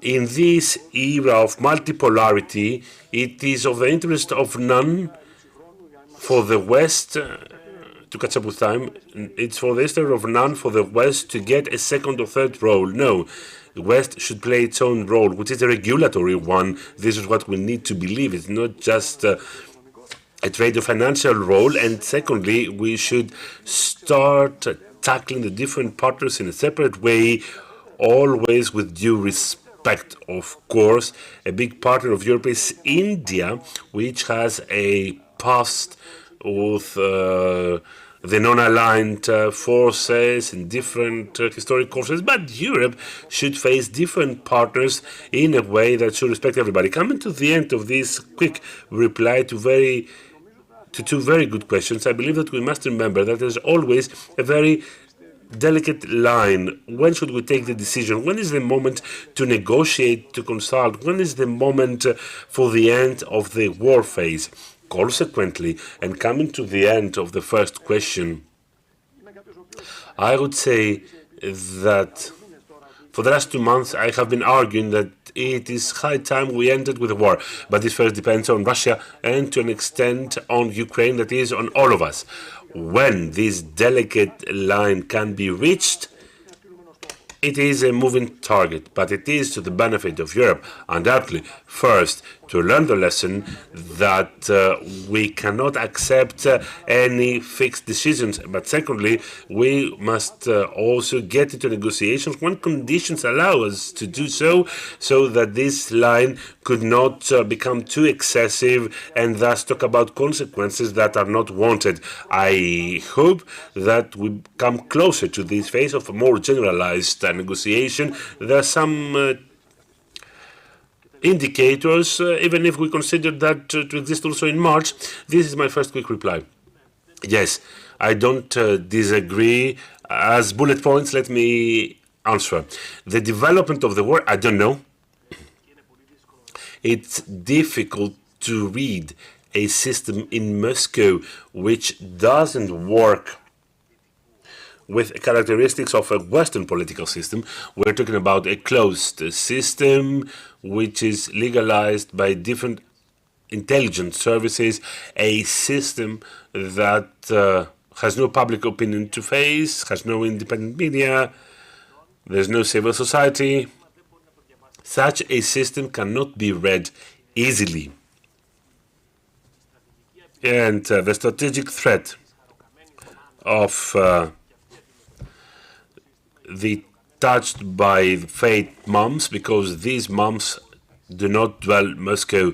They dwell in different areas of the federation, so it's not obvious, this image of morning months. So the system cannot be easily interpreted. The first conclusion is that the war did not justify the attacker. On the contrary, historically, morally, it justified the defender. Another war where the defender has better chances than the attacker. And another conclusion was what Mr. Lauder said. Now there should be high time for negotiation, but negotiation time will come, as always in these negotiations, when there will be a certainty of the following certainty. With whom are you going to negotiate? Because a golden rule of negotiations is that you cannot negotiate the same thing with two different interlocutors. Negotiations should take place with the one that could be committed, and this reply is not that clear yet. Now, European army, yes, there will be a European army. But let me inform you that the different divisions of von der Leyen and the brigades of Juncker are not ready to start tomorrow morning.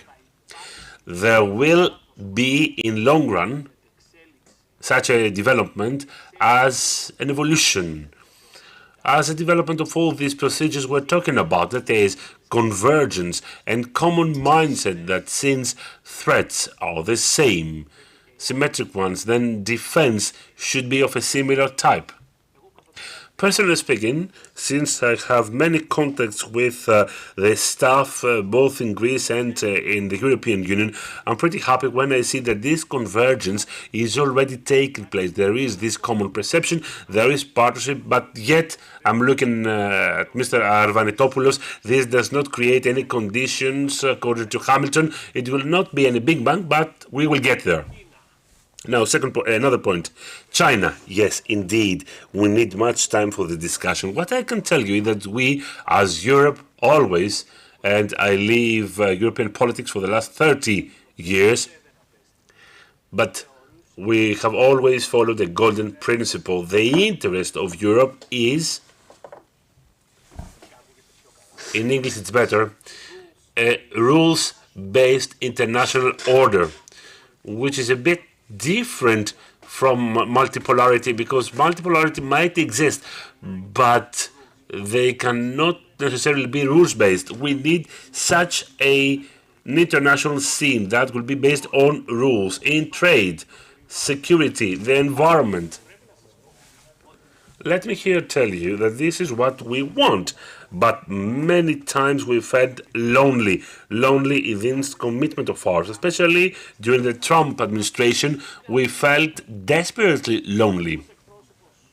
As a representative of the European Commission, now let me share a personal experience with you. Let me give you a personal view. I participated in the period 2014-2019 in all the different summits of G7 and G20 where the president of the Commission participates. It was the Trump administration era. I should tell you that the remaining ones, that is Australians, Japanese, Brazilians, the remaining were the Canadians even, they came to us telling us, luckily you exist. Luckily you exist. This commitment overcomes a relationship with China, a relationship with India, because if we build such a rules-based system for international order that will be rooted on conditions and principles and rules, then we will do better with everybody. Yes, so this normativity is very important with many different aspects. Any other question, please? Yes, the last round. Don't threaten us, come on. Yes, we already have many threats in our mind. So 3 questions to finish with them. Hello, thank you so much for your speech. I would like to ask you the following. You said that European security may not be based on walls or on fences, and you mentioned the migration crisis. Let me ask you, what is the institutional role of the Union to tackle these flows at the first place? That is, in the countries of origin. And what does the EU do? In Theta, we saw that there were people from West Africa. What is the presence of Union, not just in countries like Syria or Afghanistan, for instance, but also in countries that send migrants? And then I would also like to learn more institutionally what's the reaction of the Commission when countries like Poland and Greece are facing problems with migration and when they opt for pushback conditions. How do you tackle these violations of international law? Yes, another question from here, third row. And the third question to wrap it up. Yes.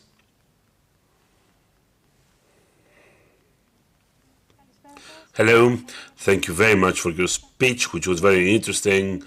I have attended other speeches from the European Parliament. In 2001, I was at the European Parliament because I had a stage, and I was happy enough to prepare some fact sheets. Ever since 2001, we were prepared, and I was responsible for the relations between EU, the US, and third countries on the energy problem that, at the end of the day, turned to be crisis. By crisis, we're not talking about the institutional social crisis, but of course we're talking about an energy crisis. Ever since we have analyzed how a country, how should I put it, how an ensemble of countries, that is the EU, can have the proper means, socially, politically, institutionally, all this together, so that it can truly be independent.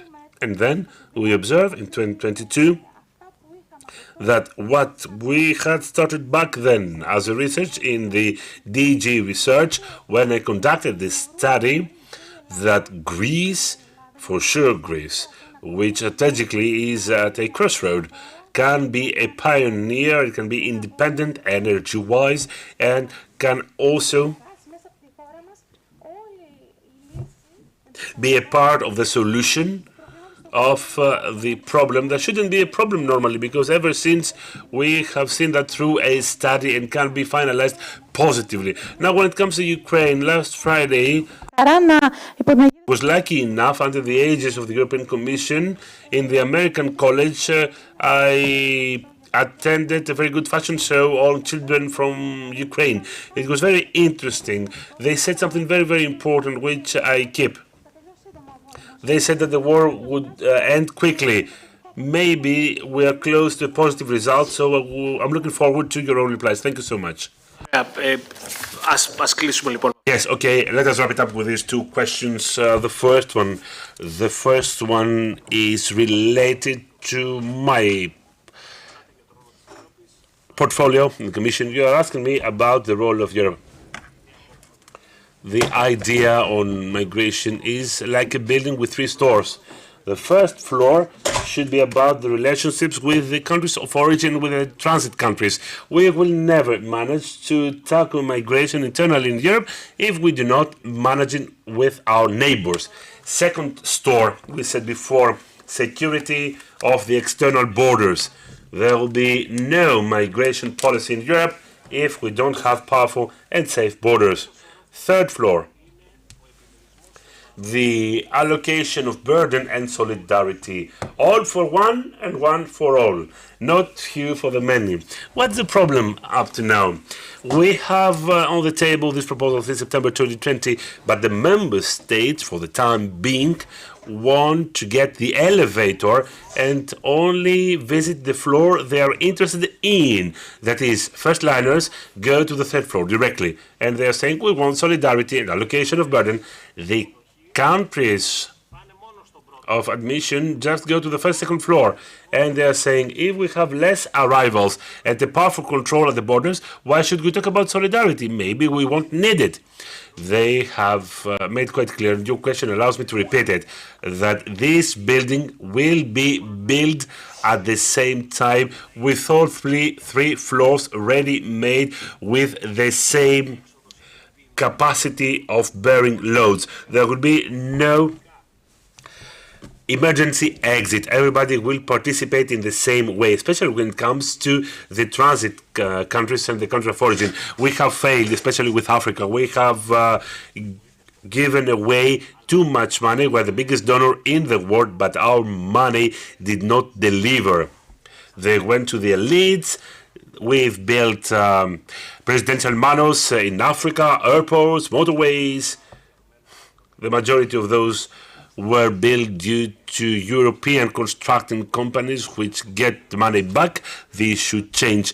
The EU money in Africa should build opportunities for the people, for the youngsters to have a better life there, enhance the borders of these countries. And these are the characteristics of the first floor. Now, when it comes to pushbacks, the situation is quite simple. Pushbacks cannot be perceived in the framework of this building. When this building operates, there's no room for pushbacks. When you listen about this phenomena, this is exactly because we are in transition phase where the European building is under construction. And let me come to the end with Greece. The final question gives me the opportunity to say something that I should have said. Greece, indeed, is an EU member state, which is fortunate enough to see through it and to deal with many different constituents of security. This is not a problem. This is a tactical advantage because here in our country, we can see not just the geopolitical fence, the limit that we can reach this point, and from that point onwards, we're talking about different things, but here we can have on the same soil the energy pipelines. We are the part of Europe that is closer to the moment that the Arab world will give the cable to Europe. We are the ones that will lay hand first on that cable.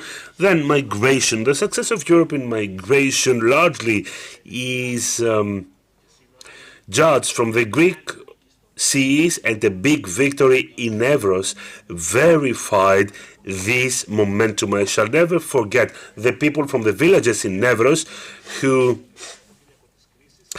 went out from their houses during this weekend, and they gave a big round of applause for the forces of Frontex. Generations of Greeks were raised to learn that our borders, Greek borders, are the borders of the EU. That weekend, during that weekend, this was demonstrated. So we should all work so that these tactical advantages in our country that set us in an unprecedented good conjuncture after so many decades to be used adequately. Thank you so much for your attention.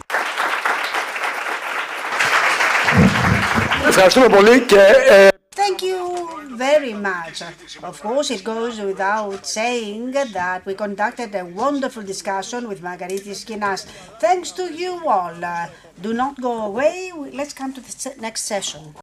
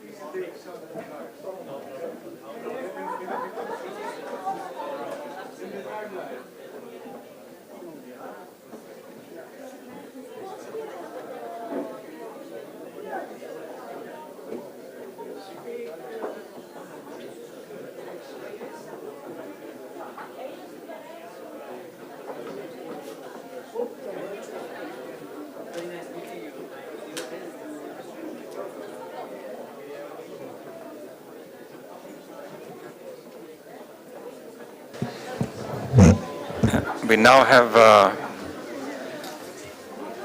two linked sessions. Ukraine war, the greatest, largest scale war that Europe has seen after 1945. And first we want to hear from Mikolas Dzurinda, who was Prime Minister of Slovakia, a state that borders with Ukraine. So Slovakia is much nearer the problem or the crisis than we are. And after that, we'll have a panel that will look at, in part, military aspects, military lessons learned, which are also very interesting.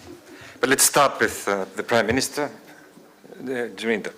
Thank you very much, Professor. My dear friends, ladies and gentlemen, at the beginning, I'd like to thank the organizers, the Institute for International Relations. I am very happy always to be in Athens for many reasons.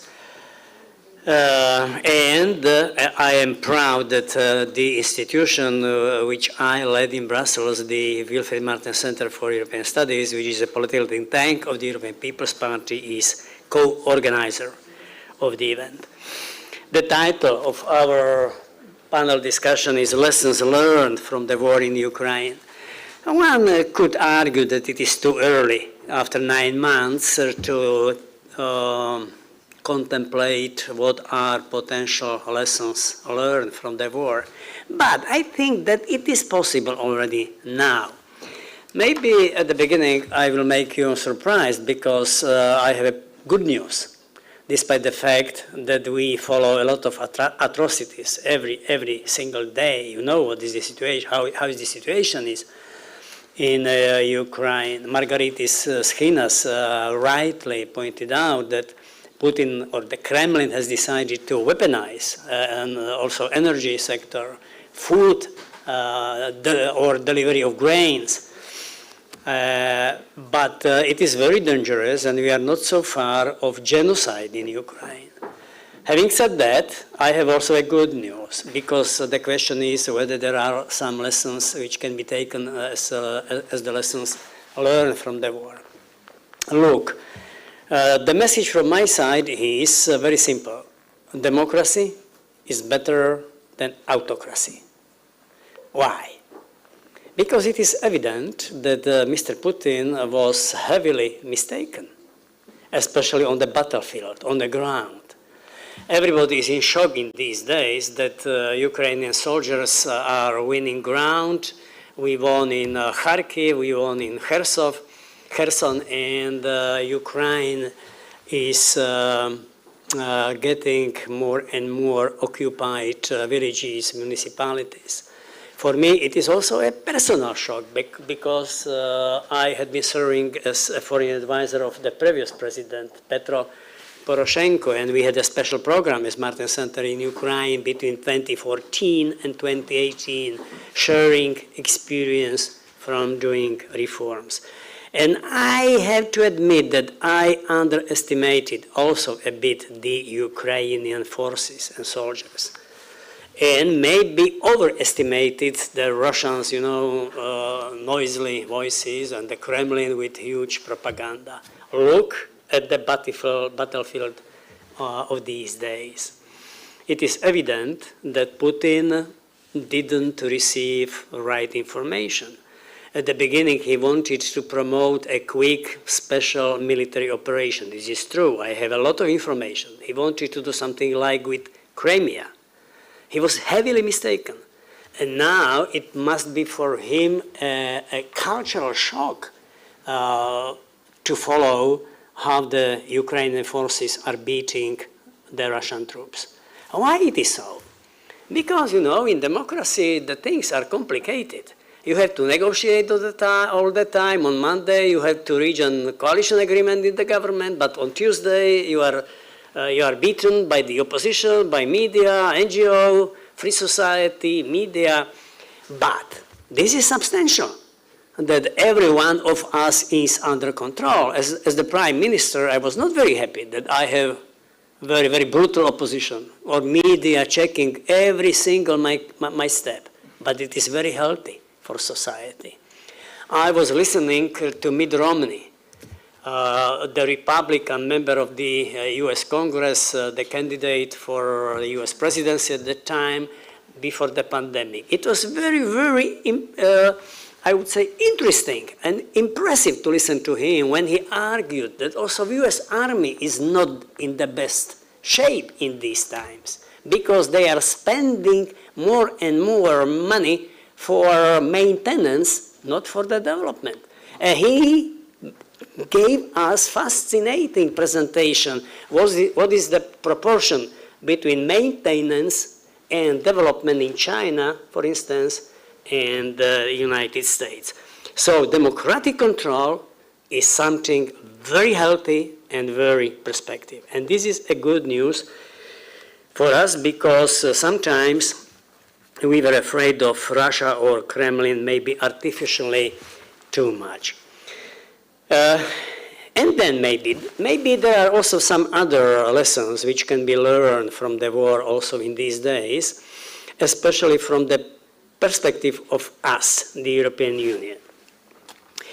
The first comes from reality that the EU was created after the war, the World War II, to avoid the new one, the new war, internal tension coming from inside of Europe.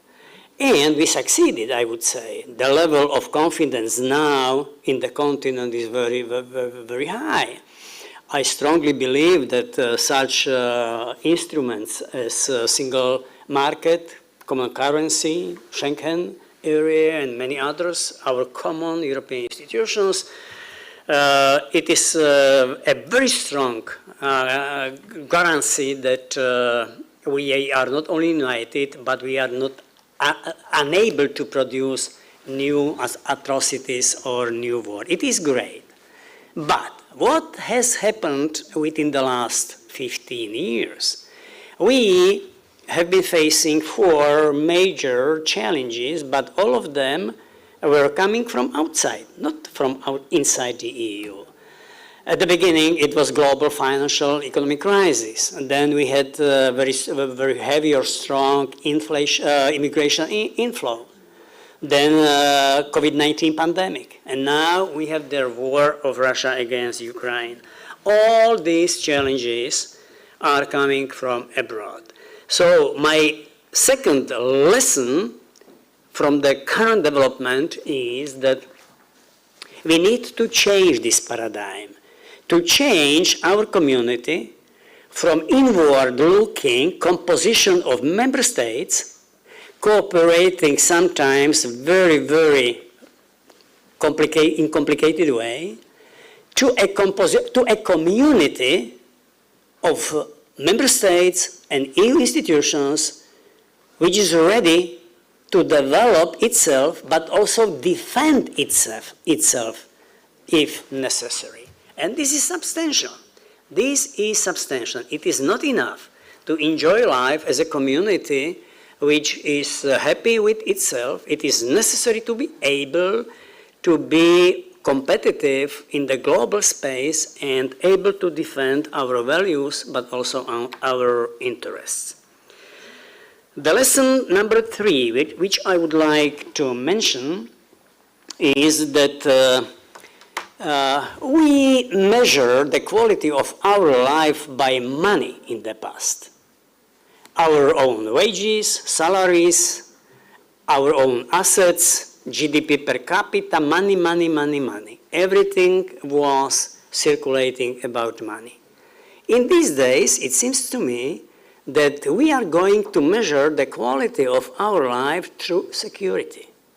And not only in military meaning of the word, defense, but also when it comes to energy security, when it comes to security or supply chain security, food security, security of the environment. And this is fascinating in my eyes, how this basic paradigm is going to be changed. And last but not least, I would mention the change or lesson number 4. And it is related with the previous 3. If it is true, I believe that the EU should proceed to the final stage of its integration. It means, or I'm dreaming, I'm talking about the gradual federalization of our European Union. What does it mean? It means that we need to build or to proceed to the final stage of our integration in which, on one side, we will defend natural competencies carried out by the member states, but on the other side, we will pass other competencies to the communitarian level, at which it is much more effective to execute or carry out these competencies. One simple illustration. I strongly believe that in such areas as culture, religious, national traditions, and all relevant issues, we should strongly defend the prerogative of our member states. We are different.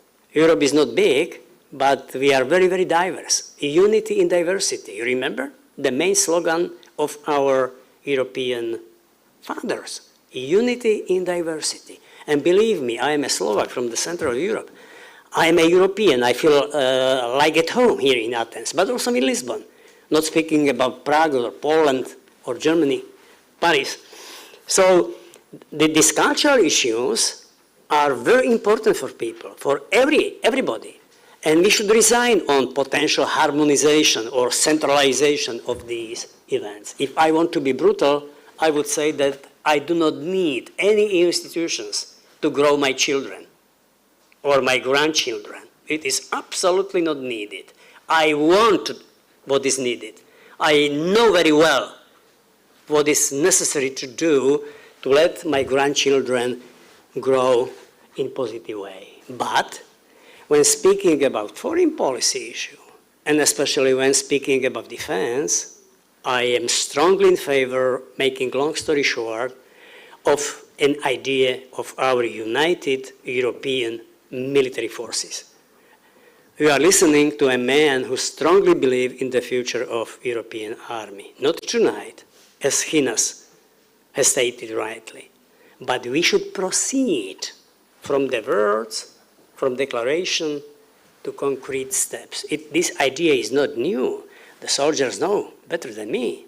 But there is a lot of proclamations, a lot of words, but very little concrete steps. PESCO, okay, it sounds nice, but in reality, nothing substantial.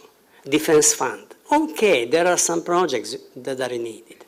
But on the other side, it is evident in the light of the war of Russia against Ukraine that Europe should be much stronger. And I am not calling for, separation from the United States or for duplication or something like that. Not at all. I liked very much the expression of my colleague and friend, Professor Arvanitopoulos, who was speaking this morning about strategic complementarity or military complementarity. Okay, maybe it sounds less provocative in Washington than strategic autonomy, but we are speaking more or less about the same. It is not normal that Europe is more numerous than the United States, economically comparable with the United States, but we are powerless. It cannot work. And I am sure that it is also good for the United States, for our allies in NATO, if Europe will represent equally strong military pillar of NATO, which is able to defend not only the eastern flank of NATO, but also the southern flank of NATO. So these are the four main lessons learned from the war in my head for the moment. And thank you very much for being invited.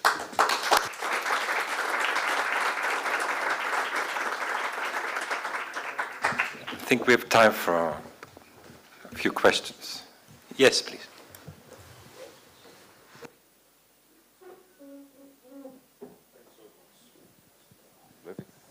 Can you hear me? Oh, okay, great. Thank you so much, dear Mr. President. To my mind, today's forum offers the perfect background to connect your today's lessons with yesterday's argumentation that a common European military force is needed. I would like thus to ask you to illuminate aspects of another crucial topic for European security and integration. Is the creation of a common European military intelligence also needed? If not, how do you envision European cooperation on this extremely delicate issue? Thank you so much. Yes, sir. I am not an expert on security, on defense. I'm a politician. Even though I spent almost 2 hours in military service, it was a compulsory in my time when I was young. But I am well aware that we live in a new era when we face not only classical military threats or challenges, but also hacking of our computers, different hybrid forms of attacks. And there is no doubt that without efficient intelligence, we will not succeed. It is absolutely evident. It is very cynical, but I understand why Putin is now attacking the energy infrastructure and the different institutions which are important for sharing information, mobile operators or some other facilities. So making long potential answer short, I would tell you that you are absolutely right. This is necessary to not unified, but to build higher level of confidence between our intelligence services, being able and willing to share information much broadly than so far.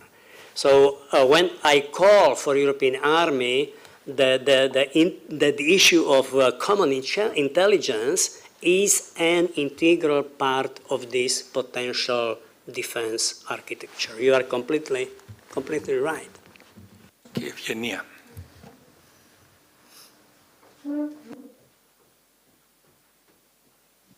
Thank you very much for these remarks.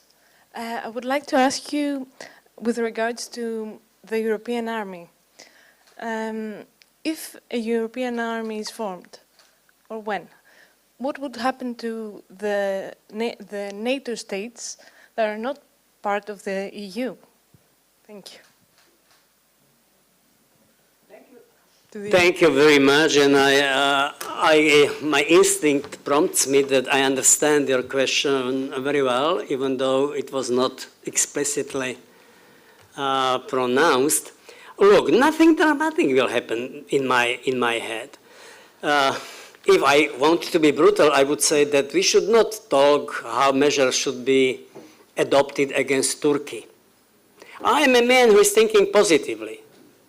Forget them, let's do our own business, European business. When we create the European army, it doesn't mean that we resign on the United States, on UK, on some other potential members, not at all. NATO will do its job, as the army of the United States does its job. The same equivalent should be applied to Europe. Before the pandemic, yesterday, I believe, or I'm not sure whether I said it at the public event, but maybe during the dinner with my fantastic friend Kostas Karamanlis and the other friends, that before the pandemic, I visited the US. I am in the US every year, once or twice, and I was confronted with some anger. What do you want? A man who pushed my country to NATO and to the EU. I am American #1 in my home. And all of a sudden I was asked, what do you want with Europe? What I want? I want the same as normal American or US citizens wants or expects from the United States Army. This is absolutely the same. Do you have your federal military forces? Do you have your National Guard still? Are you able to operate independently if you want? You speak with a man who sent voluntarily troops to Kosovo, to many peacekeeping operations, but also I opened the airspace for bombarding Belgrade. I sent my troops voluntarily to Iraq and Afghanistan. In Iraq, we were divided. Chirac shouted at me, "You missed an opportunity to keep silence," he told me.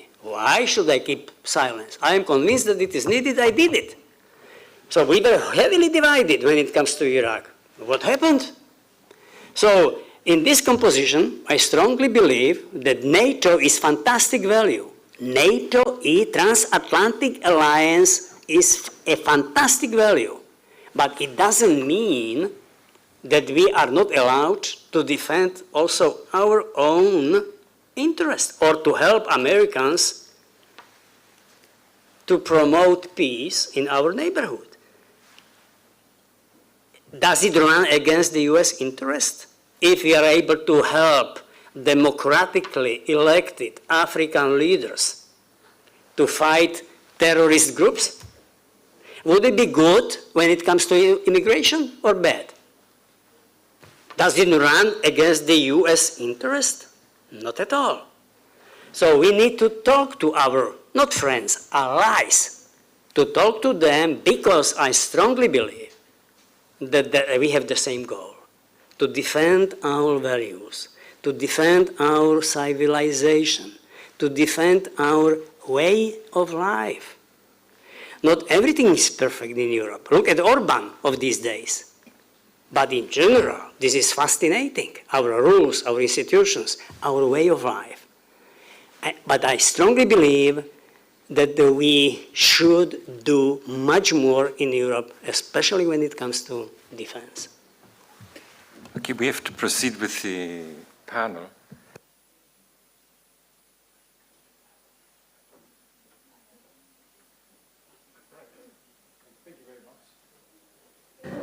Good luck, and see you soon in Athens. Thank you.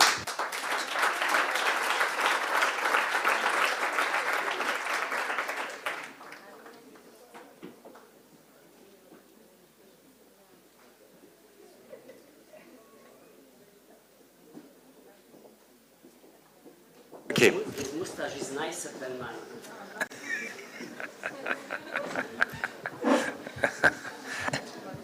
Okay, it's yeah, we'll change it. Fanno? Να μας τόλοι.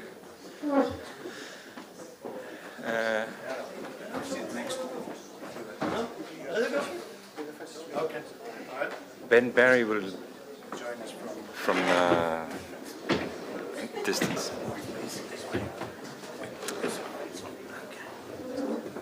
So now we have a panel with which will examine other aspects of the lessons learned from the Ukrainian war. Right. And I'll give the floor to Nicolas DeSantis. Thank you very much. I appreciate the opportunity to be with you today. I'm very pleased that the NATO Public Diplomacy Division, which I represent at this conference, supported this event. We think that it is very important to promote a better understanding of NATO's policies and goals, and also of the issues and the different perceptions, and you've heard several today, which shape today the agenda of the alliance. So let me thank EDIS for inviting me, especially the Executive Director, Despina Fentuli, came recently back from a distinguished international career from Brussels to Greece. And also it's very nice to be with a lot of friends, starting with Tanos Dokos, who we are friends for many, many years. We've been working on common issues, especially when it deals with Mediterranean, Middle East security. And I'm very pleased that he's now the National Security Advisor of your country, of Greece. There's different ways to look at the topic that we're discussing now. The inspiring thing working, through the Acropolis is that I'm in Greece, in the cradle of civilizations, of the Western civilization. More than 500 years before Christ, Greece invented democracy, the polis, the mos kratos. And this is something very inspiring today, because democracy, although rooted in centuries of civilization, the Western civilization, today is threatened.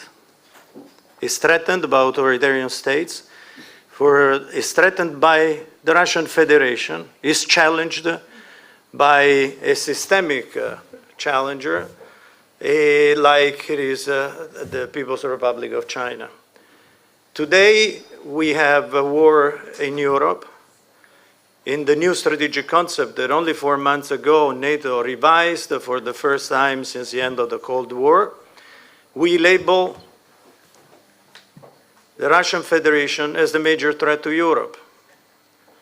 I joined the international staff of NATO in 1991 when Secretary General of NATO Manfred Wörner traveled to Moscow upon invitation of the Russian authorities and declared that Russia and the NATO countries were not adversaries, were not enemies anymore, and they opened a new season of partnership with Russia. Until the strategic concept, the NATO, the third one, they revised in 2010, Russia was defined a strategic partner for NATO. Today, it's labeled the major threat to Euro-Atlantic security, peace, and stability. What has happened?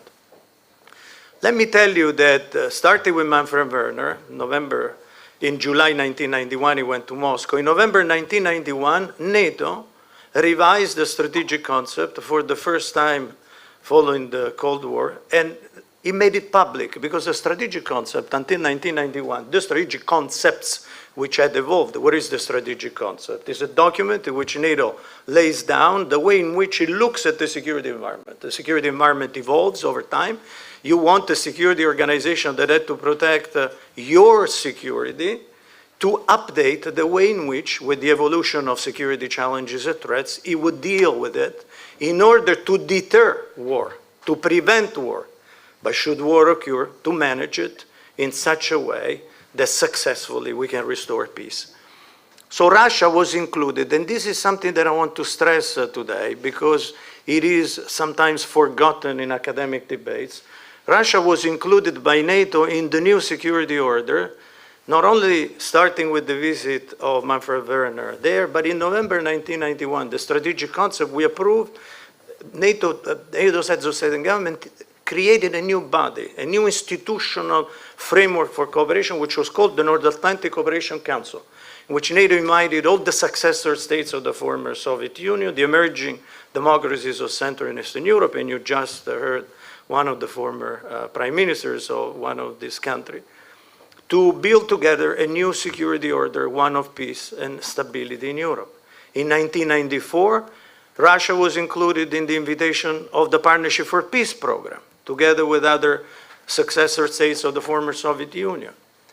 To do what? To promote civilian oversight of the military, what we call democratic control of the armed forces. Second, the transparency of defense budget, the fact that in democracies, defense budgets are discussed in parliament, where also the opposition knows how the government, the executive, wants to promote the national security, and we have a national security advisor here, national security concept of a country by allocating adequate human and financial resources to it. Third, interoperability, possibility for NATO forces and the countries of Partnership for Peace to train together so that if a crisis had to occur, we would manage it together. In 1995, 1 year after launching the Partnership for Peace, NATO forces and Russian forces were on the ground in Bosnia, Operation IFOR. Not many people know that. And I want to remember this, to tell you how NATO's security concept have been inclusive rather than exclusive. It has been aimed at not marginalizing anyone in Europe, starting with the Russian Federation. In 1997, in a summit between Boris Yeltsin and the heads of state and government of NATO, we established a body, a permanent body of cooperation, the Permanent Joint Council between NATO and Russia, which we promoted political dialogue, practical cooperation. This is when the founding act was signed of mutual cooperation with Russia. And in 2002, at the Rome summit, the bilateral body, the Permanent Joint Council, became the NATO-Russia Council, in which political dialogue and practical cooperation between NATO and the Russian Federation continue to be promoted. We need to remember this, to see what has happened in between, what has brought together this brutal aggression towards Ukraine, killing innocent civilians. This is not a war in which there are two armies facing each other. There is the deliberate targeting of killing of civilians, of civilian infrastructure, committing war crimes. And so this is very important to outline today if we want to understand also why, as I started at the beginning, democracy, the values upon which the Western civilizations, which are the values of the preamble of the Washington Treaty, democracy, individual liberty, and the rule of law, why are these values threatened today? Because in 2007, Mr. Putin, at the Munich Security Conference, outlined a different vision. The vision of NATO, which included Russia as a partner, starting in 1991, was to move from confrontation to cooperation in the security sphere. In 2007, with the speech at the Munich Security Conference, Mr. Putin moved from cooperation to confrontation. So he started to switch the watch of history backward. And in 1 year, in 2008, it attacked Georgia, in 2014, Crimea, today, Ukraine. And that is why NATO allies are doing a number of things today. NATO had to adopt a number of measures. Individual NATO member countries are helping Ukraine with the necessary military means and training so that it can exercise its right of self-defense, which is enshrined and sanctioned by the UN Charter. This is a country which is the victim of aggression. There is an aggressor and there is a victim. And NATO countries are supporting that country so that it can defend itself. NATO as such, as an organization, is not involved in this crisis, but of course, also the fact that Ukraine was for many years part of the Partnership for Peace program has surprised everybody. The first lesson Mr. Putin has learned from this war is that he couldn't go directly to Kiev. The heroic resistance of people defending themselves, defending their territorial integrity of their state, defending their freedom from a brutal aggression. This is the first lesson of this conflict. And therefore, we cannot allow that this conflict ends with a military victory of Ukraine, because of Russia, against Ukraine. This cannot be allowed, because if we were to allow this, we would endanger even more peace in Europe. And this is why defending Ukraine, we are preventing the possibility that NATO member countries are attacked and then we can have an escalation of this conflict. So stop Putin in Ukraine, prevent that this conflict can spill over. But this also is a warning to other autocratic states, to other autocracies that could be thinking from a victory of Mr. Putin that they can challenge the rule-based international order.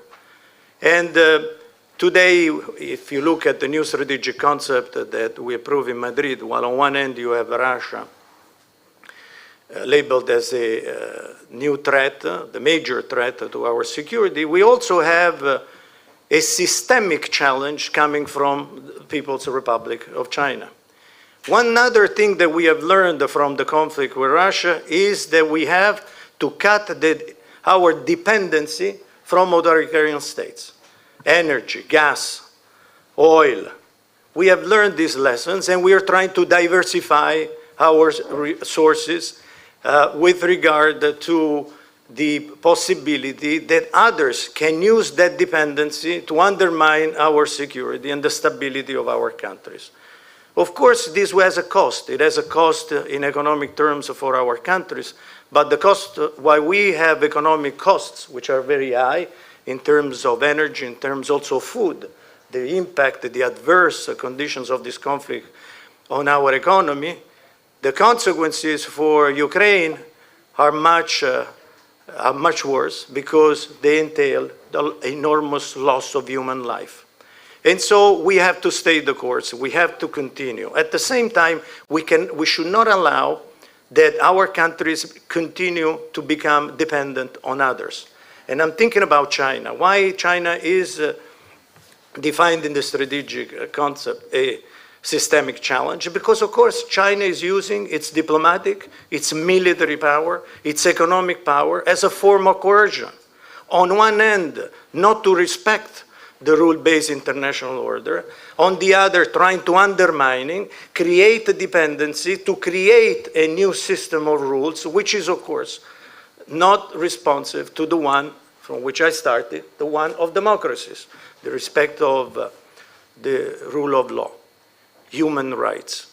And while NATO doesn't seek nor a confrontation with Russia and not a confrontation with China, at the same time we have to factor in the challenge that comes from the fact that China has taken advantage more than anybody else of the globalization that we have, liberal countries, liberal democracies, have encouraged, has been used also against us, and we have to remain vigilant. So this is another important lesson from this crisis. Manage the fact that authoritarian states are becoming more and more aggressive in different forms. They use in different tools, from military aggression to cyber tools, to hybrid warfare, to disinformation. And that is why it is very important to remain vigilant. And NATO is trying to also continue, if on one end, of course, with regard to the possible spillover of this conflict, we have to work through containment, deterrence and defense. It's a core security function of NATO. This is what you expect for an organization in which our countries are spending also considerable amount of money. You expect that it will continue on one hand to deter the possibility of aggression towards its member, to defend should this happen, but at the same time, is also involving other countries, a broader number of countries going from the Mediterranean, which we started in 1994, the concept of cooperative security, partnerships with different countries going from the Mediterranean, the Middle East, to the Indo-Pacific, countries which share with us the same approach to the way in which we want to make sure that security is something which is indivisible. It cannot be built at the expenses of anybody. So NATO is helping these countries develop their capacity and their capabilities to resist an armed attack should it happen to them, so that they are fit to do it. And you've seen how this has worked with Ukraine, that taking advantage of that work has been able also to defend itself. So we are trying to enlarge the space of security, the space of stability. Very important also that NATO continue to maintain the door of the alliance open to other countries. And now one of the major achievements of the Madrid summit has been, together with, on one end, supporting Ukraine, the other one reinforcing also the defense of the alliance. For the first time since 2014, since the invasion of Crimea, NATO has stepped up the defense of NATO's territory. Today, we have deployed 40,000 troops at the borders of eastern part of the alliance. We have gone from 4 to 8 battle groups. We have also developed the capability to maintain at high readiness a large number of forces, 300,000 in Europe. But also, at the same time, we are expanding the possibility, expanding the space on security and stability with Sweden and Finland, who have decided to become members of the alliance, so that the space of the complementarity also between NATO and EU, which was discussed before, continues also to be enriched by the possibility and the contribution of these countries to the security of the alliance as a whole. As an introduction, I'd like to stop here and therefore turn the floor back to you. Thank you very much, Mr. DeSantis, for this very interesting and very comprehensive presentation on NATO's role in the rules-based international order and security issues. Very interesting. Now we'll turn to Brigadier Ben Barry and look at some military lessons learned from this. There's a lot, I think, that we can learn about military strategy. So, Brigadier, please, the floor is yours. Thank you very much. Can the audience hear and see me all right? Yes, yes. Good, okay. I should start by saying that although the ISS headquarters is based in London, we're an independent organisation and we're particularly independent of the British government.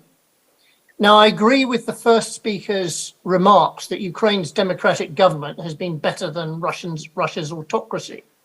But we should be under no illusion that democracy has failed elsewhere. The US-led coalition failed in Iraq and the Taliban won in Afghanistan, both defeats for the West and its values. And in both wars, many European countries were reluctant for their troops to engage in combat. If anyone has won the war in Syria, it's Assad, Russia, and Iran. And the recent withdrawals from Mali by France and Britain also represent strategic failure. And it's notable that some European nations have provided much less support to Ukraine than others. So we mustn't be complacent. I'm going to discuss some military lessons that have implications for NATO, the EU, and Greece's military contributions to both. The war has demonstrated key features of a modern war between states. It's reaffirmed that war is a highly dynamic contest of wills across multiple domains, where both sides seek to outfight and outmaneuver and outadapt each other. And the battle of the narrative is a key factor. Now, in the months before the invasion, the US and UK made unprecedented use of declassified intelligence to show that Russia was surrounding Ukraine with mobilized forces.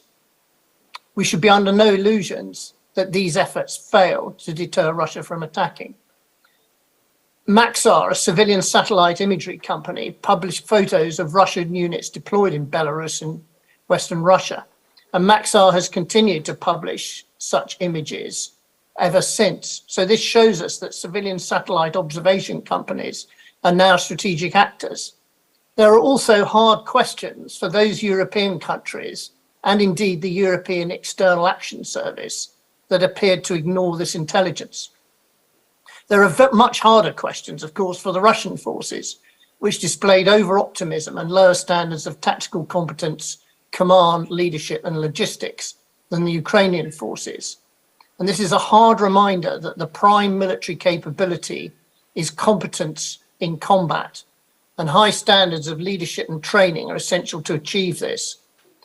Over the previous 15 years, Russia greatly invested in military modernization, but this appears to have been greatly eroded by the effects of an authoritarian political culture, as well as by nepotism and corruption, all undermining the effectiveness of defense ministries and armed forces. The lesson is that without investing in the capability of personnel, including the competence of commanders and adequate individual and collective training, investments in modern hardware can be wasted.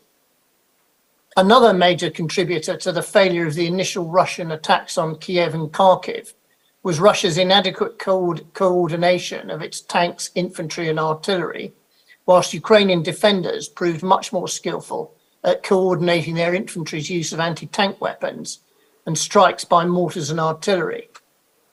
Subsequently, both sides have continued to wage combined arms warfare against each other, with the Ukrainians increasingly using deep precision attacks by guided rockets fired by HIMARS rocket launchers. This all illustrates the continuing importance of combined arms tactics to land operations, albeit with drone and counter-drone capabilities integrated into land units and tactics. Much of the fighting has revolved around control of urban terrain. It showed that urban terrain often favors determined defenders who can hold out against superior numbers of attackers and impose delay. And this illustrates a wider point that the global mega trend of ever-increasing urbanization means that urban warfare is the new normal. Armed forces that aren't competent in urban combat should increasingly be seen as incompetent. And success in urban combat requires especially high standards of leadership and training. Russia quickly, initially, neutralized Ukraine's navy, but the subsequent successful Ukrainian attacks using anti-ship missiles, including sinking the Moskva, and more recently by remotely operated unmanned surface vehicles, greatly reduced the utility of Russia's fleet. And this reminds us that sea control can confer great advantages, but warships maneuvering within the effective range of coastal defenses will continue to be very vulnerable. Many commentators, including myself, had expected Russia to rapidly gain air superiority over Ukraine and were surprised when they didn't. Ukraine appears to have fielded a distributed overlapping air defense network with radar, missiles and guns, all using guerrilla-style shoot and scoot tactics. It's also created a layered air defense, and it also seems that the Russian Air Force was inadequately prepared for combat, including coordinating its activities with the Russian land forces. And Russians' apparent failure to achieve either maritime control or air superiority reinforces the importance of both domains in modern war, as well as the considerable potential for anti-access and area denial approaches, as well as of asymmetric ways of countering maritime and air capabilities. Lessons, along with many others, that I think are directly relevant to NATO. There are, of course, implications for defence equipment and defence industry. Weapons and equipment that have performed well, for example, the US Javelin and UK Swedish NLAW missiles, will gain a marketing advantage. And the apparently poor performance of some, but not all, Russian military equipment may create opportunities and threats. Think of India, for example, whose forces are highly dependent on Russian systems, both purchased from Russia and manufactured locally. Russia planned its attack as a short special military operation, but it's become a large-scale conflict between states in which prolonged fighting has often been at a high intensity and over a wide geographic area. Although Russia occupies only half the area of Ukraine it occupied at its high tide mark, it still occupies an area 3 times the size of Belgium. The war shows that numbers and mass still count, both on battlefield and in logistics stockpiles. And I suspect many militaries and NATO itself are going to have uncomfortable questions to answer about the size of their stockpiles. For example, both sides have been expending artillery ammunition at a prodigious rate. Take, for example, the delivery of 126 US M777 howitzers to Ukraine in the summer. 411,000 artillery rounds were provided with this, over 3,200 shells for each gun. But the very high expenditure of conventional unguided ammunition has been accompanied by an equally high expenditure of precision weapons.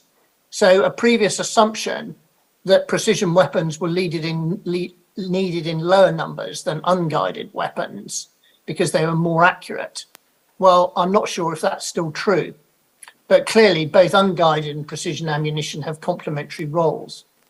And of course, the necessity of growing NATO nation stockpiles to the sizes required by NATO's new strategic concept, when it is fully implemented, is going to clash with the demand for Europe's industry to supply Ukraine. Russia is finding it much more difficult to prevail against Ukraine than the US did in its 2 regime change operations against the Taliban in 2001 and Iraq in 2003, where it took little more than a month to accomplish regime change. It's difficult to predict the outcome of the war. Both sides may still surprise us. My personal view is the war might be more like the war in Korea, which lasted for 3 years, as indeed did the war in Bosnia, and the war between Iran and Iraq lasted 8 years. But the outcome of the war, its military dynamics, and the wide range of likely lessons will have a significant influence on global military thinking and planning as defense ministries and NATO contemplate future wars. I think this all means that big war is back, but this poses uncomfortable questions for the armed forces of many European nations and for NATO and the EU. That's it, thanks. Thank you very much. That's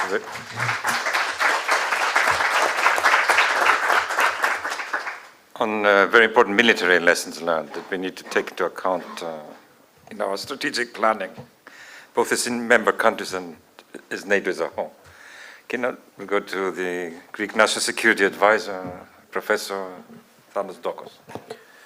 Well, thank you very much for the invitation and for putting together a great group of speakers today and all of them have spoken at some point about lessons learned from Ukraine. And I will try to avoid duplication and add I have a list of 10 very concise, I hope, lessons learned and conclusions from the Ukraine conflict. First of all, revisionism is not something to be found in history books or in faraway places. We have it in Europe as well. We thought that after centuries of conflict and endless bloodshed, we had managed to finalize borders. It seems that not everyone agrees with that. Vice President Skinas spoke about a rules-based international order. International rules do change eventually, and this is not necessarily a bad thing. But if there is one rule we should try to avoid changing it almost at every cost, is that countries should not be allowed to use force to change the borders at the expense of their neighbors.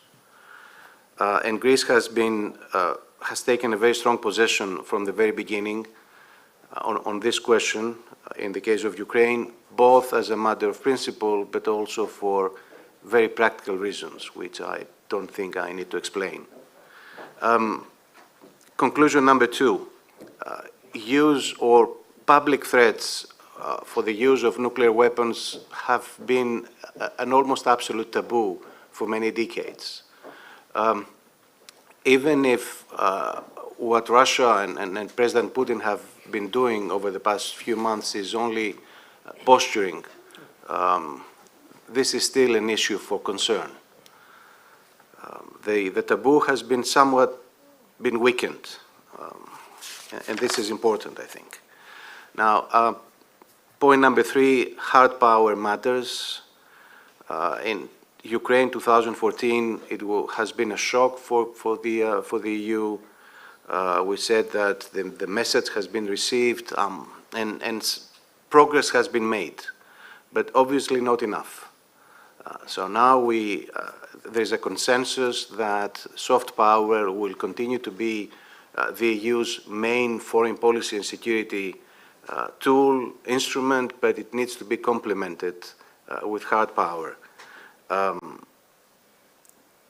And I will come back to that when I will say a couple of words about European strategic autonomy. Number 4, China is not a rival of the West across the board. There are some common interests, like avoiding nuclear war or preventing worldwide political and economic instability. But how to deal with China will remain probably the most difficult and important strategic challenge for the West in the decades to come. Point number 5, the foundations of the European security architecture have been eroding for many years. It has now collapsed. We need to rebuild it to cover both conventional weapons and nuclear weapons, and of course, to try to build confidence between European countries, or between one country and the rest of Europe. Point number 6, for the Biden administration, the EU is a close strategic partner for the US, and that has been the case for decades. Now, without interruption, one is entitled to ask, and should we assume that all future US administrations will consider European and American security interests to be identical across the board? Now, not all America First proponents need to have orange hair. And I hope that Governor DeSantis is a family member. No. I was hoping that you could somehow introduce me to. But this is a school of thought that is here to stay. And it is a legitimate choice for for the American people. But I think we Europeans need to factor in this into our strategic planning. And that brings me to the question of European strategic autonomy. And I think the EU needs to think more seriously about this. Words and pledges are important, but deeds and actions even more so. Of course, as Nicola reminded me a few minutes ago, it's not simple how one can avoid the 3 Ds, duplication, discrimination, decoupling, and how to assure deterrence. It's not easy. But I think it's doable, just to add a 5th D into the list. I think it's doable. It won't be simple to find ways to increase European capabilities, and there are obvious steps that need to be taken that would also strengthen the NATO alliance, like consolidating European defense industry. I have my favorite example of that in Greece's tender for a new frigate. There were 7 companies that expressed an interest. 6 of them were European ones. Now, this is not a viable situation. We need to consolidate. And there are steps that that can be taken. And I think France and Germany need to strengthen and streamline the relationship and act as a locomotive for European defense and security. But again, we need to make sure that this is not at the expense of the NATO alliance, which is my next point. Now, after the end of the Cold War, a number of people said that NATO is a relic of the past. No need to keep it anymore, probably too expensive. I always like that analogy, or the answer that you don't throw your umbrella away because it just stopped raining. It may rain again, and it happened. So NATO has proven its value. NATO has adapted to new strategic realities, has diversified its missions, but keeping the core tasks. It is an important instrument for European security. Of course, it needs to continue safeguarding both its eastern flank, where the emphasis is today for obvious reasons, but also the southern flank, and increasingly the Arctic, which is emerging as a new area of competition. But I think all sides involved, and that means NATO, the EU, nations, should try to avoid turning a plausible scenario, which is a new Cold War in Europe, into a self-fulfilling prophecy. If we can, because it always takes 2 to tango. Point number 9, well, there will be a day after Ukraine. It was mentioned by several speakers. All wars end at some point, better sooner rather than later, and we should start thinking whether we can somehow reintegrate Russia into a new European security architecture. Of course, to end the war, let me say there are important preconditions, one of which is there should be a clear message that aggression doesn't pay. And we should think about the reconstruction of Ukraine, which has been a victim in that war, but that it will be a day after. So we start to thinking about ways to engage Russia, if possible. Again, it takes 2 to tango applies fully in that situation. But it's certainly preferable to have, not to have Russia as a bitter rival, a nuclear armed rival, which acts as a spoiler across the board in the former Soviet space and elsewhere. Now, again, not an easy task, but I think we should make at least the mental effort. Point number 10, Europe is vulnerable. In addition to the obvious hybrid threats, cyber warfare, disinformation, and so on and so forth, it became clear that there are other asymmetries that can be exploited to create vulnerabilities, food, energy, raw materials. I think energy diversification should be an obvious priority. Of course, increased use of renewables for the sake of the next generations, of the general health of the planet, basically for our survival. But in the meantime, we need alternative sources of natural gas, whether from the Southern Gas Corridor or from the Mediterranean, where you have options with LNG, with pipelines, which have become economically viable because of the increased prices and the new political circumstances, and also through electricity interconnectors that will bring electricity from sort of green electrical energy to the European market. Just my final word to link that with Greece's national security strategy. Now, strengthening international norms and rules, and especially respect for international law, a stronger NATO, a stronger EU in the field of defense and security, regional cooperation through various schemes, deterrence at the national level, but also increased resilience are key elements of Greece's national security strategy. Thank you. Thank you.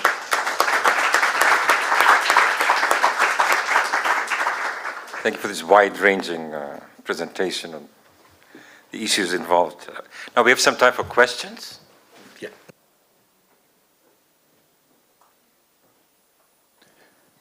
Thank you for your speech. I have just simple question. Three simple questions.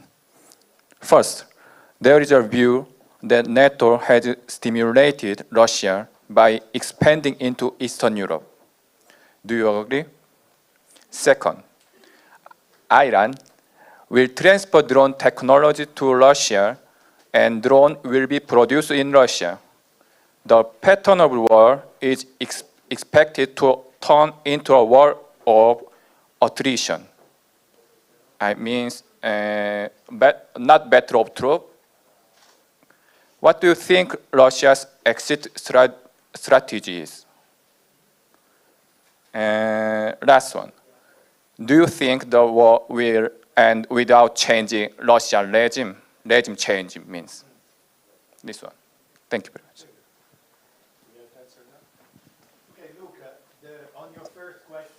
On your first question, you have to look at facts. The facts are that there was not a decision in NATO at the highest decision-making body, which is the North Atlantic Council, to expand. It's not that at some point the alliance said, okay, we want to go to this country, we want to go to... No, there was a request from sovereign nations, from independent states, to join this international organization. NATO is an intergovernmental international organization which takes decision by consensus. All the members have to agree. Countries can apply for membership, and then after that application, NATO governments decide whether or not that country can join. So what has happened since the end of the Cold War, that as NATO extended the hand of friendship to Russia and all the successor states of the former Soviet Union, some of them decided that their own security interests would be better served being part of NATO. Thanos Dokos used the expression of the umbrella. You know, what is NATO? It's a defensive alliance. If you're under umbrella, you always hope that there will be the sun, like today in Athens. Eventually, sometimes will rain.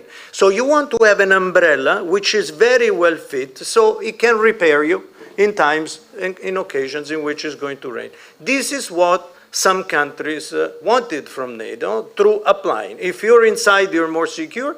If you're outside, you're less secure. But NATO is more than a security and defense organization. It's a community of transatlantic community of values. I recalled at the beginning that democracy, individual liberty, the rule of law, these are the principles that are at the basis of this alliance of democracies. So it was the choice, the free choice of countries to decide to be in this international organization, like in the United Nations, like in the OIC, in any international organization. Nobody can tell to a sovereign country, to an independent country, to which organizations it should belong. How will the war end? I wish I knew. I don't think that anybody at this stage knows how, it's wars, you know how they start, but during the conflict it's very difficult to know how they will end. Certainly, by supporting Ukraine, we prevent that a solution of this conflict will end at the expenses of Ukraine. And that's why we need to support Ukraine. Individual NATO member countries are doing so that the moment in which, because it will have to be, one thing we know about the end, it will have to end with a settlement, with a diplomatic solution, with a political solution. But in order to enable Ukraine to be able to negotiate an equitable solution for its own people that maintain the sovereignty and independence of this country, of course, it is important to support it militarily. The other question that you were making about drones, I don't think I understood it, quite frankly. It was not very well audible. I don't know if you want to repeat it. The one that you were talking about, the drones. Yeah, because we didn't understand really. Maybe my English pronunciation is It's okay.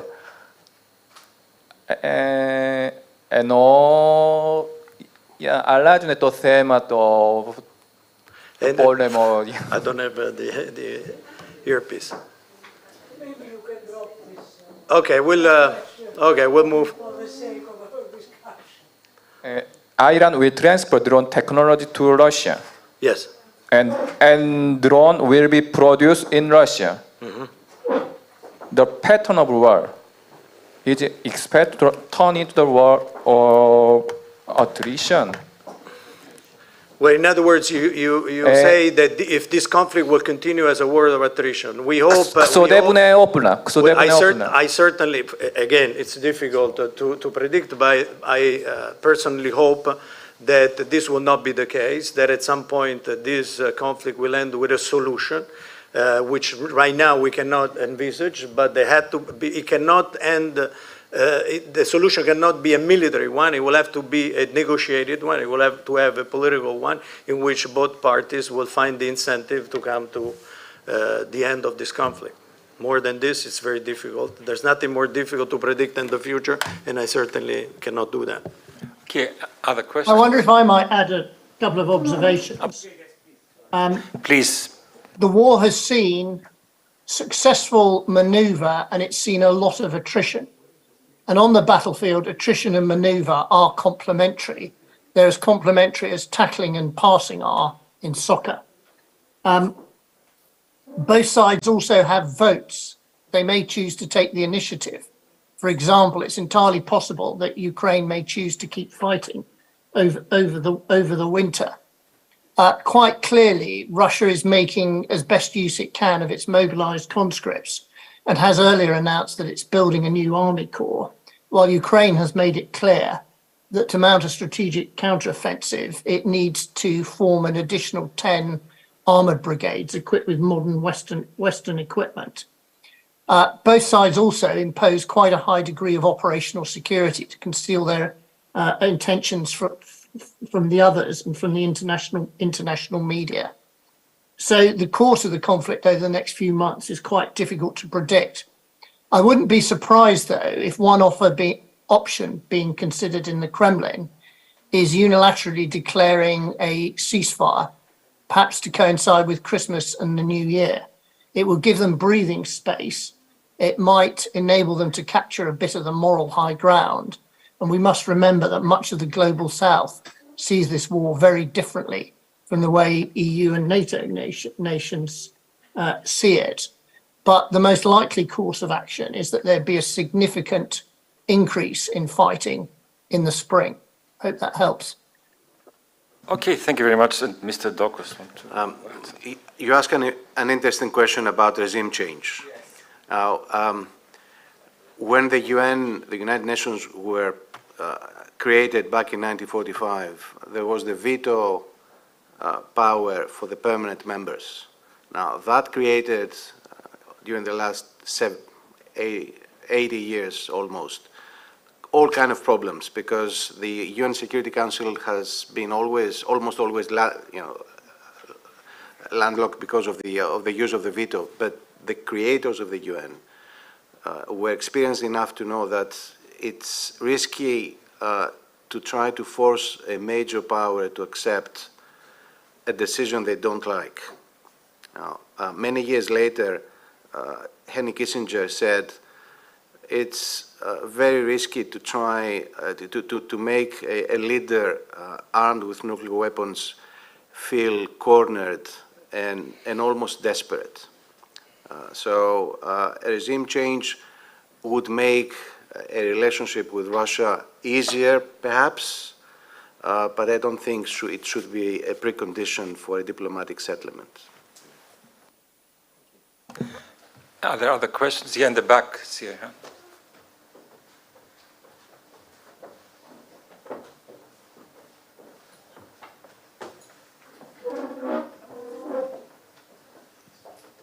Good afternoon, and thank you for this very interesting conversation you had so far. Before placing my question, I would like, if Mr. DeSantis allows me to go back to the question of the audience, that the Messheimer argument that it's the West, it's NATO that actually provoked Putin into entering Russia. And in another discussion with another NATO official, I was told that at the time when Ukraine wasn't in favor of NATO so much, it was basically Russia invading Crimea that put Ukraine into such a close collaboration with the NATO. So is it the egg or the, but my question is, I was listening to you as how we need collaboration with other democratic countries, and it reminded me a bit of the Cold War situation, that we kind of left from the period that we're saying we try to democratize other countries, and it's now we have to find people that are like us, quote unquote, and have a strong collaboration against the authoritative countries. So that's a bit kind of, I understand it, we kind of say, democracy goes so far, and now it's us and them. I would like a comment on that.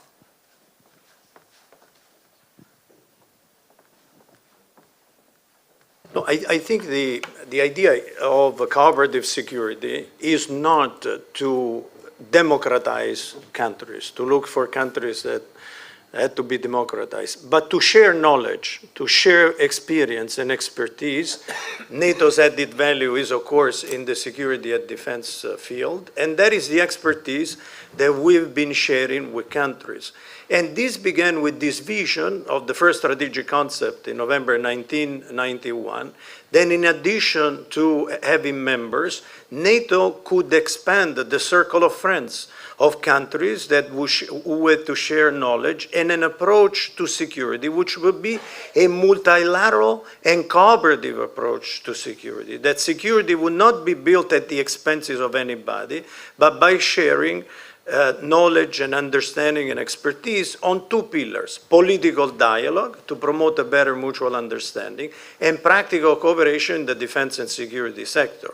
Since then, NATO has developed a partnership with countries in the eastern part of Europe, in the Mediterranean. We have countries in the North Africa, we have countries in the Gulf. NATO has a NATO center in Kuwait, for example. We have partners in the Indo-Pacific region. So the idea is that security is indivisible, and that on one end there are countries that willingly decide to apply for membership in NATO, but there are also countries that want to be part of these different partnerships so that the space of security and stability is enlarged. And this is the approach of cooperative security.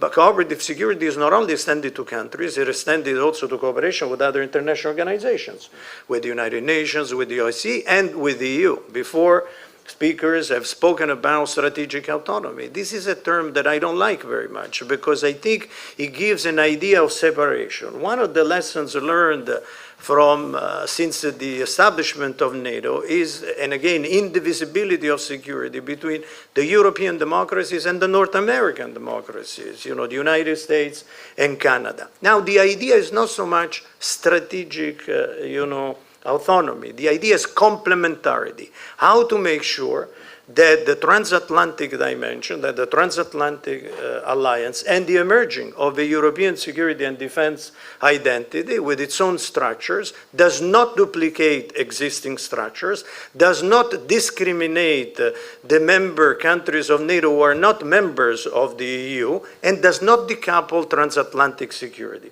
And NATO has done a lot to do this in cooperation with the European Union.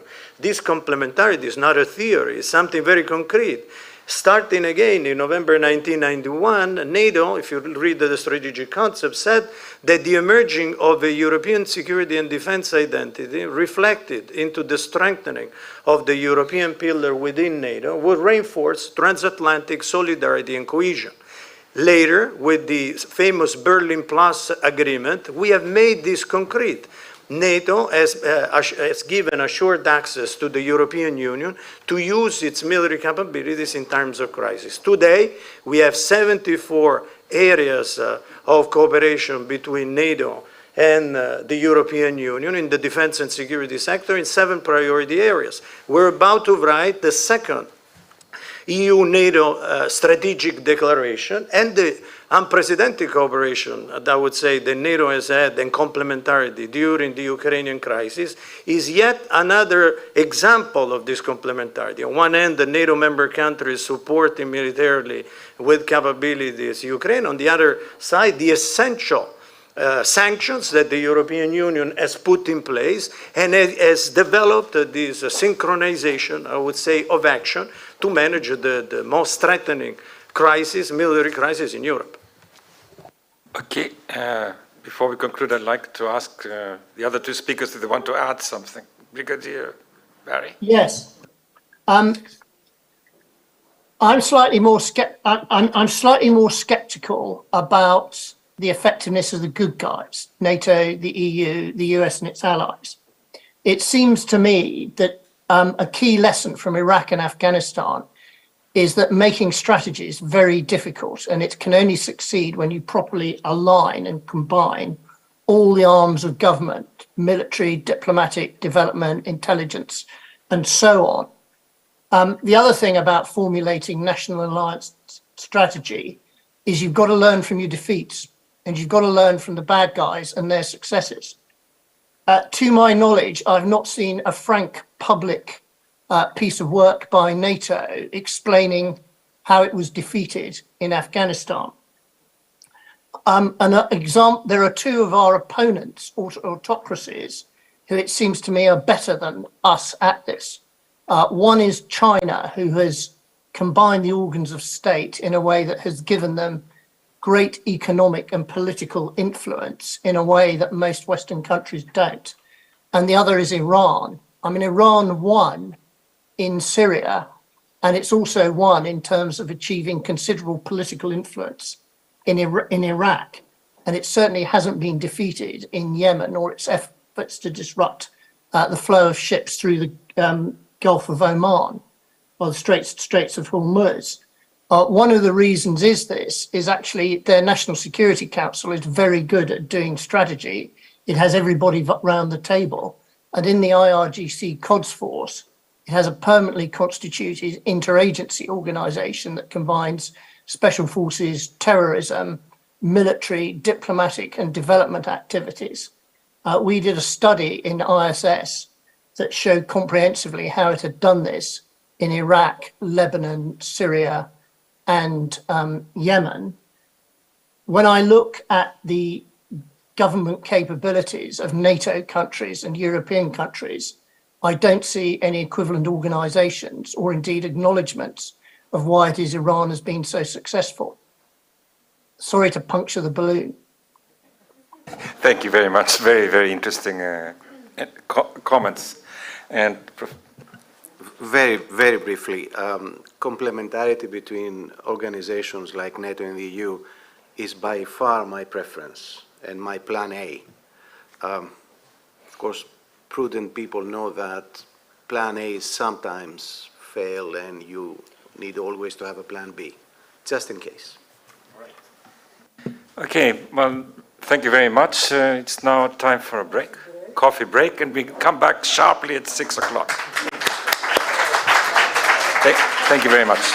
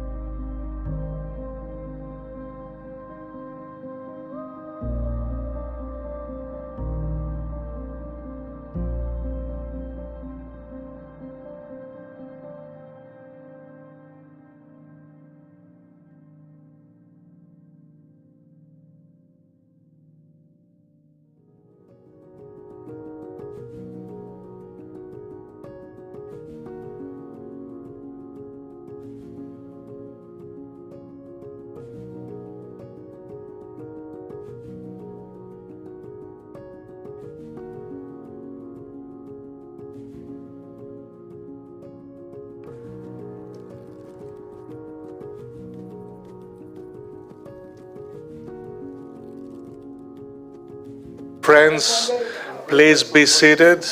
We are ready to start our final part of today's event of the 2022 Athens Security Forum. And because I know that all of us are rather struggling to keep focus after a very full day of excellent discussions and exchange of views on very topical, hot, I might say, topics. We'll start, and the final panel is equally interesting, I would say intriguing. The new geopolitics of Eastern Mediterranean. It's quite, if you like, large in order to allow our participants to indulge themselves with their ideas and their views. And we have a first-rate panel. People who have both academic and policy-making experience, people that are opinion leaders in their respective countries. And we will conduct our discussion in English. And straight away, I will it's a great privilege and honor to welcome Professor Nabil Fahmy, Foreign Ministry of Foreign Affairs of Egypt, and Dean Emeritus of the American University of Cairo, one of the most emblematic academic institutions in Eastern Mediterranean. Sir, the floor is yours. Thank you very much. Let me start by thanking you and thank the organizers for inviting me to this event. I've been following some of the discussions, and I completely agree with you. They've been extremely interesting.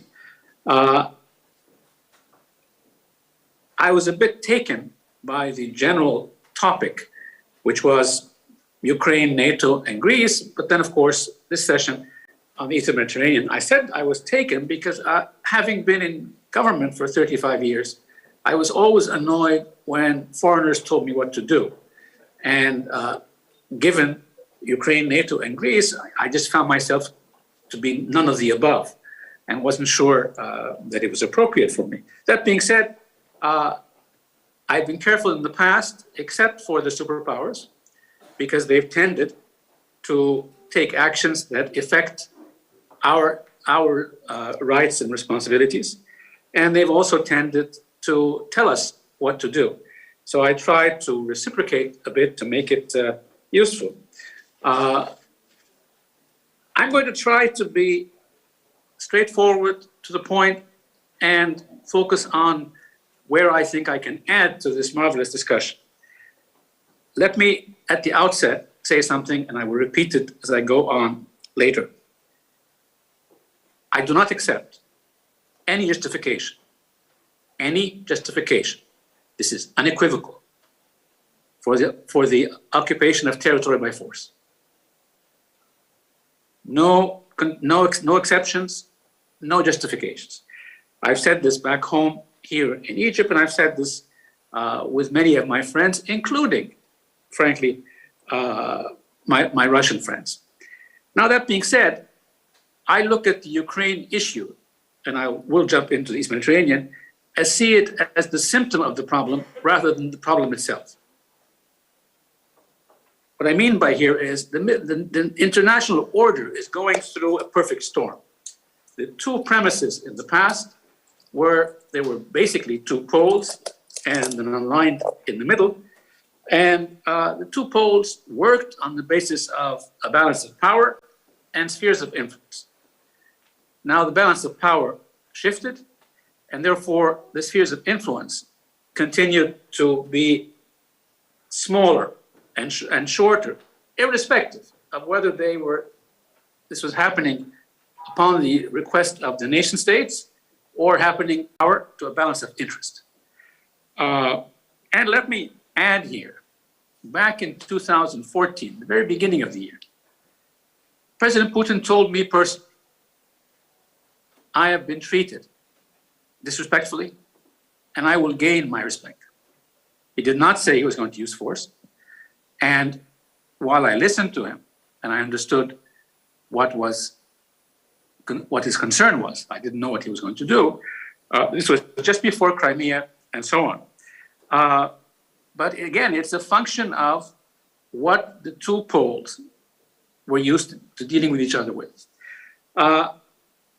Let there be no misunderstanding. I will not justify acquisition of territory by force under any circumstance. But I would argue, just a quick reflection to the really distinguished colleagues who spoke in the session before us, I would argue that NATO needs to look at not why it was able to respond to Russia after it went into Ukraine, but actually why it wasn't able to deter or convince Russia not to take that angle before going into Ukraine. And I honestly believe, thinking backwards, that President Putin incorrectly chose what he felt was an opportune time to use force because the US was moving towards isolationism and Europe was divided among itself. But again, the world order needs to change. The big powers need to work on this, as do we. Now, the East Mediterranean. I have a map here which I can't show you, but we have the unique situation where we have a proliferation of conflicts, any one of which can break out and create major complications between East Mediterranean countries, and therefore make these countries even less able to deal with major crises and dealing with issues that deal with the world order. I would argue, however, that the East Mediterranean also provides an opportunity. Opportunity because it tends to be medium-sized states. Opportunity because we have an emerging gas potential. And it's actually a win-win or a lose-lose situation. If we miscalculate our actions, everybody loses. If, on the other hand, we are sophisticated in doing this, then over time, everybody gains. And let me mention specifically, I can tell you that in Egypt's case, we have a lot of agreements with East Mediterranean countries on the issue of energy. And we have had very difficult relations with Turkey for some time, irrespective of the recent meeting between the President Sisi and President Erdogan. But nevertheless, in all of our agreements, when I was foreign minister and with my successor also, we always kept a provision in the agreements that would allow them to expand by mutual agreement of the parties signed and those who are not there. In other words, we would engage constructive partners, but we were not going to block out others if they wanted to cooperate. And of course, the others here was mostly the Turks. Now, I would argue that the energy capacity is a wonderful opportunity for Europe to diversify its dependencies on energy, be that your traditional energy sources, or be that new and sustainable energy sources. And I would also argue that there is now an increased capacity to create a hydrogen corridor in the East Mediterranean, which would be beneficial to everyone involved here. Now, that being said, as I said, we have a proliferation of conflicts. The Arab-Israeli conflict is just one. Cyprus, tensions between Greece and Turkey, and I can go on, but I don't need to repeat that to you. But let me also give you a more concrete example. My country, well, actually, it's not my country, East Mediterranean. There are 12 or 13 different East Mediterranean border delineations. 2 of them only are agreed upon. Cyprus and Turkey, there's no agreement. The argument is about the EEZ. Cyprus, Egypt, there was an agreement back in 2003. Our previous president wanted to cancel it, but the present president has kept it. Cyprus, Israel has signed one in 2010, but it hasn't been developed yet. Egypt, Israel, in spite of the increased progress we've had energy-wise, there's no official agreement on delineation. And there is overlap a little bit with Cyprus, Egypt, and Cyprus, Israel. The whole land base of Cyprus, northern Cyprus, that's of course complicated and problematic. Turkey and Syria, no agreement on the border. Cyprus, Syria, no agreement, although talks were held back in 2001. Lebanon, Syria, no agreement, even between the 2 Arab countries. Cyprus, Lebanon, an agreement was signed but not ratified by Lebanon. Just recently, Israel and Lebanon signed an agreement. And of course, there is the Gaza-Israel issue, where there are 2 agreements that provide Palestinian input, but they are under Israeli control. And finally, Egypt-Gaza, there's no agreement between us. Now, I mention these just by ways of examples, things that need to be solved and things that can be solved. And I actually think that countries like my own and Greece in particular, but also others, I think we have a mutual interest in trying to develop a context for incremental cooperation. And it's not a hypothetical thing. It is not coincidental that 2 days ago, the Greek foreign minister was here, and I believe yesterday, the Greek minister of defense was here, meeting with their counterparts. And these meetings are not against each other, against anybody else. I want to be very clear here. Let me close. I'm going to jump over what I prepared to show you how important the energy hub is. But let me close with one suggestion. I actually believe East Mediterranean should start a forum. We have the East Med Energy Forum. That deals with energy only. I would actually argue that the East Mediterranean should create a forum as a kernel for a larger regional security structure in the future. And the forum should have in the back of its mind regional security, social and economic development, conflict resolution. But I think it should start, and this is my closing comment, I actually think it should start with focusing on confidence building measures in these areas in particular. In other words, I don't see it presently as a issue resolving forum, but I do believe that we can begin by engaging in what measures can we take to create a better context for politicians to discuss solving their problems or what areas of cooperation exist between us despite the conflict resolution issues. And I make this point, and I will close with it, and clearly mention that the East Med Forum that Egypt hosts has members there that don't recognize each other and is open to others likewise. So I don't want to change the East Med Energy Forum, but I do believe there are formats to create forums that don't impinge on political sensitivities, but that would be helpful to look at confidence building measures. Thank you very much.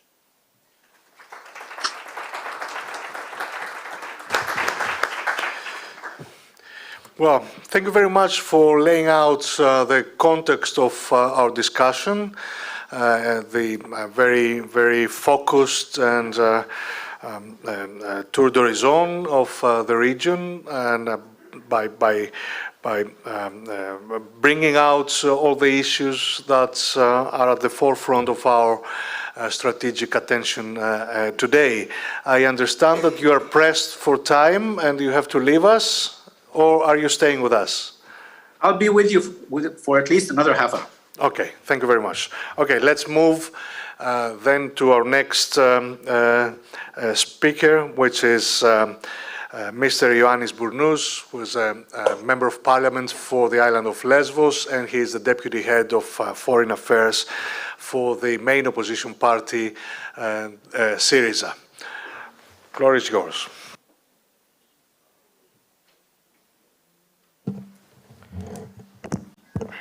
First of all, allow me to thank the organizers for the invitation. In this panel, I'm replacing Professor Sia Anagnostopoulou, who couldn't make it. But in any case, it's a very good opportunity to share ideas with top experts. Although the panel is lacking women, I should comment. So talking about the geopolitics of Eastern Mediterranean, I really cannot remember the Eastern Mediterranean without tensions or wars. The Cyprus question, the Palestinian question, the Lebanese civil war, Arab-Israeli wars, later American wars in the Middle East, the Arab uprisings, the war in Syria. Two recent developments have introduced new dimensions changing the dynamics in our region. The first one is the discoveries of hydrocarbon deposits that seem to extend all across the region. Huge population movements and refugee crises caused by the destabilization of a number of countries neighboring the region. We all understand that hydrocarbons could be a boon for countries like ours, with very fragile economies, high unemployment or immigration of their population, public debt, lack of competitiveness, and investments.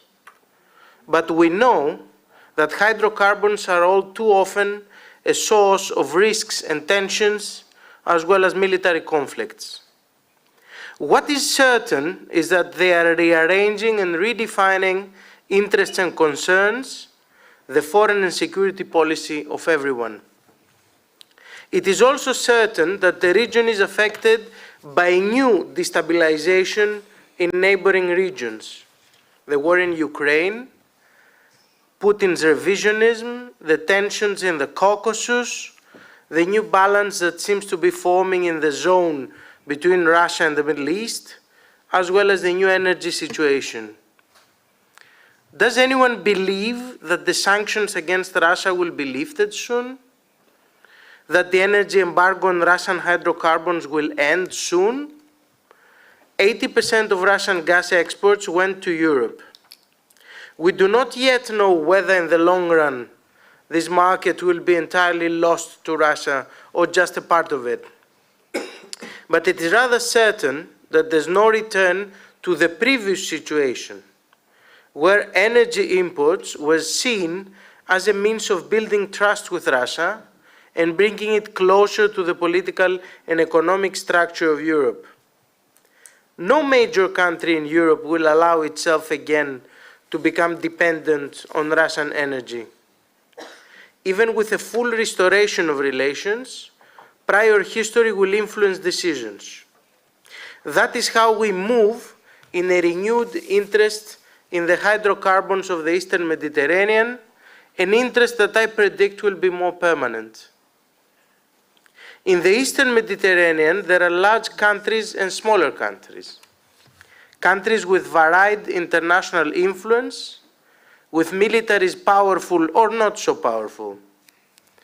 It is understandable that some will be tempted to use their power to improve their position and to get a bigger share than what is fair.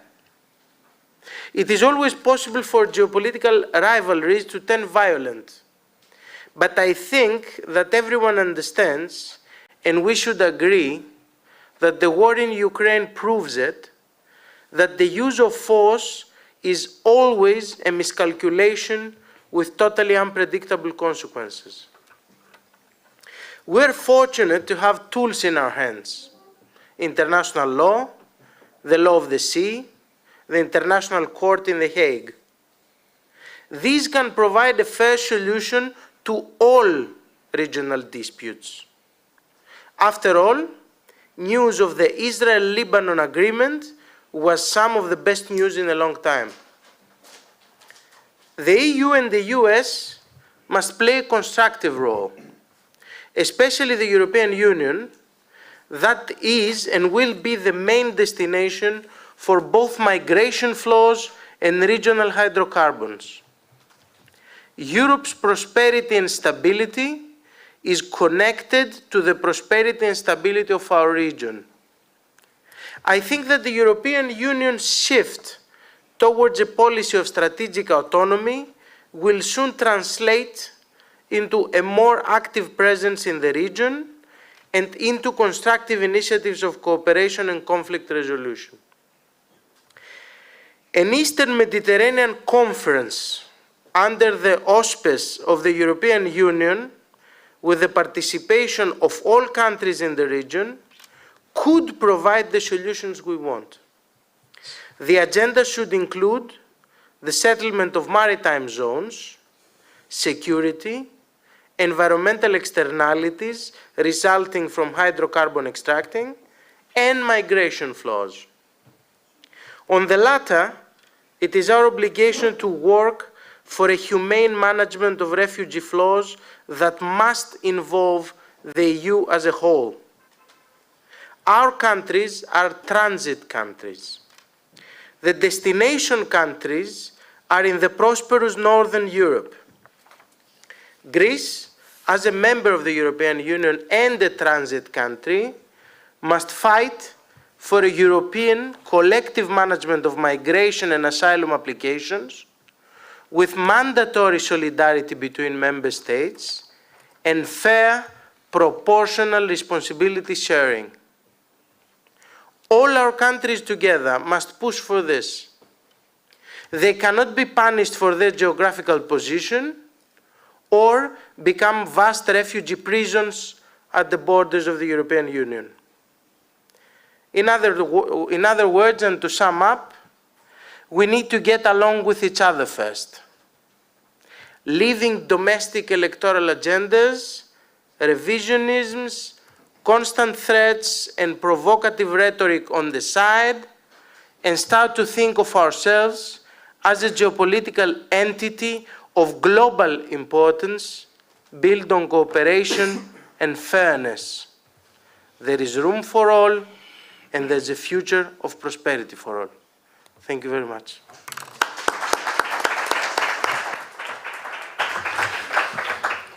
Well, thank you very much for, among other things, bringing into focus the potential of the European Union, which is very interesting to discuss in a panel that is the European Union is underrepresented, which is very interesting.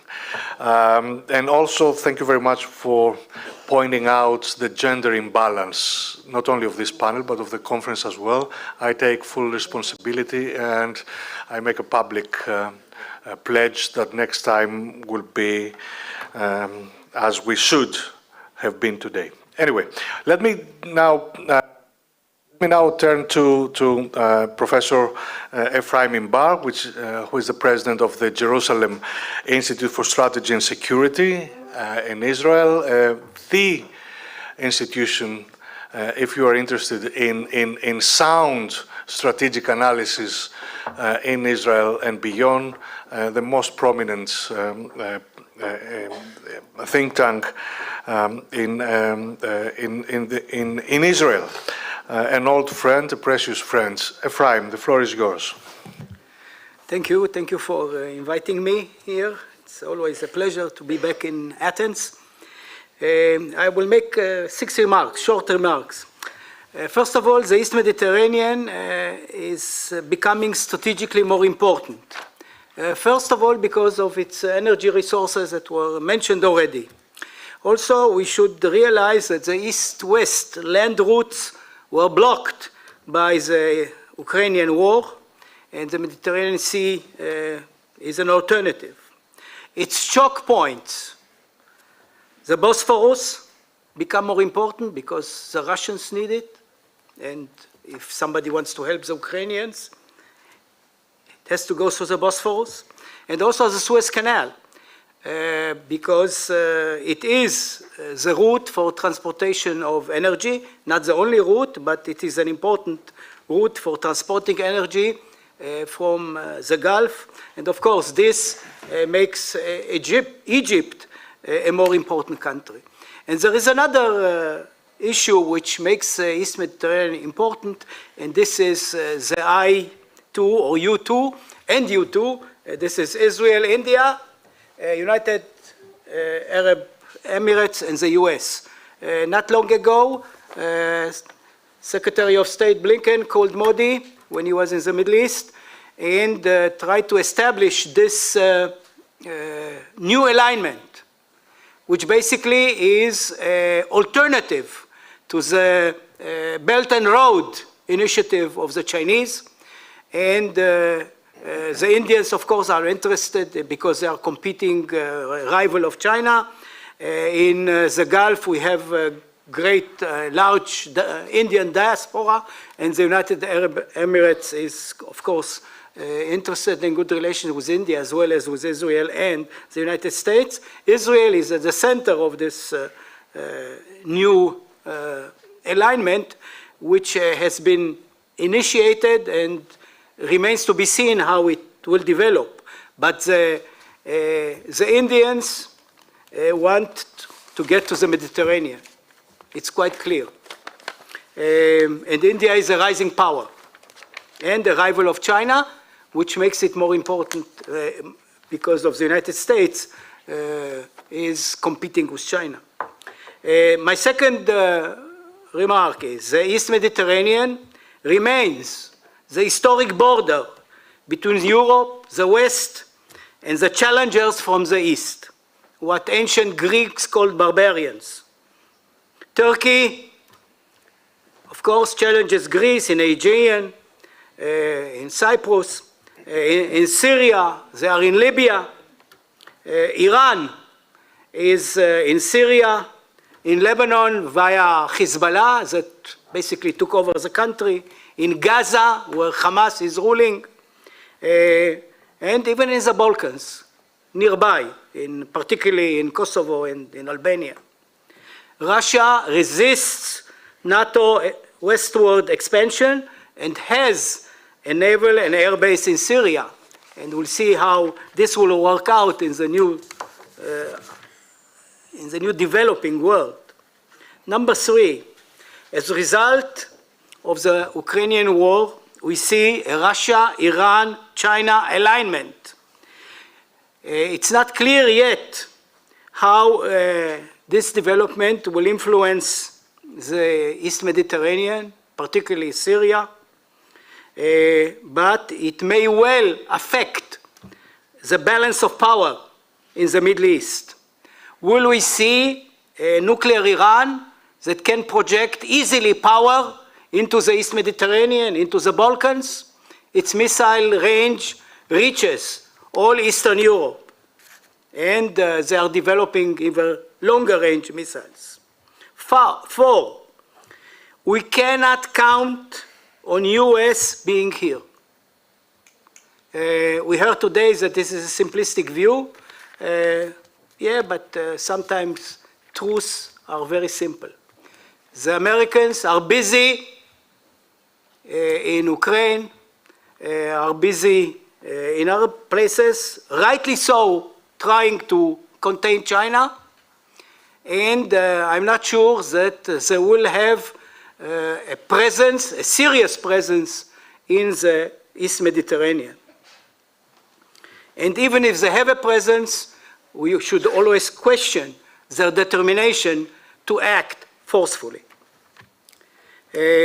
Number five, the Cyprus-Greece-Israel alignment is the corner of stability in the East Mediterranean.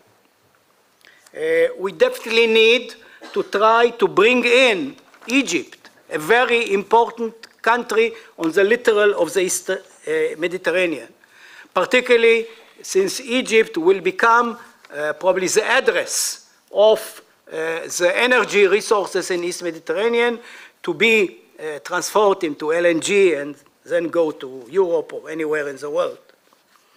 And this is a reality already several years. It is a fruitful cooperation between those states, and this democratic alignment is very important for the stability in this region. 6, above all countries interested in stability should adopt realpolitik lenses and not engage in liberal dreams. We should relate definitely greater importance to military force. And if we do not adopt self-reliance, meaning the ability to defend ourselves by ourselves and not rely on allies, even if they are formal allies, we'll be in trouble. I will end with that. Thank you. Well, dear Ephraim, thank you very much for a geopolitical analysis of the strictest of meanings and the global perspective that you brought into our Eastern Mediterranean discussion. Again, now let me turn to another old, very old friend and colleague, Professor Mustafa Aydin, President of the International Relations Council of Turkey. And they are not all. You are. All friends. And also former rector of Kadir Has University and a professor of international politics at Kadir Has, where I had the privilege to spend almost a decade. Mustafa. Thank you, Kostas. I also have 6 points, but I'm not as competent as Ephraim, so I'll take longer to express myself. I can edit you. Yeah, you can. After I finish, you edit my speech. The title of the panel is New Geopolitics of the Eastern Mediterranean. I've been talking, one of my talking points for a number of years now, that Eastern Mediterranean is not a theater of operation, a single theater of operation. And the Black Sea is not a separate theater of operation. We have now a one single united theater of operation since 2015. Black Sea and the Eastern Mediterranean has joined because of Russian forces in Syria, which were supported and operated from the Black Sea naval bases in Sevastopol. So this is long before the latest escalation in Ukraine-Russia war. And I say latest escalation because it seems that people are mistaking that the war just started in Ukraine. The war in Ukraine started in 2014. This is only the last stage now we are seeing, right? 2014, Russia attacked Ukrainian territory of Crimea and annexed it illegally. Although not many countries recognize that annexation, nobody really vehemently objected it. Right? Let's accept neither the European countries nor the NATO countries, including Turkey, did anything to stop Russia or push back Russia in Crimea. Of course, we didn't recognize the annexation, but, well, that's what it is. But let's accept that Eastern Mediterranean and the Black Sea has long been a new geopolitical unit of analysis from an academic perspective. And Russia now has a couple of, well, at least 3 important bases in Syria, alongside small bases, but a naval base in Tartus, air base in Latakia, Hamamain, another one in Al-Shayat, and another one in Tias, and several smaller ones. And also, before also, this is the largest ever presence of Russian forces in the Eastern Mediterranean ever in history. This is the first time, I think, I don't know, not many people tell this in Turkey, but I keep telling it. This is the first time that we are having a Russian neighbor in our south. Right? We used to have Russian neighbor in the north for centuries, but for the first time now, Turkey is sandwiched between Russian forces. It's not only Turkey. Russia also has important forces in Libya, as in terms of Wagner Group, but also some other Russians, advisors and etc., some bases there, and especially controlling the energy areas in Libya. So they are bracketing Eastern Mediterranean or redefining the Eastern Mediterranean. Eastern Mediterranean used to be, during the Cold War period, when people talk about Eastern Mediterranean, they usually talk about Cyprus. Eastern Mediterranean was where Cyprus was located. Not anymore. Now the Eastern Mediterranean runs from Syria to Libya. And I think it covers both countries also, so that's land of Syria too. So let's think in this wider term. My second point is there is a diminished and diminishing cohesion of NATO in the Eastern Mediterranean.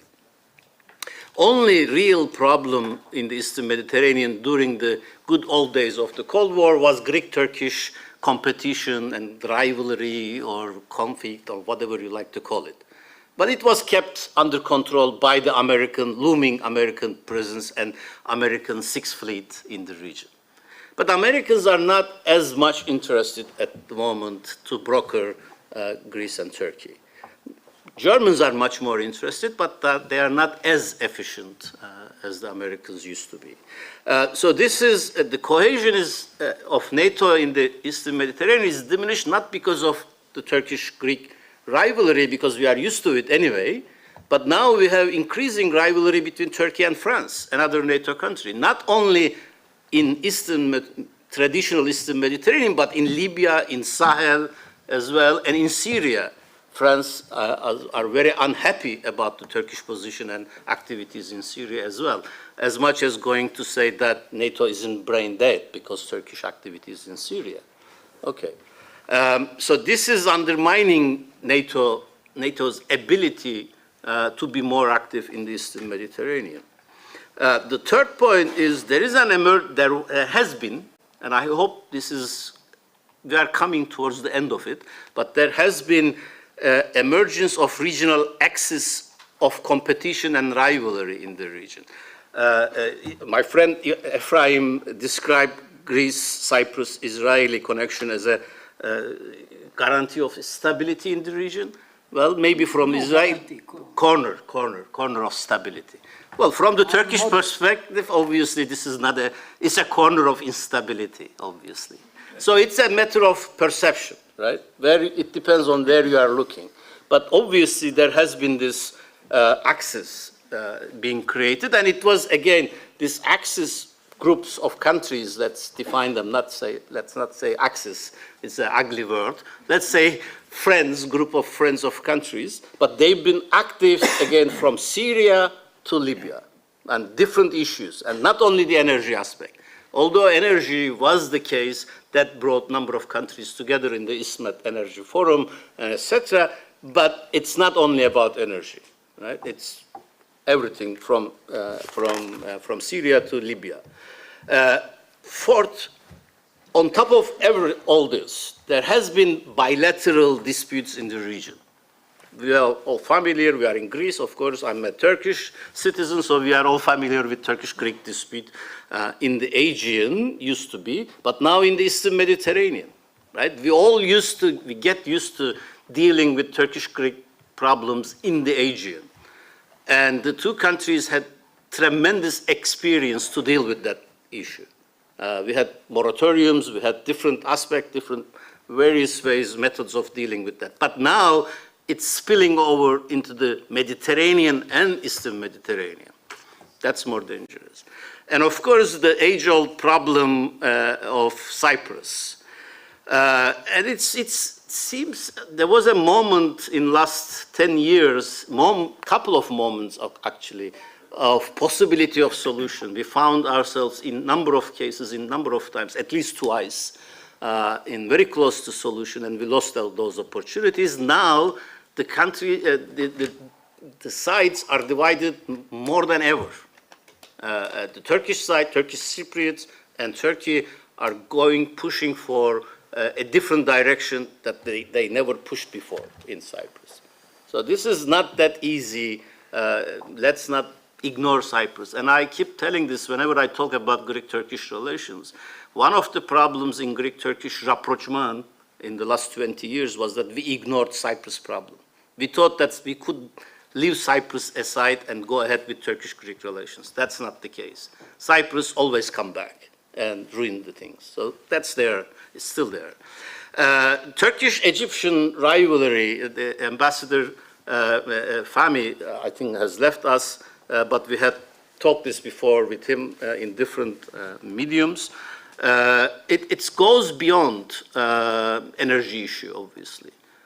It was personal, very personal between two presidents, but it was about also how they imagined their country's future and how they imagined the political places for their own countries.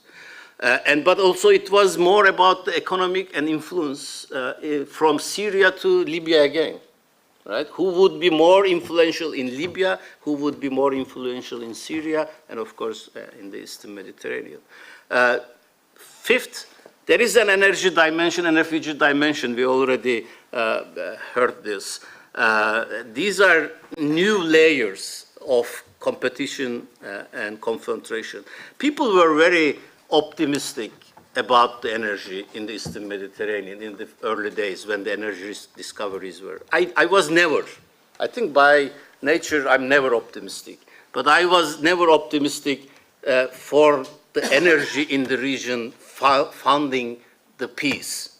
Because I watched, during the 1990s, I watched very closely what happened in the Caspian Basin and how that competition between Turkey and Russia created rivalries and problems. And I knew instinctively, I told instinctively that energy in the Eastern Mediterranean would not be financing peace, but would be bringing more conflict. And it didn't bring conflict, but it brought tension. That's for sure. And in the eyes of EU, of course, especially after the Ukraine war, the energy dimension had become much more important. Then, for the first time in recent years, then the refugee dimension. People are not talking about the refugees anymore, except Turks and Greeks, attacking each other, treating the refugees badly. But forget about that. Think about 3-4 years ago, how hot this refugee issue was. We sort of handled that quite well, I believe. You got paid. We got paid, yes. When I say we, I meant Greeks and Turks, but nevertheless. But now the energy is becoming much more hotter topic as far as the EU is concerned. Finally, let me make a point about Turkey. Energy is important, obviously, for everybody, but for Turkey too. But it's a secondary issue. Let us not make a mistake why Turkey has been so active in last couple of years in the Eastern Mediterranean. It's not about energy. It might look like it, but it's not. For Turkey, I think Syria is the survival issue. So I'll give you kind of a list of priorities. Syria is the survival issue because it touches the Kurds. It touches the Turkish domestic politics, it touches Turkish borders, everything. So it's the survival issue. Aegean, and maybe now is part of the East Med but Aegean is a sovereignty issue for Turkey. The discussions about the islands, the militarization, the territorial waters, continental shelf, everything, it's not a survival issue, but it's a sovereignty issue. It's secondary, but it's important. And I think Ukraine, as well as Cyprus, I'm going out of limb here, Ukraine and Cyprus are regional security issues for Turkey. So let me repeat it again. They are not survival issues, they are not sovereignty issues, but they are regional security issues. Energy is an economic security. It's even down the list. So we have to keep this kind of a list when we are analyzing what Turkey is doing and why it's doing. Turkish response to the regional developments was what I would call 3D. Turkey felt when ISMET Energy Forum was established, not only by the regional countries, but it was supported by outsiders, including United States and France. Turkey felt that it was left out, accepted and granted that Turkish actions left it friendless in the region, that's for sure, but nevertheless the end result is being left out and being isolated. The response was 3D, drilling, diplomacy, and deterrence. Right? And they are all combined. Drilling is not for energy resources. And diplomacy is not for the sake of friendship. And deterrence is not for aggression. These are all tools to create an environment where Turkey has a place in the Eastern Mediterranean, where it was felt isolated, how we thought how we can break out this isolation. Out of this came more emphasis on naval forces, agreement with Libya, and further exploration in the Eastern Mediterranean. Of course, all this has created more tensions. Nevertheless, you can face and you can accept the tensions. Finally, recent developments. The war in the north is affecting everybody's calculations. The war in the north making all this layered confrontation in the Eastern Mediterranean look small. Because war in the north is more about more issues rather than this the regional Eastern Mediterranean rivalry over refugees or energy or territorial control. It's about the future. It's about future.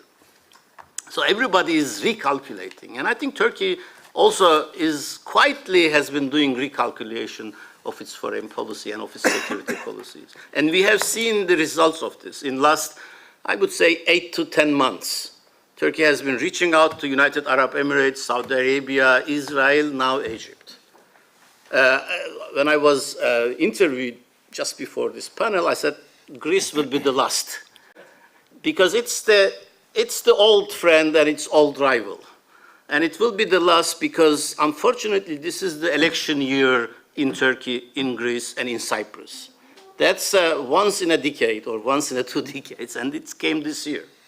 But let's look at from other perspective, from other side. This is a window of opportunity is coming for the Eastern Mediterranean, for the Greeks and the Turks. That's after the election. There will be no major general elections, if not early elections, in either of the country, in Turkey or in Greece. That will give us a time to heal the relationship, because elections and politics in the both sides of Aegean doesn't help confidence building, and it doesn't help conflict resolution. I'll finish with a positive note. With this window of opportunity, I'll support with Ambassador Fahmi's idea, because I've been also circulating this idea of economic cooperation initiative. He called it ISTMET Forum. I'm using example of Black Sea, BSEC, Black Sea Economic Cooperation Organization. It was initiative at first. This is an idea we've been keep talking about. Another Greek friend of mine, Dimitris Triamtafoulou, we've been old hands, let's say, on the Black Sea issues. So this is an idea. Why don't we recreate or try to establish similar something at Eastern Mediterranean BSEC, Eastern Mediterranean Economic Cooperation Initiative. It will be the ultimate confidence-building forum that Ambassador Fahmi was arguing. And I think recent Israeli-Lebanon agreement on energy development and the limitation, even if they didn't agree on how to solve their conflict, is a great example for Greeks and Turks in the Aegean Sea, and also I think for the Cyprus, for the Cypriots and the Eastern Mediterranean. If we can use it, well, we'll see. Thank you.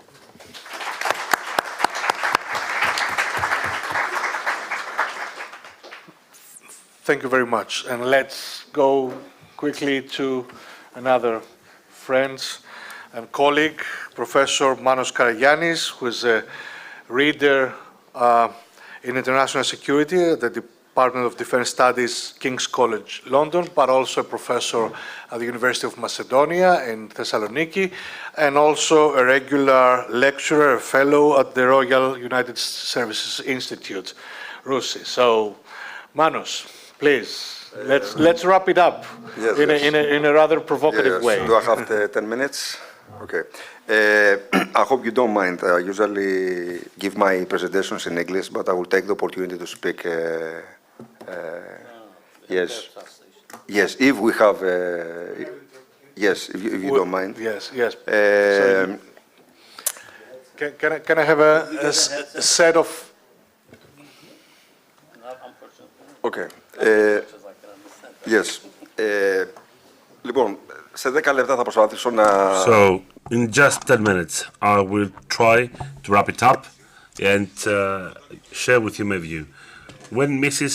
Afendouli some weeks ago told me and invited me to participate in this event, of course I said yes. I saw the names of the panel, and my first idea was, what should I say to that panel? What will be my news to that panel?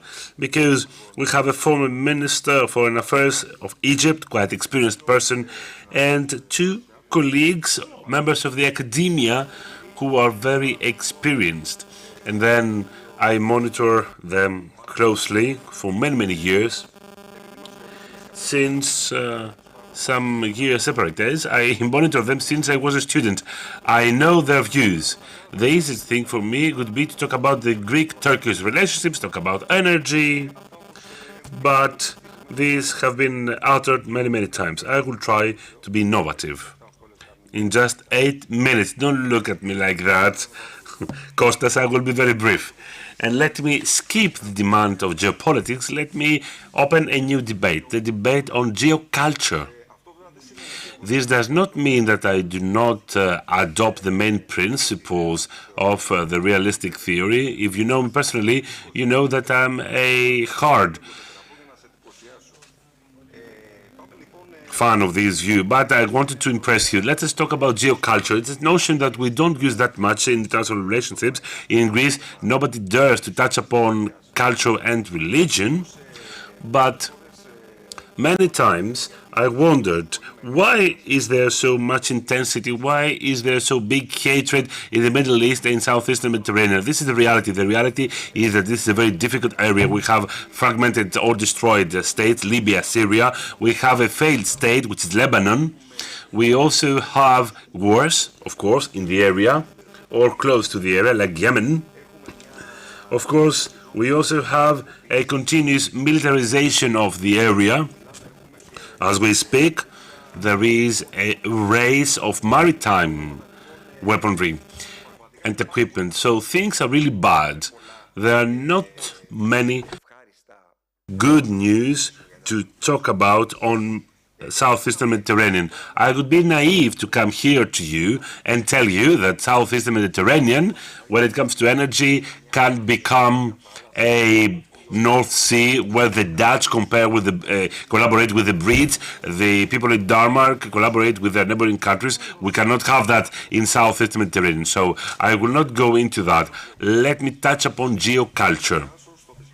Let me also focus on the factor of religion. The previous year we saw a non-state entity, the Islamic State, which not only was a turmoil and led to a turmoil the area, there was a non-state entity behaving in an uncontrolled way, in a way that got red-handed, not us, because we know the area, we know the neighborhood, but it took red-handed the Russians, the Americans, and the Europeans.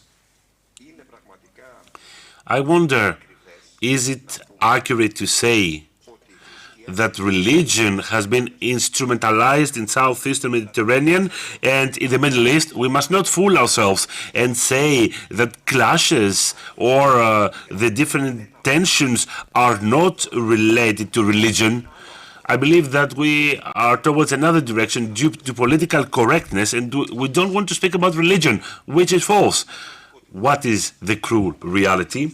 There is Islamophobia, there is anti-Christianism and anti-Semitism. And out there are many powers, many forces, state and non-state entities that in reality they have done what? They have instrumentalized religion. They have started using religion at a strategic level to provoke and to cause pain, clashes, wars.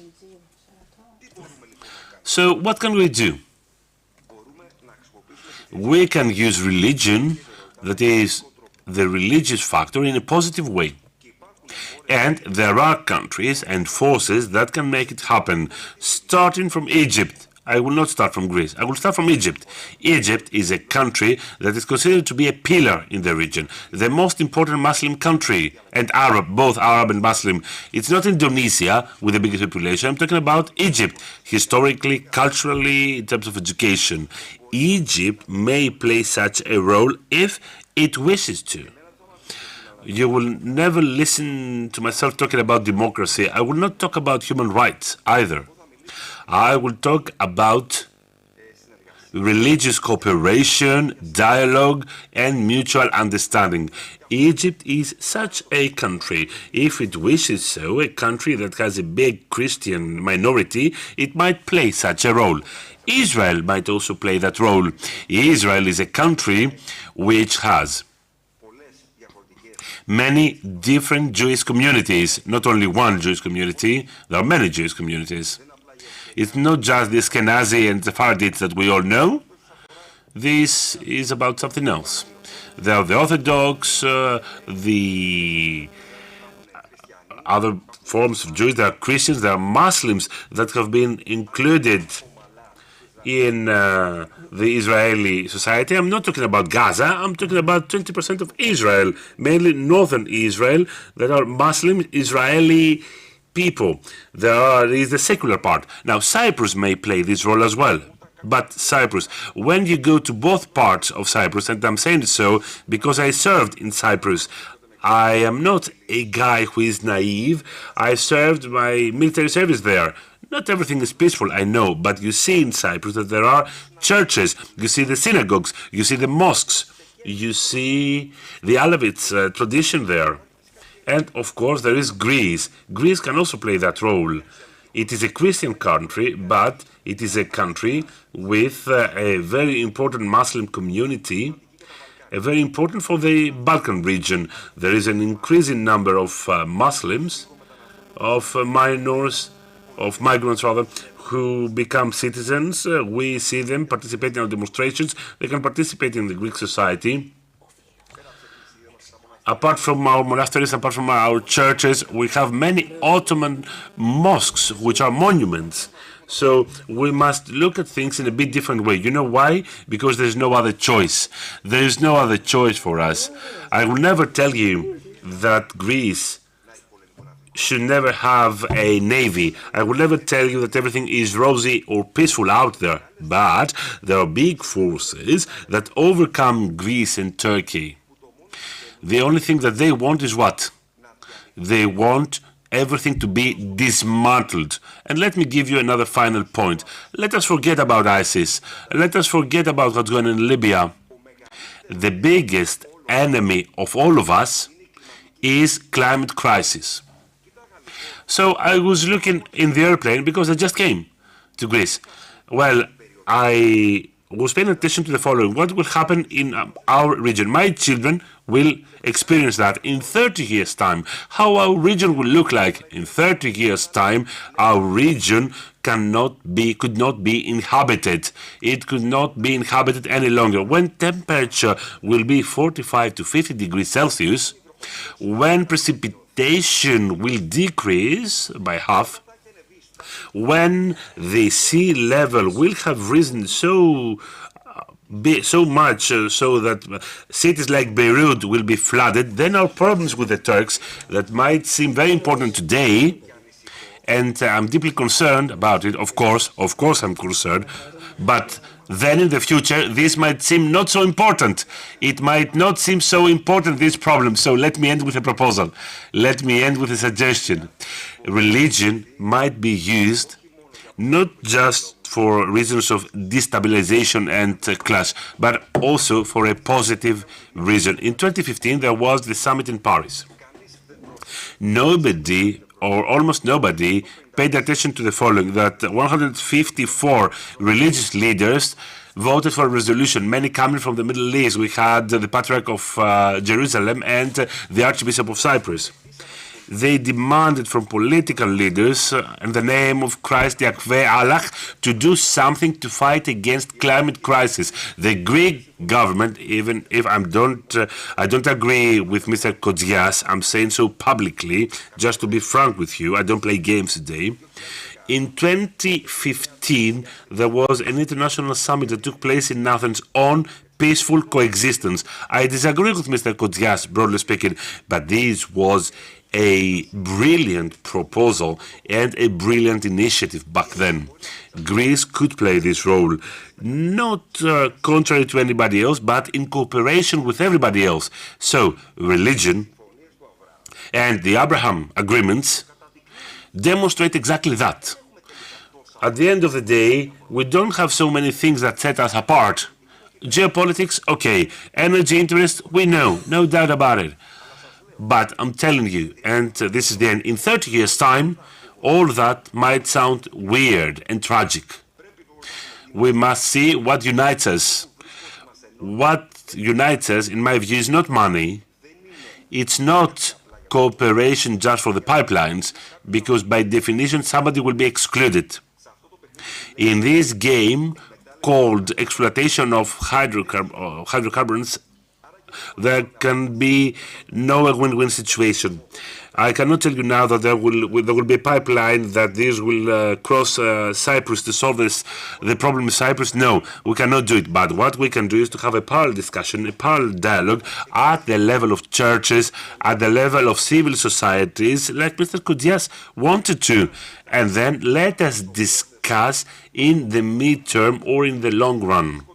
Okay, now, we shall fight. All right. We cannot find a solution, so let's fight.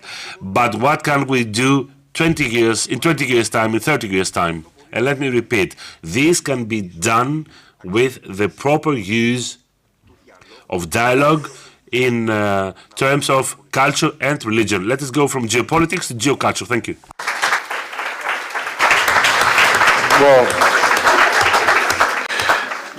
dear Manos, thank you very much. I should have been more strict with you speaking in English, because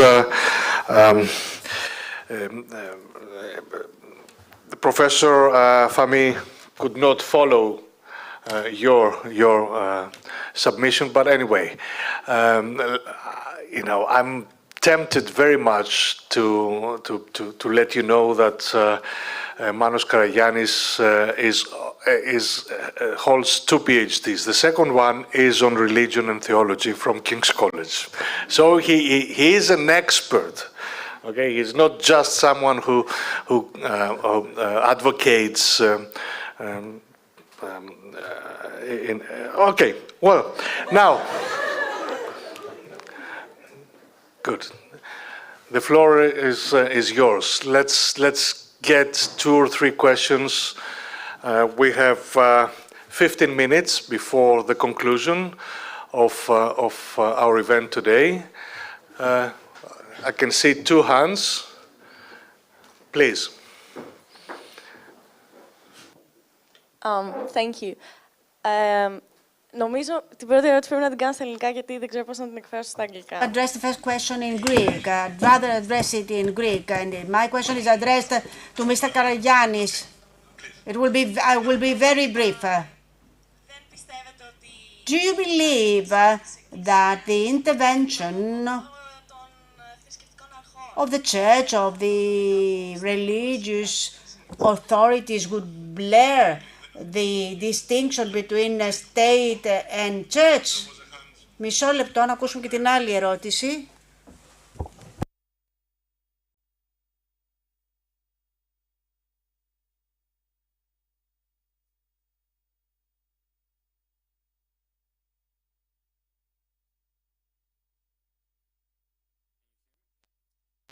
Question is for Mr. Bournous. First of all, thank you for being here and listening to us.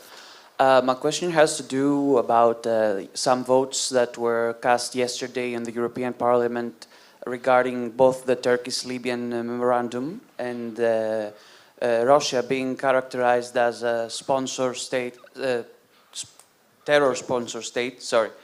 And my question would be for you to clarify, because I feel that there have been some misunderstandings about your party's position in both of these issues. So I'd like, a clarification just for the record. Thank you. Okay, let me be courteous to our Egyptian friends, and let me ask him whether he has a comment to offer on what has been said following your talk before I give the floor to the rest of the panel. Please, go on. Thank you. Thank you, Chairman. Thank you very much for that. I apologize. I can't comment on the last speaker, but it's okay. These things happen. My comment to you, frankly, and I think, strangely enough, when you have a panel of 5 people, we seem, at least 4 of them, to agree with each other. The East Mediterranean has huge opportunities and huge potential problems. It all really depends on how we decide to deal with them. I think it's, think it's more about geopolitics than anything else. But I also, having the bruises of 35 years in diplomacy, I would caution against trying to take big steps and then facing problems. I'd much more focus on confidence-building measures, incremental steps, not only on economic development, include economic development, but not only that. I don't think we can ignore dealing with the conflicts political conflicts in the region. That would be a misnomer. We've tried that before in the 90s with the Middle East, and we ended up stopping. But my last comment is basically, again, thank you for having me with you, and I enjoyed the event. My next appointment is late, so I will be with you until you finish. Thank you ever so much. Mr. Bournous. Okay. So, well, our party's position concerning the war in Ukraine is ambiguous if you're dependent on information from government-friendly media. That's the only case that it's ambiguous. With our stance both in the National Parliament and in the European Parliament, we have clearly stated, with official positions of the party being published since the beginning of the Russian invasion, that we stand on the side of the people of Ukraine.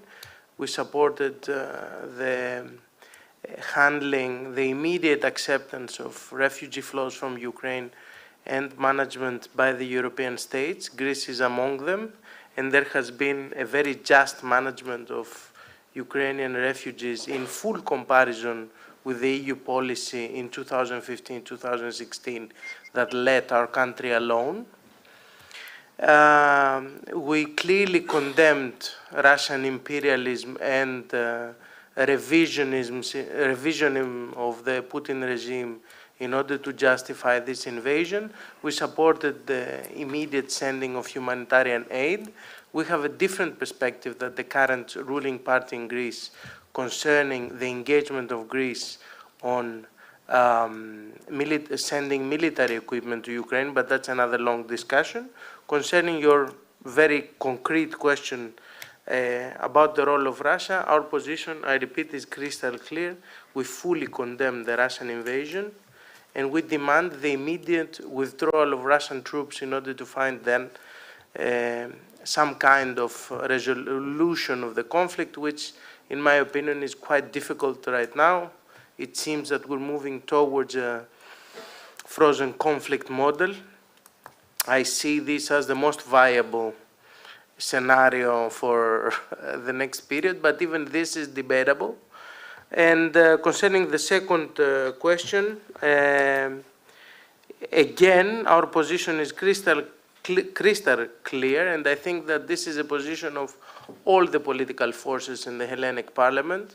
Since the very first day of the announcement of the Turkish Libyan memorandum, our party has denounced it as illegal and as non-existing. You know the chaotic situation concerning who's governing Libya.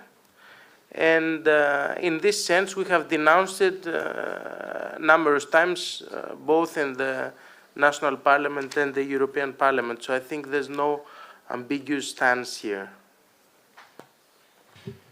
Thank you so much. Professor Karagiannis. Okay. German philosopher Jürgen Habermas, a very prominent European philosopher, came up a few years ago with the concept of post-secularism. It's an illusion to believe that in this part of the world, religion plays no role. In Greece, there is no separation between the state and religion. And let's be very honest here. The church, whether we like it or not, is very influential. Cyprus, the same. Egypt, yes, it's a secular state, where, according to its constitution, every legislation must respect Sharia. Israel is secular, but Israel, more than anything else, is a Jewish state. It's a self-declared Jewish state. So, no, this is not Western Europe. In this part of the world, religion still is very important. Whether we like it or not, whether we will acknowledge this or we will hide it. So why not to turn this into a positive force? And I'm telling you, this is not my crazy idea. We have already the experience. We have already some dialogue. It's just that states, governments, will always emphasize, hard power. It's fine for now. It's not fine for the next 20, 30 years. And okay, I understand, Professor Barr, what you just told me about Hamas. I'm not saying that, everyone will subscribe to this idea, Hezbollah, Hamas, or no, but there are enough forces out there that they can start the dialogue. Guys, they don't want to talk. Okay, a second set of questions. Now I can see 1, 2, 3, 4 hands, 5. Let's take all together and then we can conclude our session. One and then the rest, please. Thank you so much for this discussion. Yes. Thank you. Mine will be a more theoretical one. It will be about the new geopolitics. And given that we have so many academics here, I would like to ask, now we don't have a system of balance of powers anymore. It's a kind of a new system that emerges, that is bound by rules, but forces, yes, there are rules that can or cannot be implemented. So force is a very important factor. What I would like to ask is how you see the new geopolitics, the role of new geopolitics in this system, and how cooperation and economic interdependence could play a role in this. Okay, that calls for your final follow-up comments. Thank you. Okay, let's be quick, please. Hello. Thank you all, gentlemen, for your insightful remarks. I have a question towards Mr. Riding. I would like to ask, you said on your speech that Turkey felt more or less isolated from East Med and kind of left out. But in which terms and on what basis Turkey aims to have a dialogue with its neighbors? Because we see actions such as the Turkish-Libyan memorandum and also threatenings from even the president of the Turkish Republic. So in which terms Turkey wants to have a dialogue or cooperation, or does it even want to have cooperation or dialogue? Because at least from this side of Aegean, it doesn't seem like that. So I would like your remarks on it. Thank you. Please raise your hand. Yes. 1, 2, and that's it. Okay. Thank you very much for your remarks. I would like to address a question to Mr. Bournouz. I get what you said about the maritime law and the international law as a tool to protect the stability in the East European area. You let me be a bit pessimist about that. I would like to ask you, since we have Turkey that questions the status quo of the area, sometimes based on law, we have Greeks that tries to support our thesis based on the maritime international law. I would like to ask you, at what extent you believe that law is able to play this role in the stability of the area? Thank you. Okay, and the final one. First, I would like to address a question to Mr. Karagiannis, who is apparently concerned with the climate crisis, his opinion on the COP27 conference in Egypt, and to Mr. Inbar on the threat of terrorist organizations around the world and how much of a threat they pose in the world. Okay. Well, who's going to kick off our final phase? Mr. Bournouz. Okay. In the panel debates I participate, usually they tell me that I am the blunt one, but today I tried to be kind and gentle in my intervention. But fortunately, my co-speakers were far more blunt than me, and I enjoyed it really. So I would like to thank the organizers once again for giving me the opportunity to. That's the whole point, isn't it? To exchange views with experts and also with students. I think this is very valuable. I will start. I will focus on the last question about law, the power of law. I don't come from a legal studies background, but my impression is that the level of effectiveness of the law and conflict resolution today depends on whether the side that supports a resolution through the rules is proactive and has a coherent strategy. And vis-a-vis Greek-Turkish relations, what we advocate for is a proactive stance with a coherent strategy behind it. What does it mean? That it's not enough to denounce Turkish actions or rhetoric in international organizations. Yes. Last week I was in a delegation of the Greek Parliament in the COSAC, in the Inter-Parliamentary Assembly for European Affairs of the 27 national parliaments. We tried to add the sentence of 3 lines having to do with the denouncement of all revisionisms. But this didn't pass. This didn't pass in a European Assembly, in a European Union Assembly. This very small addition didn't pass in the final text. So you need to be very proactive in trying to drag Turkey, if you want my very blunt opinion, to a strategy of abandoning the current rhetoric and the current tactic and dragging them on the table. And if you want to drag them on the table, you need to have a very specific proposal and way to propose towards the resolution of conflict. That's why we insist on the possibility of dragging with initiatives Turkey into a discussion about the possibility of signing a common paper and going to The Hague. If you just denounce the opponent, you're not achieving anything. It is obvious within the framework of the European Union itself today.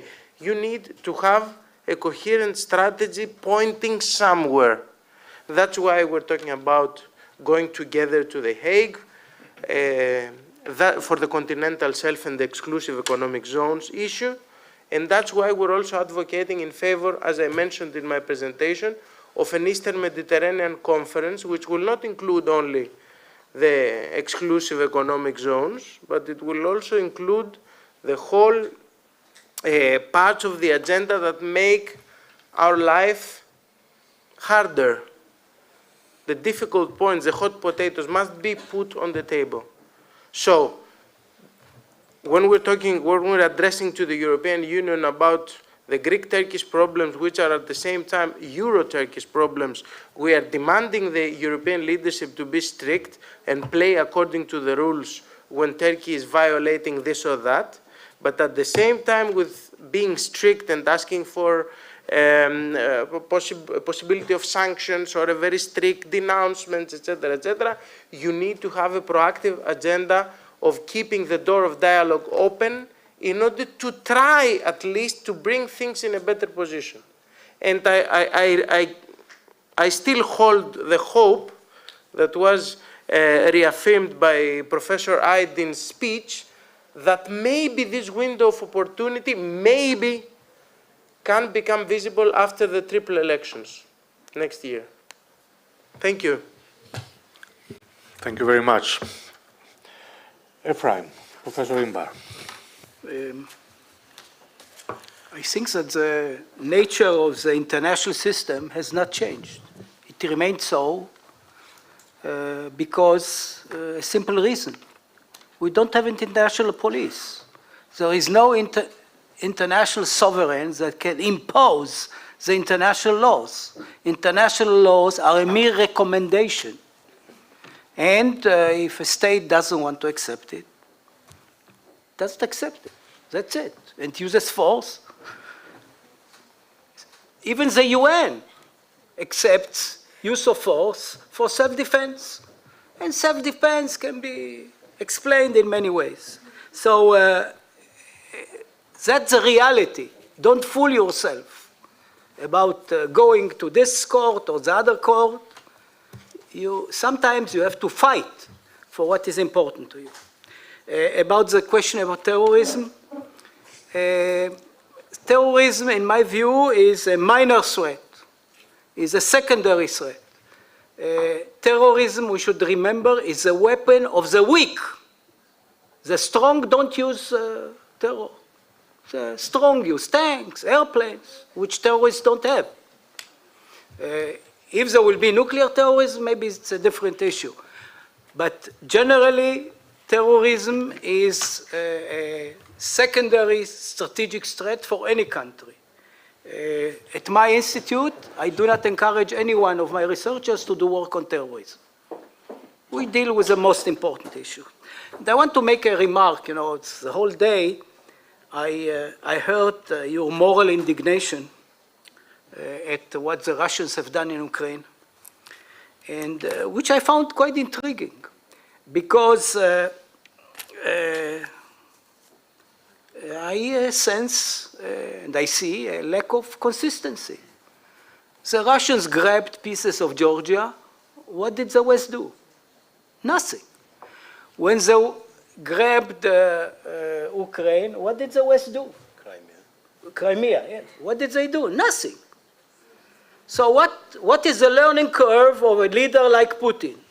And I'm not defending him. I'm not a fellow Russian. Our country is receiving many immigrants from those two countries.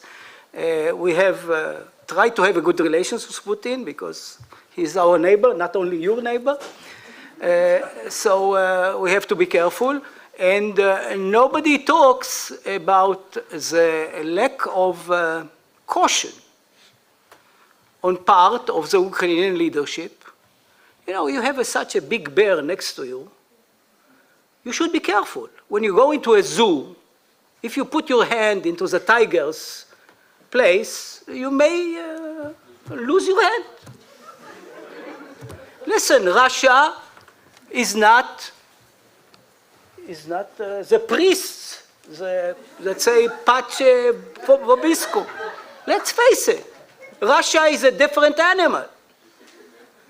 And I must say that with all the sympathy to the Ukrainians, I think that the continuation of this war is destroying their country. And if they don't start negotiating, it will be worse. And by the way, any negotiation will bring about an agreement that will be at the expense of the territorial contiguity, territorial integrity of Ukraine. Nobody envisions in the West any agreement that Ukraine will receive back all what it claims. It's not in the cards. So I think that you should keep your moral indignation in perspective and try to be more realistic in what can be achieved in order to prevent the bleeding of the Ukrainian people. Thank you.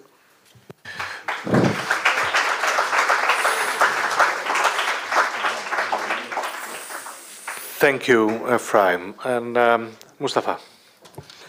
Yeah, I'm usually accused of being cynical, and it's refreshing to find somebody more cynical and realist than I am here. I realize why I like Ephraim. Thank you for the compliment. Exactly. That's why I like you. Let me start with the international system, and I contradict here Ephraim, actually. There was an international system, and we are moving out of it, obviously. This is a period of change in international system. As a result, I argued previously that we have seen the return of geopolitics, meaning that realist politics came back with all its goods and bad sides, and I think Russian actions in Ukraine is an example of that. And by the way, the rule-based international system is an invention. It's an invention of United States, and it's an invention of United States hegemony. And Putin has been saying this for years in a number of places, and some places that I heard from him saying that he doesn't, Russia and China included, they don't want rule-based international system. They want what he calls institution-based international system. And again, this is a euphemism. Like the Americans, when they're using rule-based international system, they are meaning that continuation of American hegemony.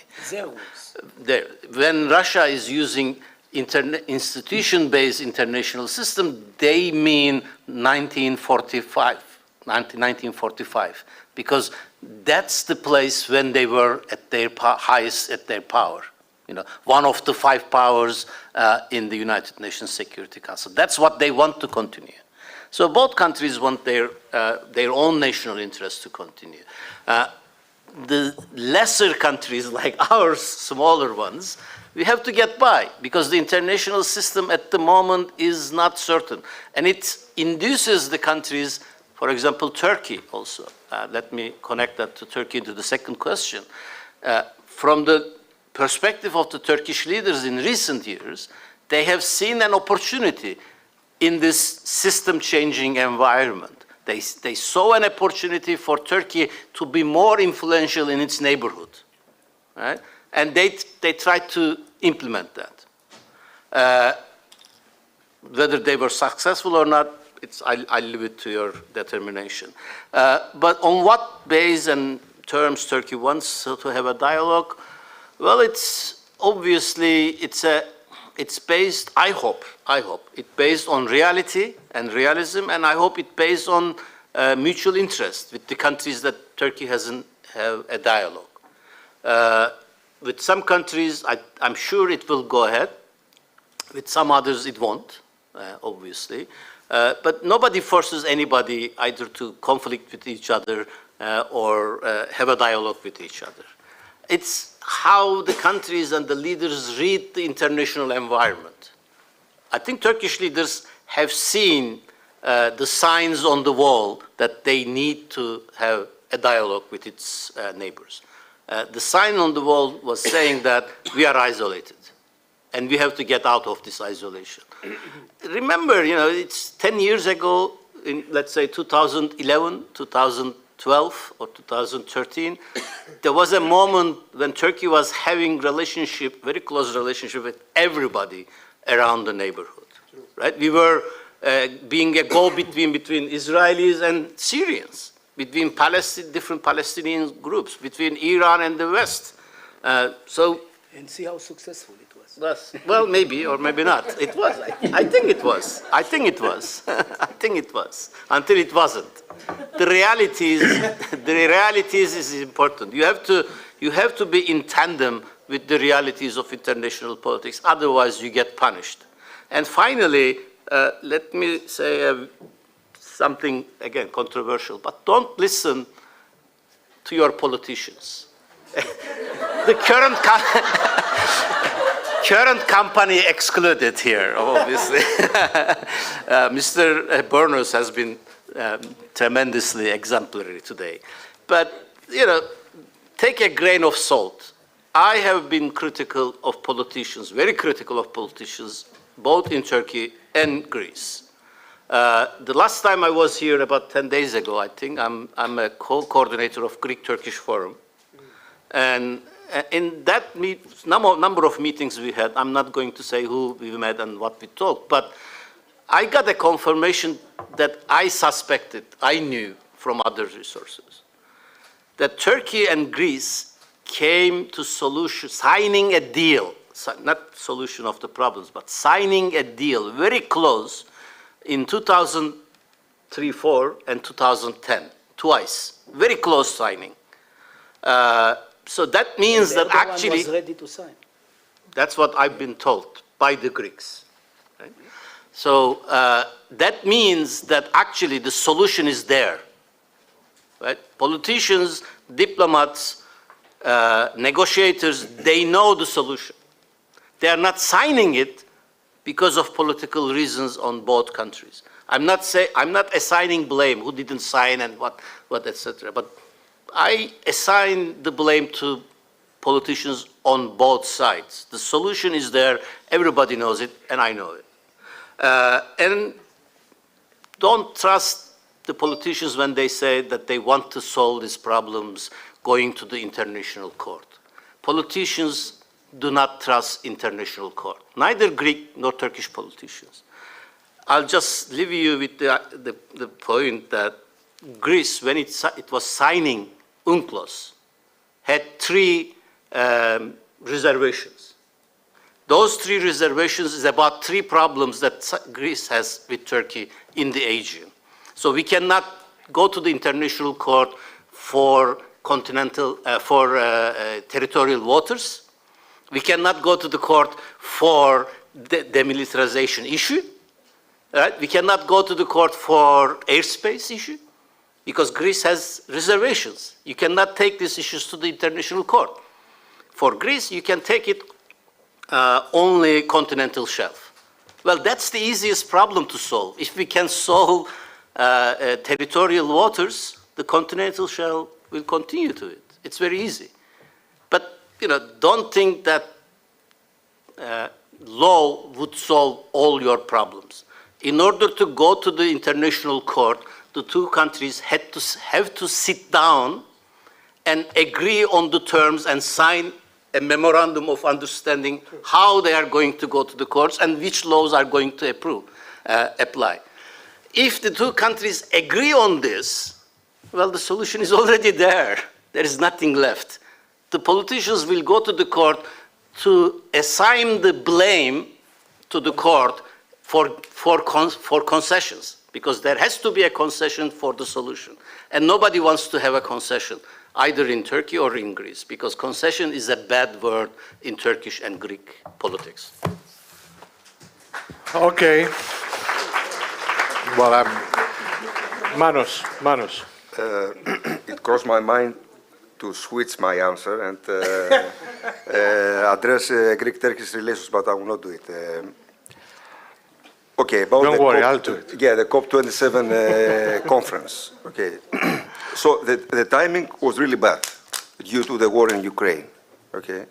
And it's not easy here to convince some countries like India, Pakistan that they have to do more because there is a sense of injustice there, okay? So one very positive development was the creation of the Loss and Damage Fund for very poor countries.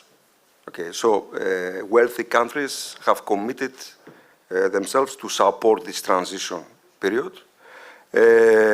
Egypt, symbolically speaking, was really important because it's a country that cannot survive without the Nile River. And we know that Egypt has too many environmental problems. So overall, I think it was a positive development, but you know, there is more space for improvement there. So again, the timing was really bad. I mean, now we have to explore oil and gas to survive because of what happened in Ukraine. We have to open up again nuclear plants because renewables are not there. But still, I think it's a positive development. And one important thing to remember, and Kofi Annan, the former UN Secretary once mentioned that, global warming and the climate change is one of those problems without passports. So there is no other way to do it. There is no other way to do it. And this is a positive.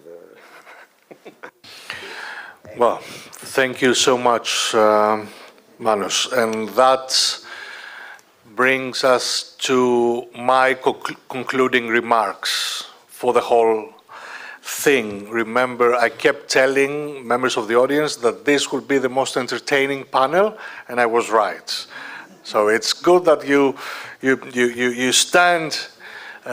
stood your ground and stayed here. We had an ambitious agenda for this very fair. Entertainment you should pay.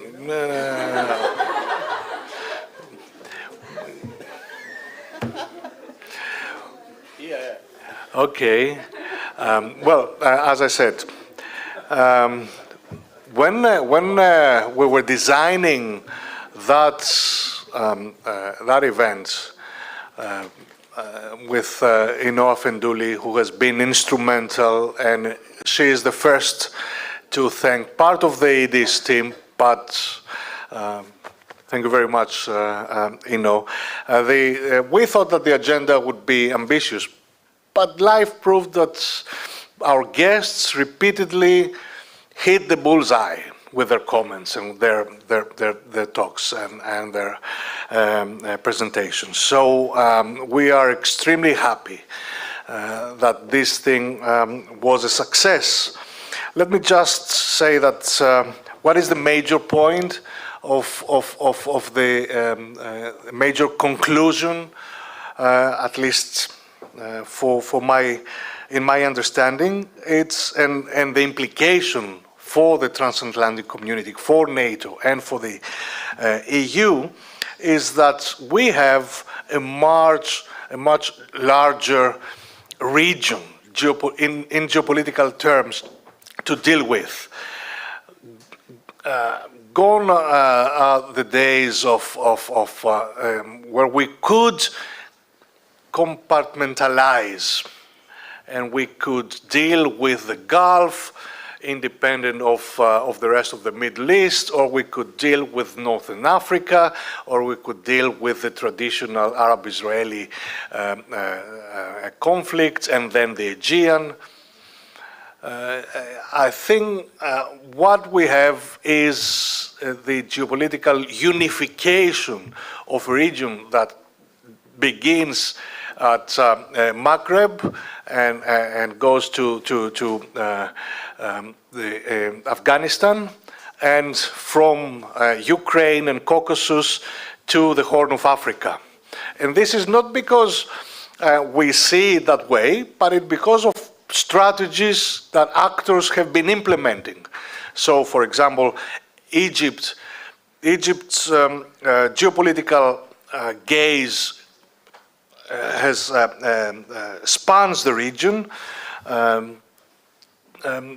Turkish activism is reshaping the reality and the perception of Turkish position in the region. Israel's security concerns are more than ever entangled with a wider regional, even global balance of power. And Greece's geopolitical coming of age, for the wrong reasons, I'm afraid, in many ways, has been changing the strategic landscape. So we are dealing with a new geopolitical animal in energy, cultural, and thanks, Manos, for reminding us that Huntington has always been, he remains relevant, which is not a good thing, but anyway, that's life.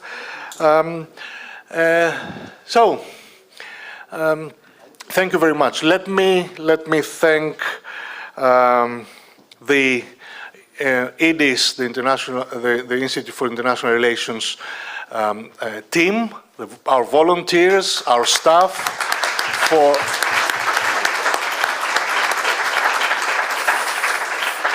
for its truly exceptional job, Maria Deca and Popilina for orchestrating the whole thing with INO.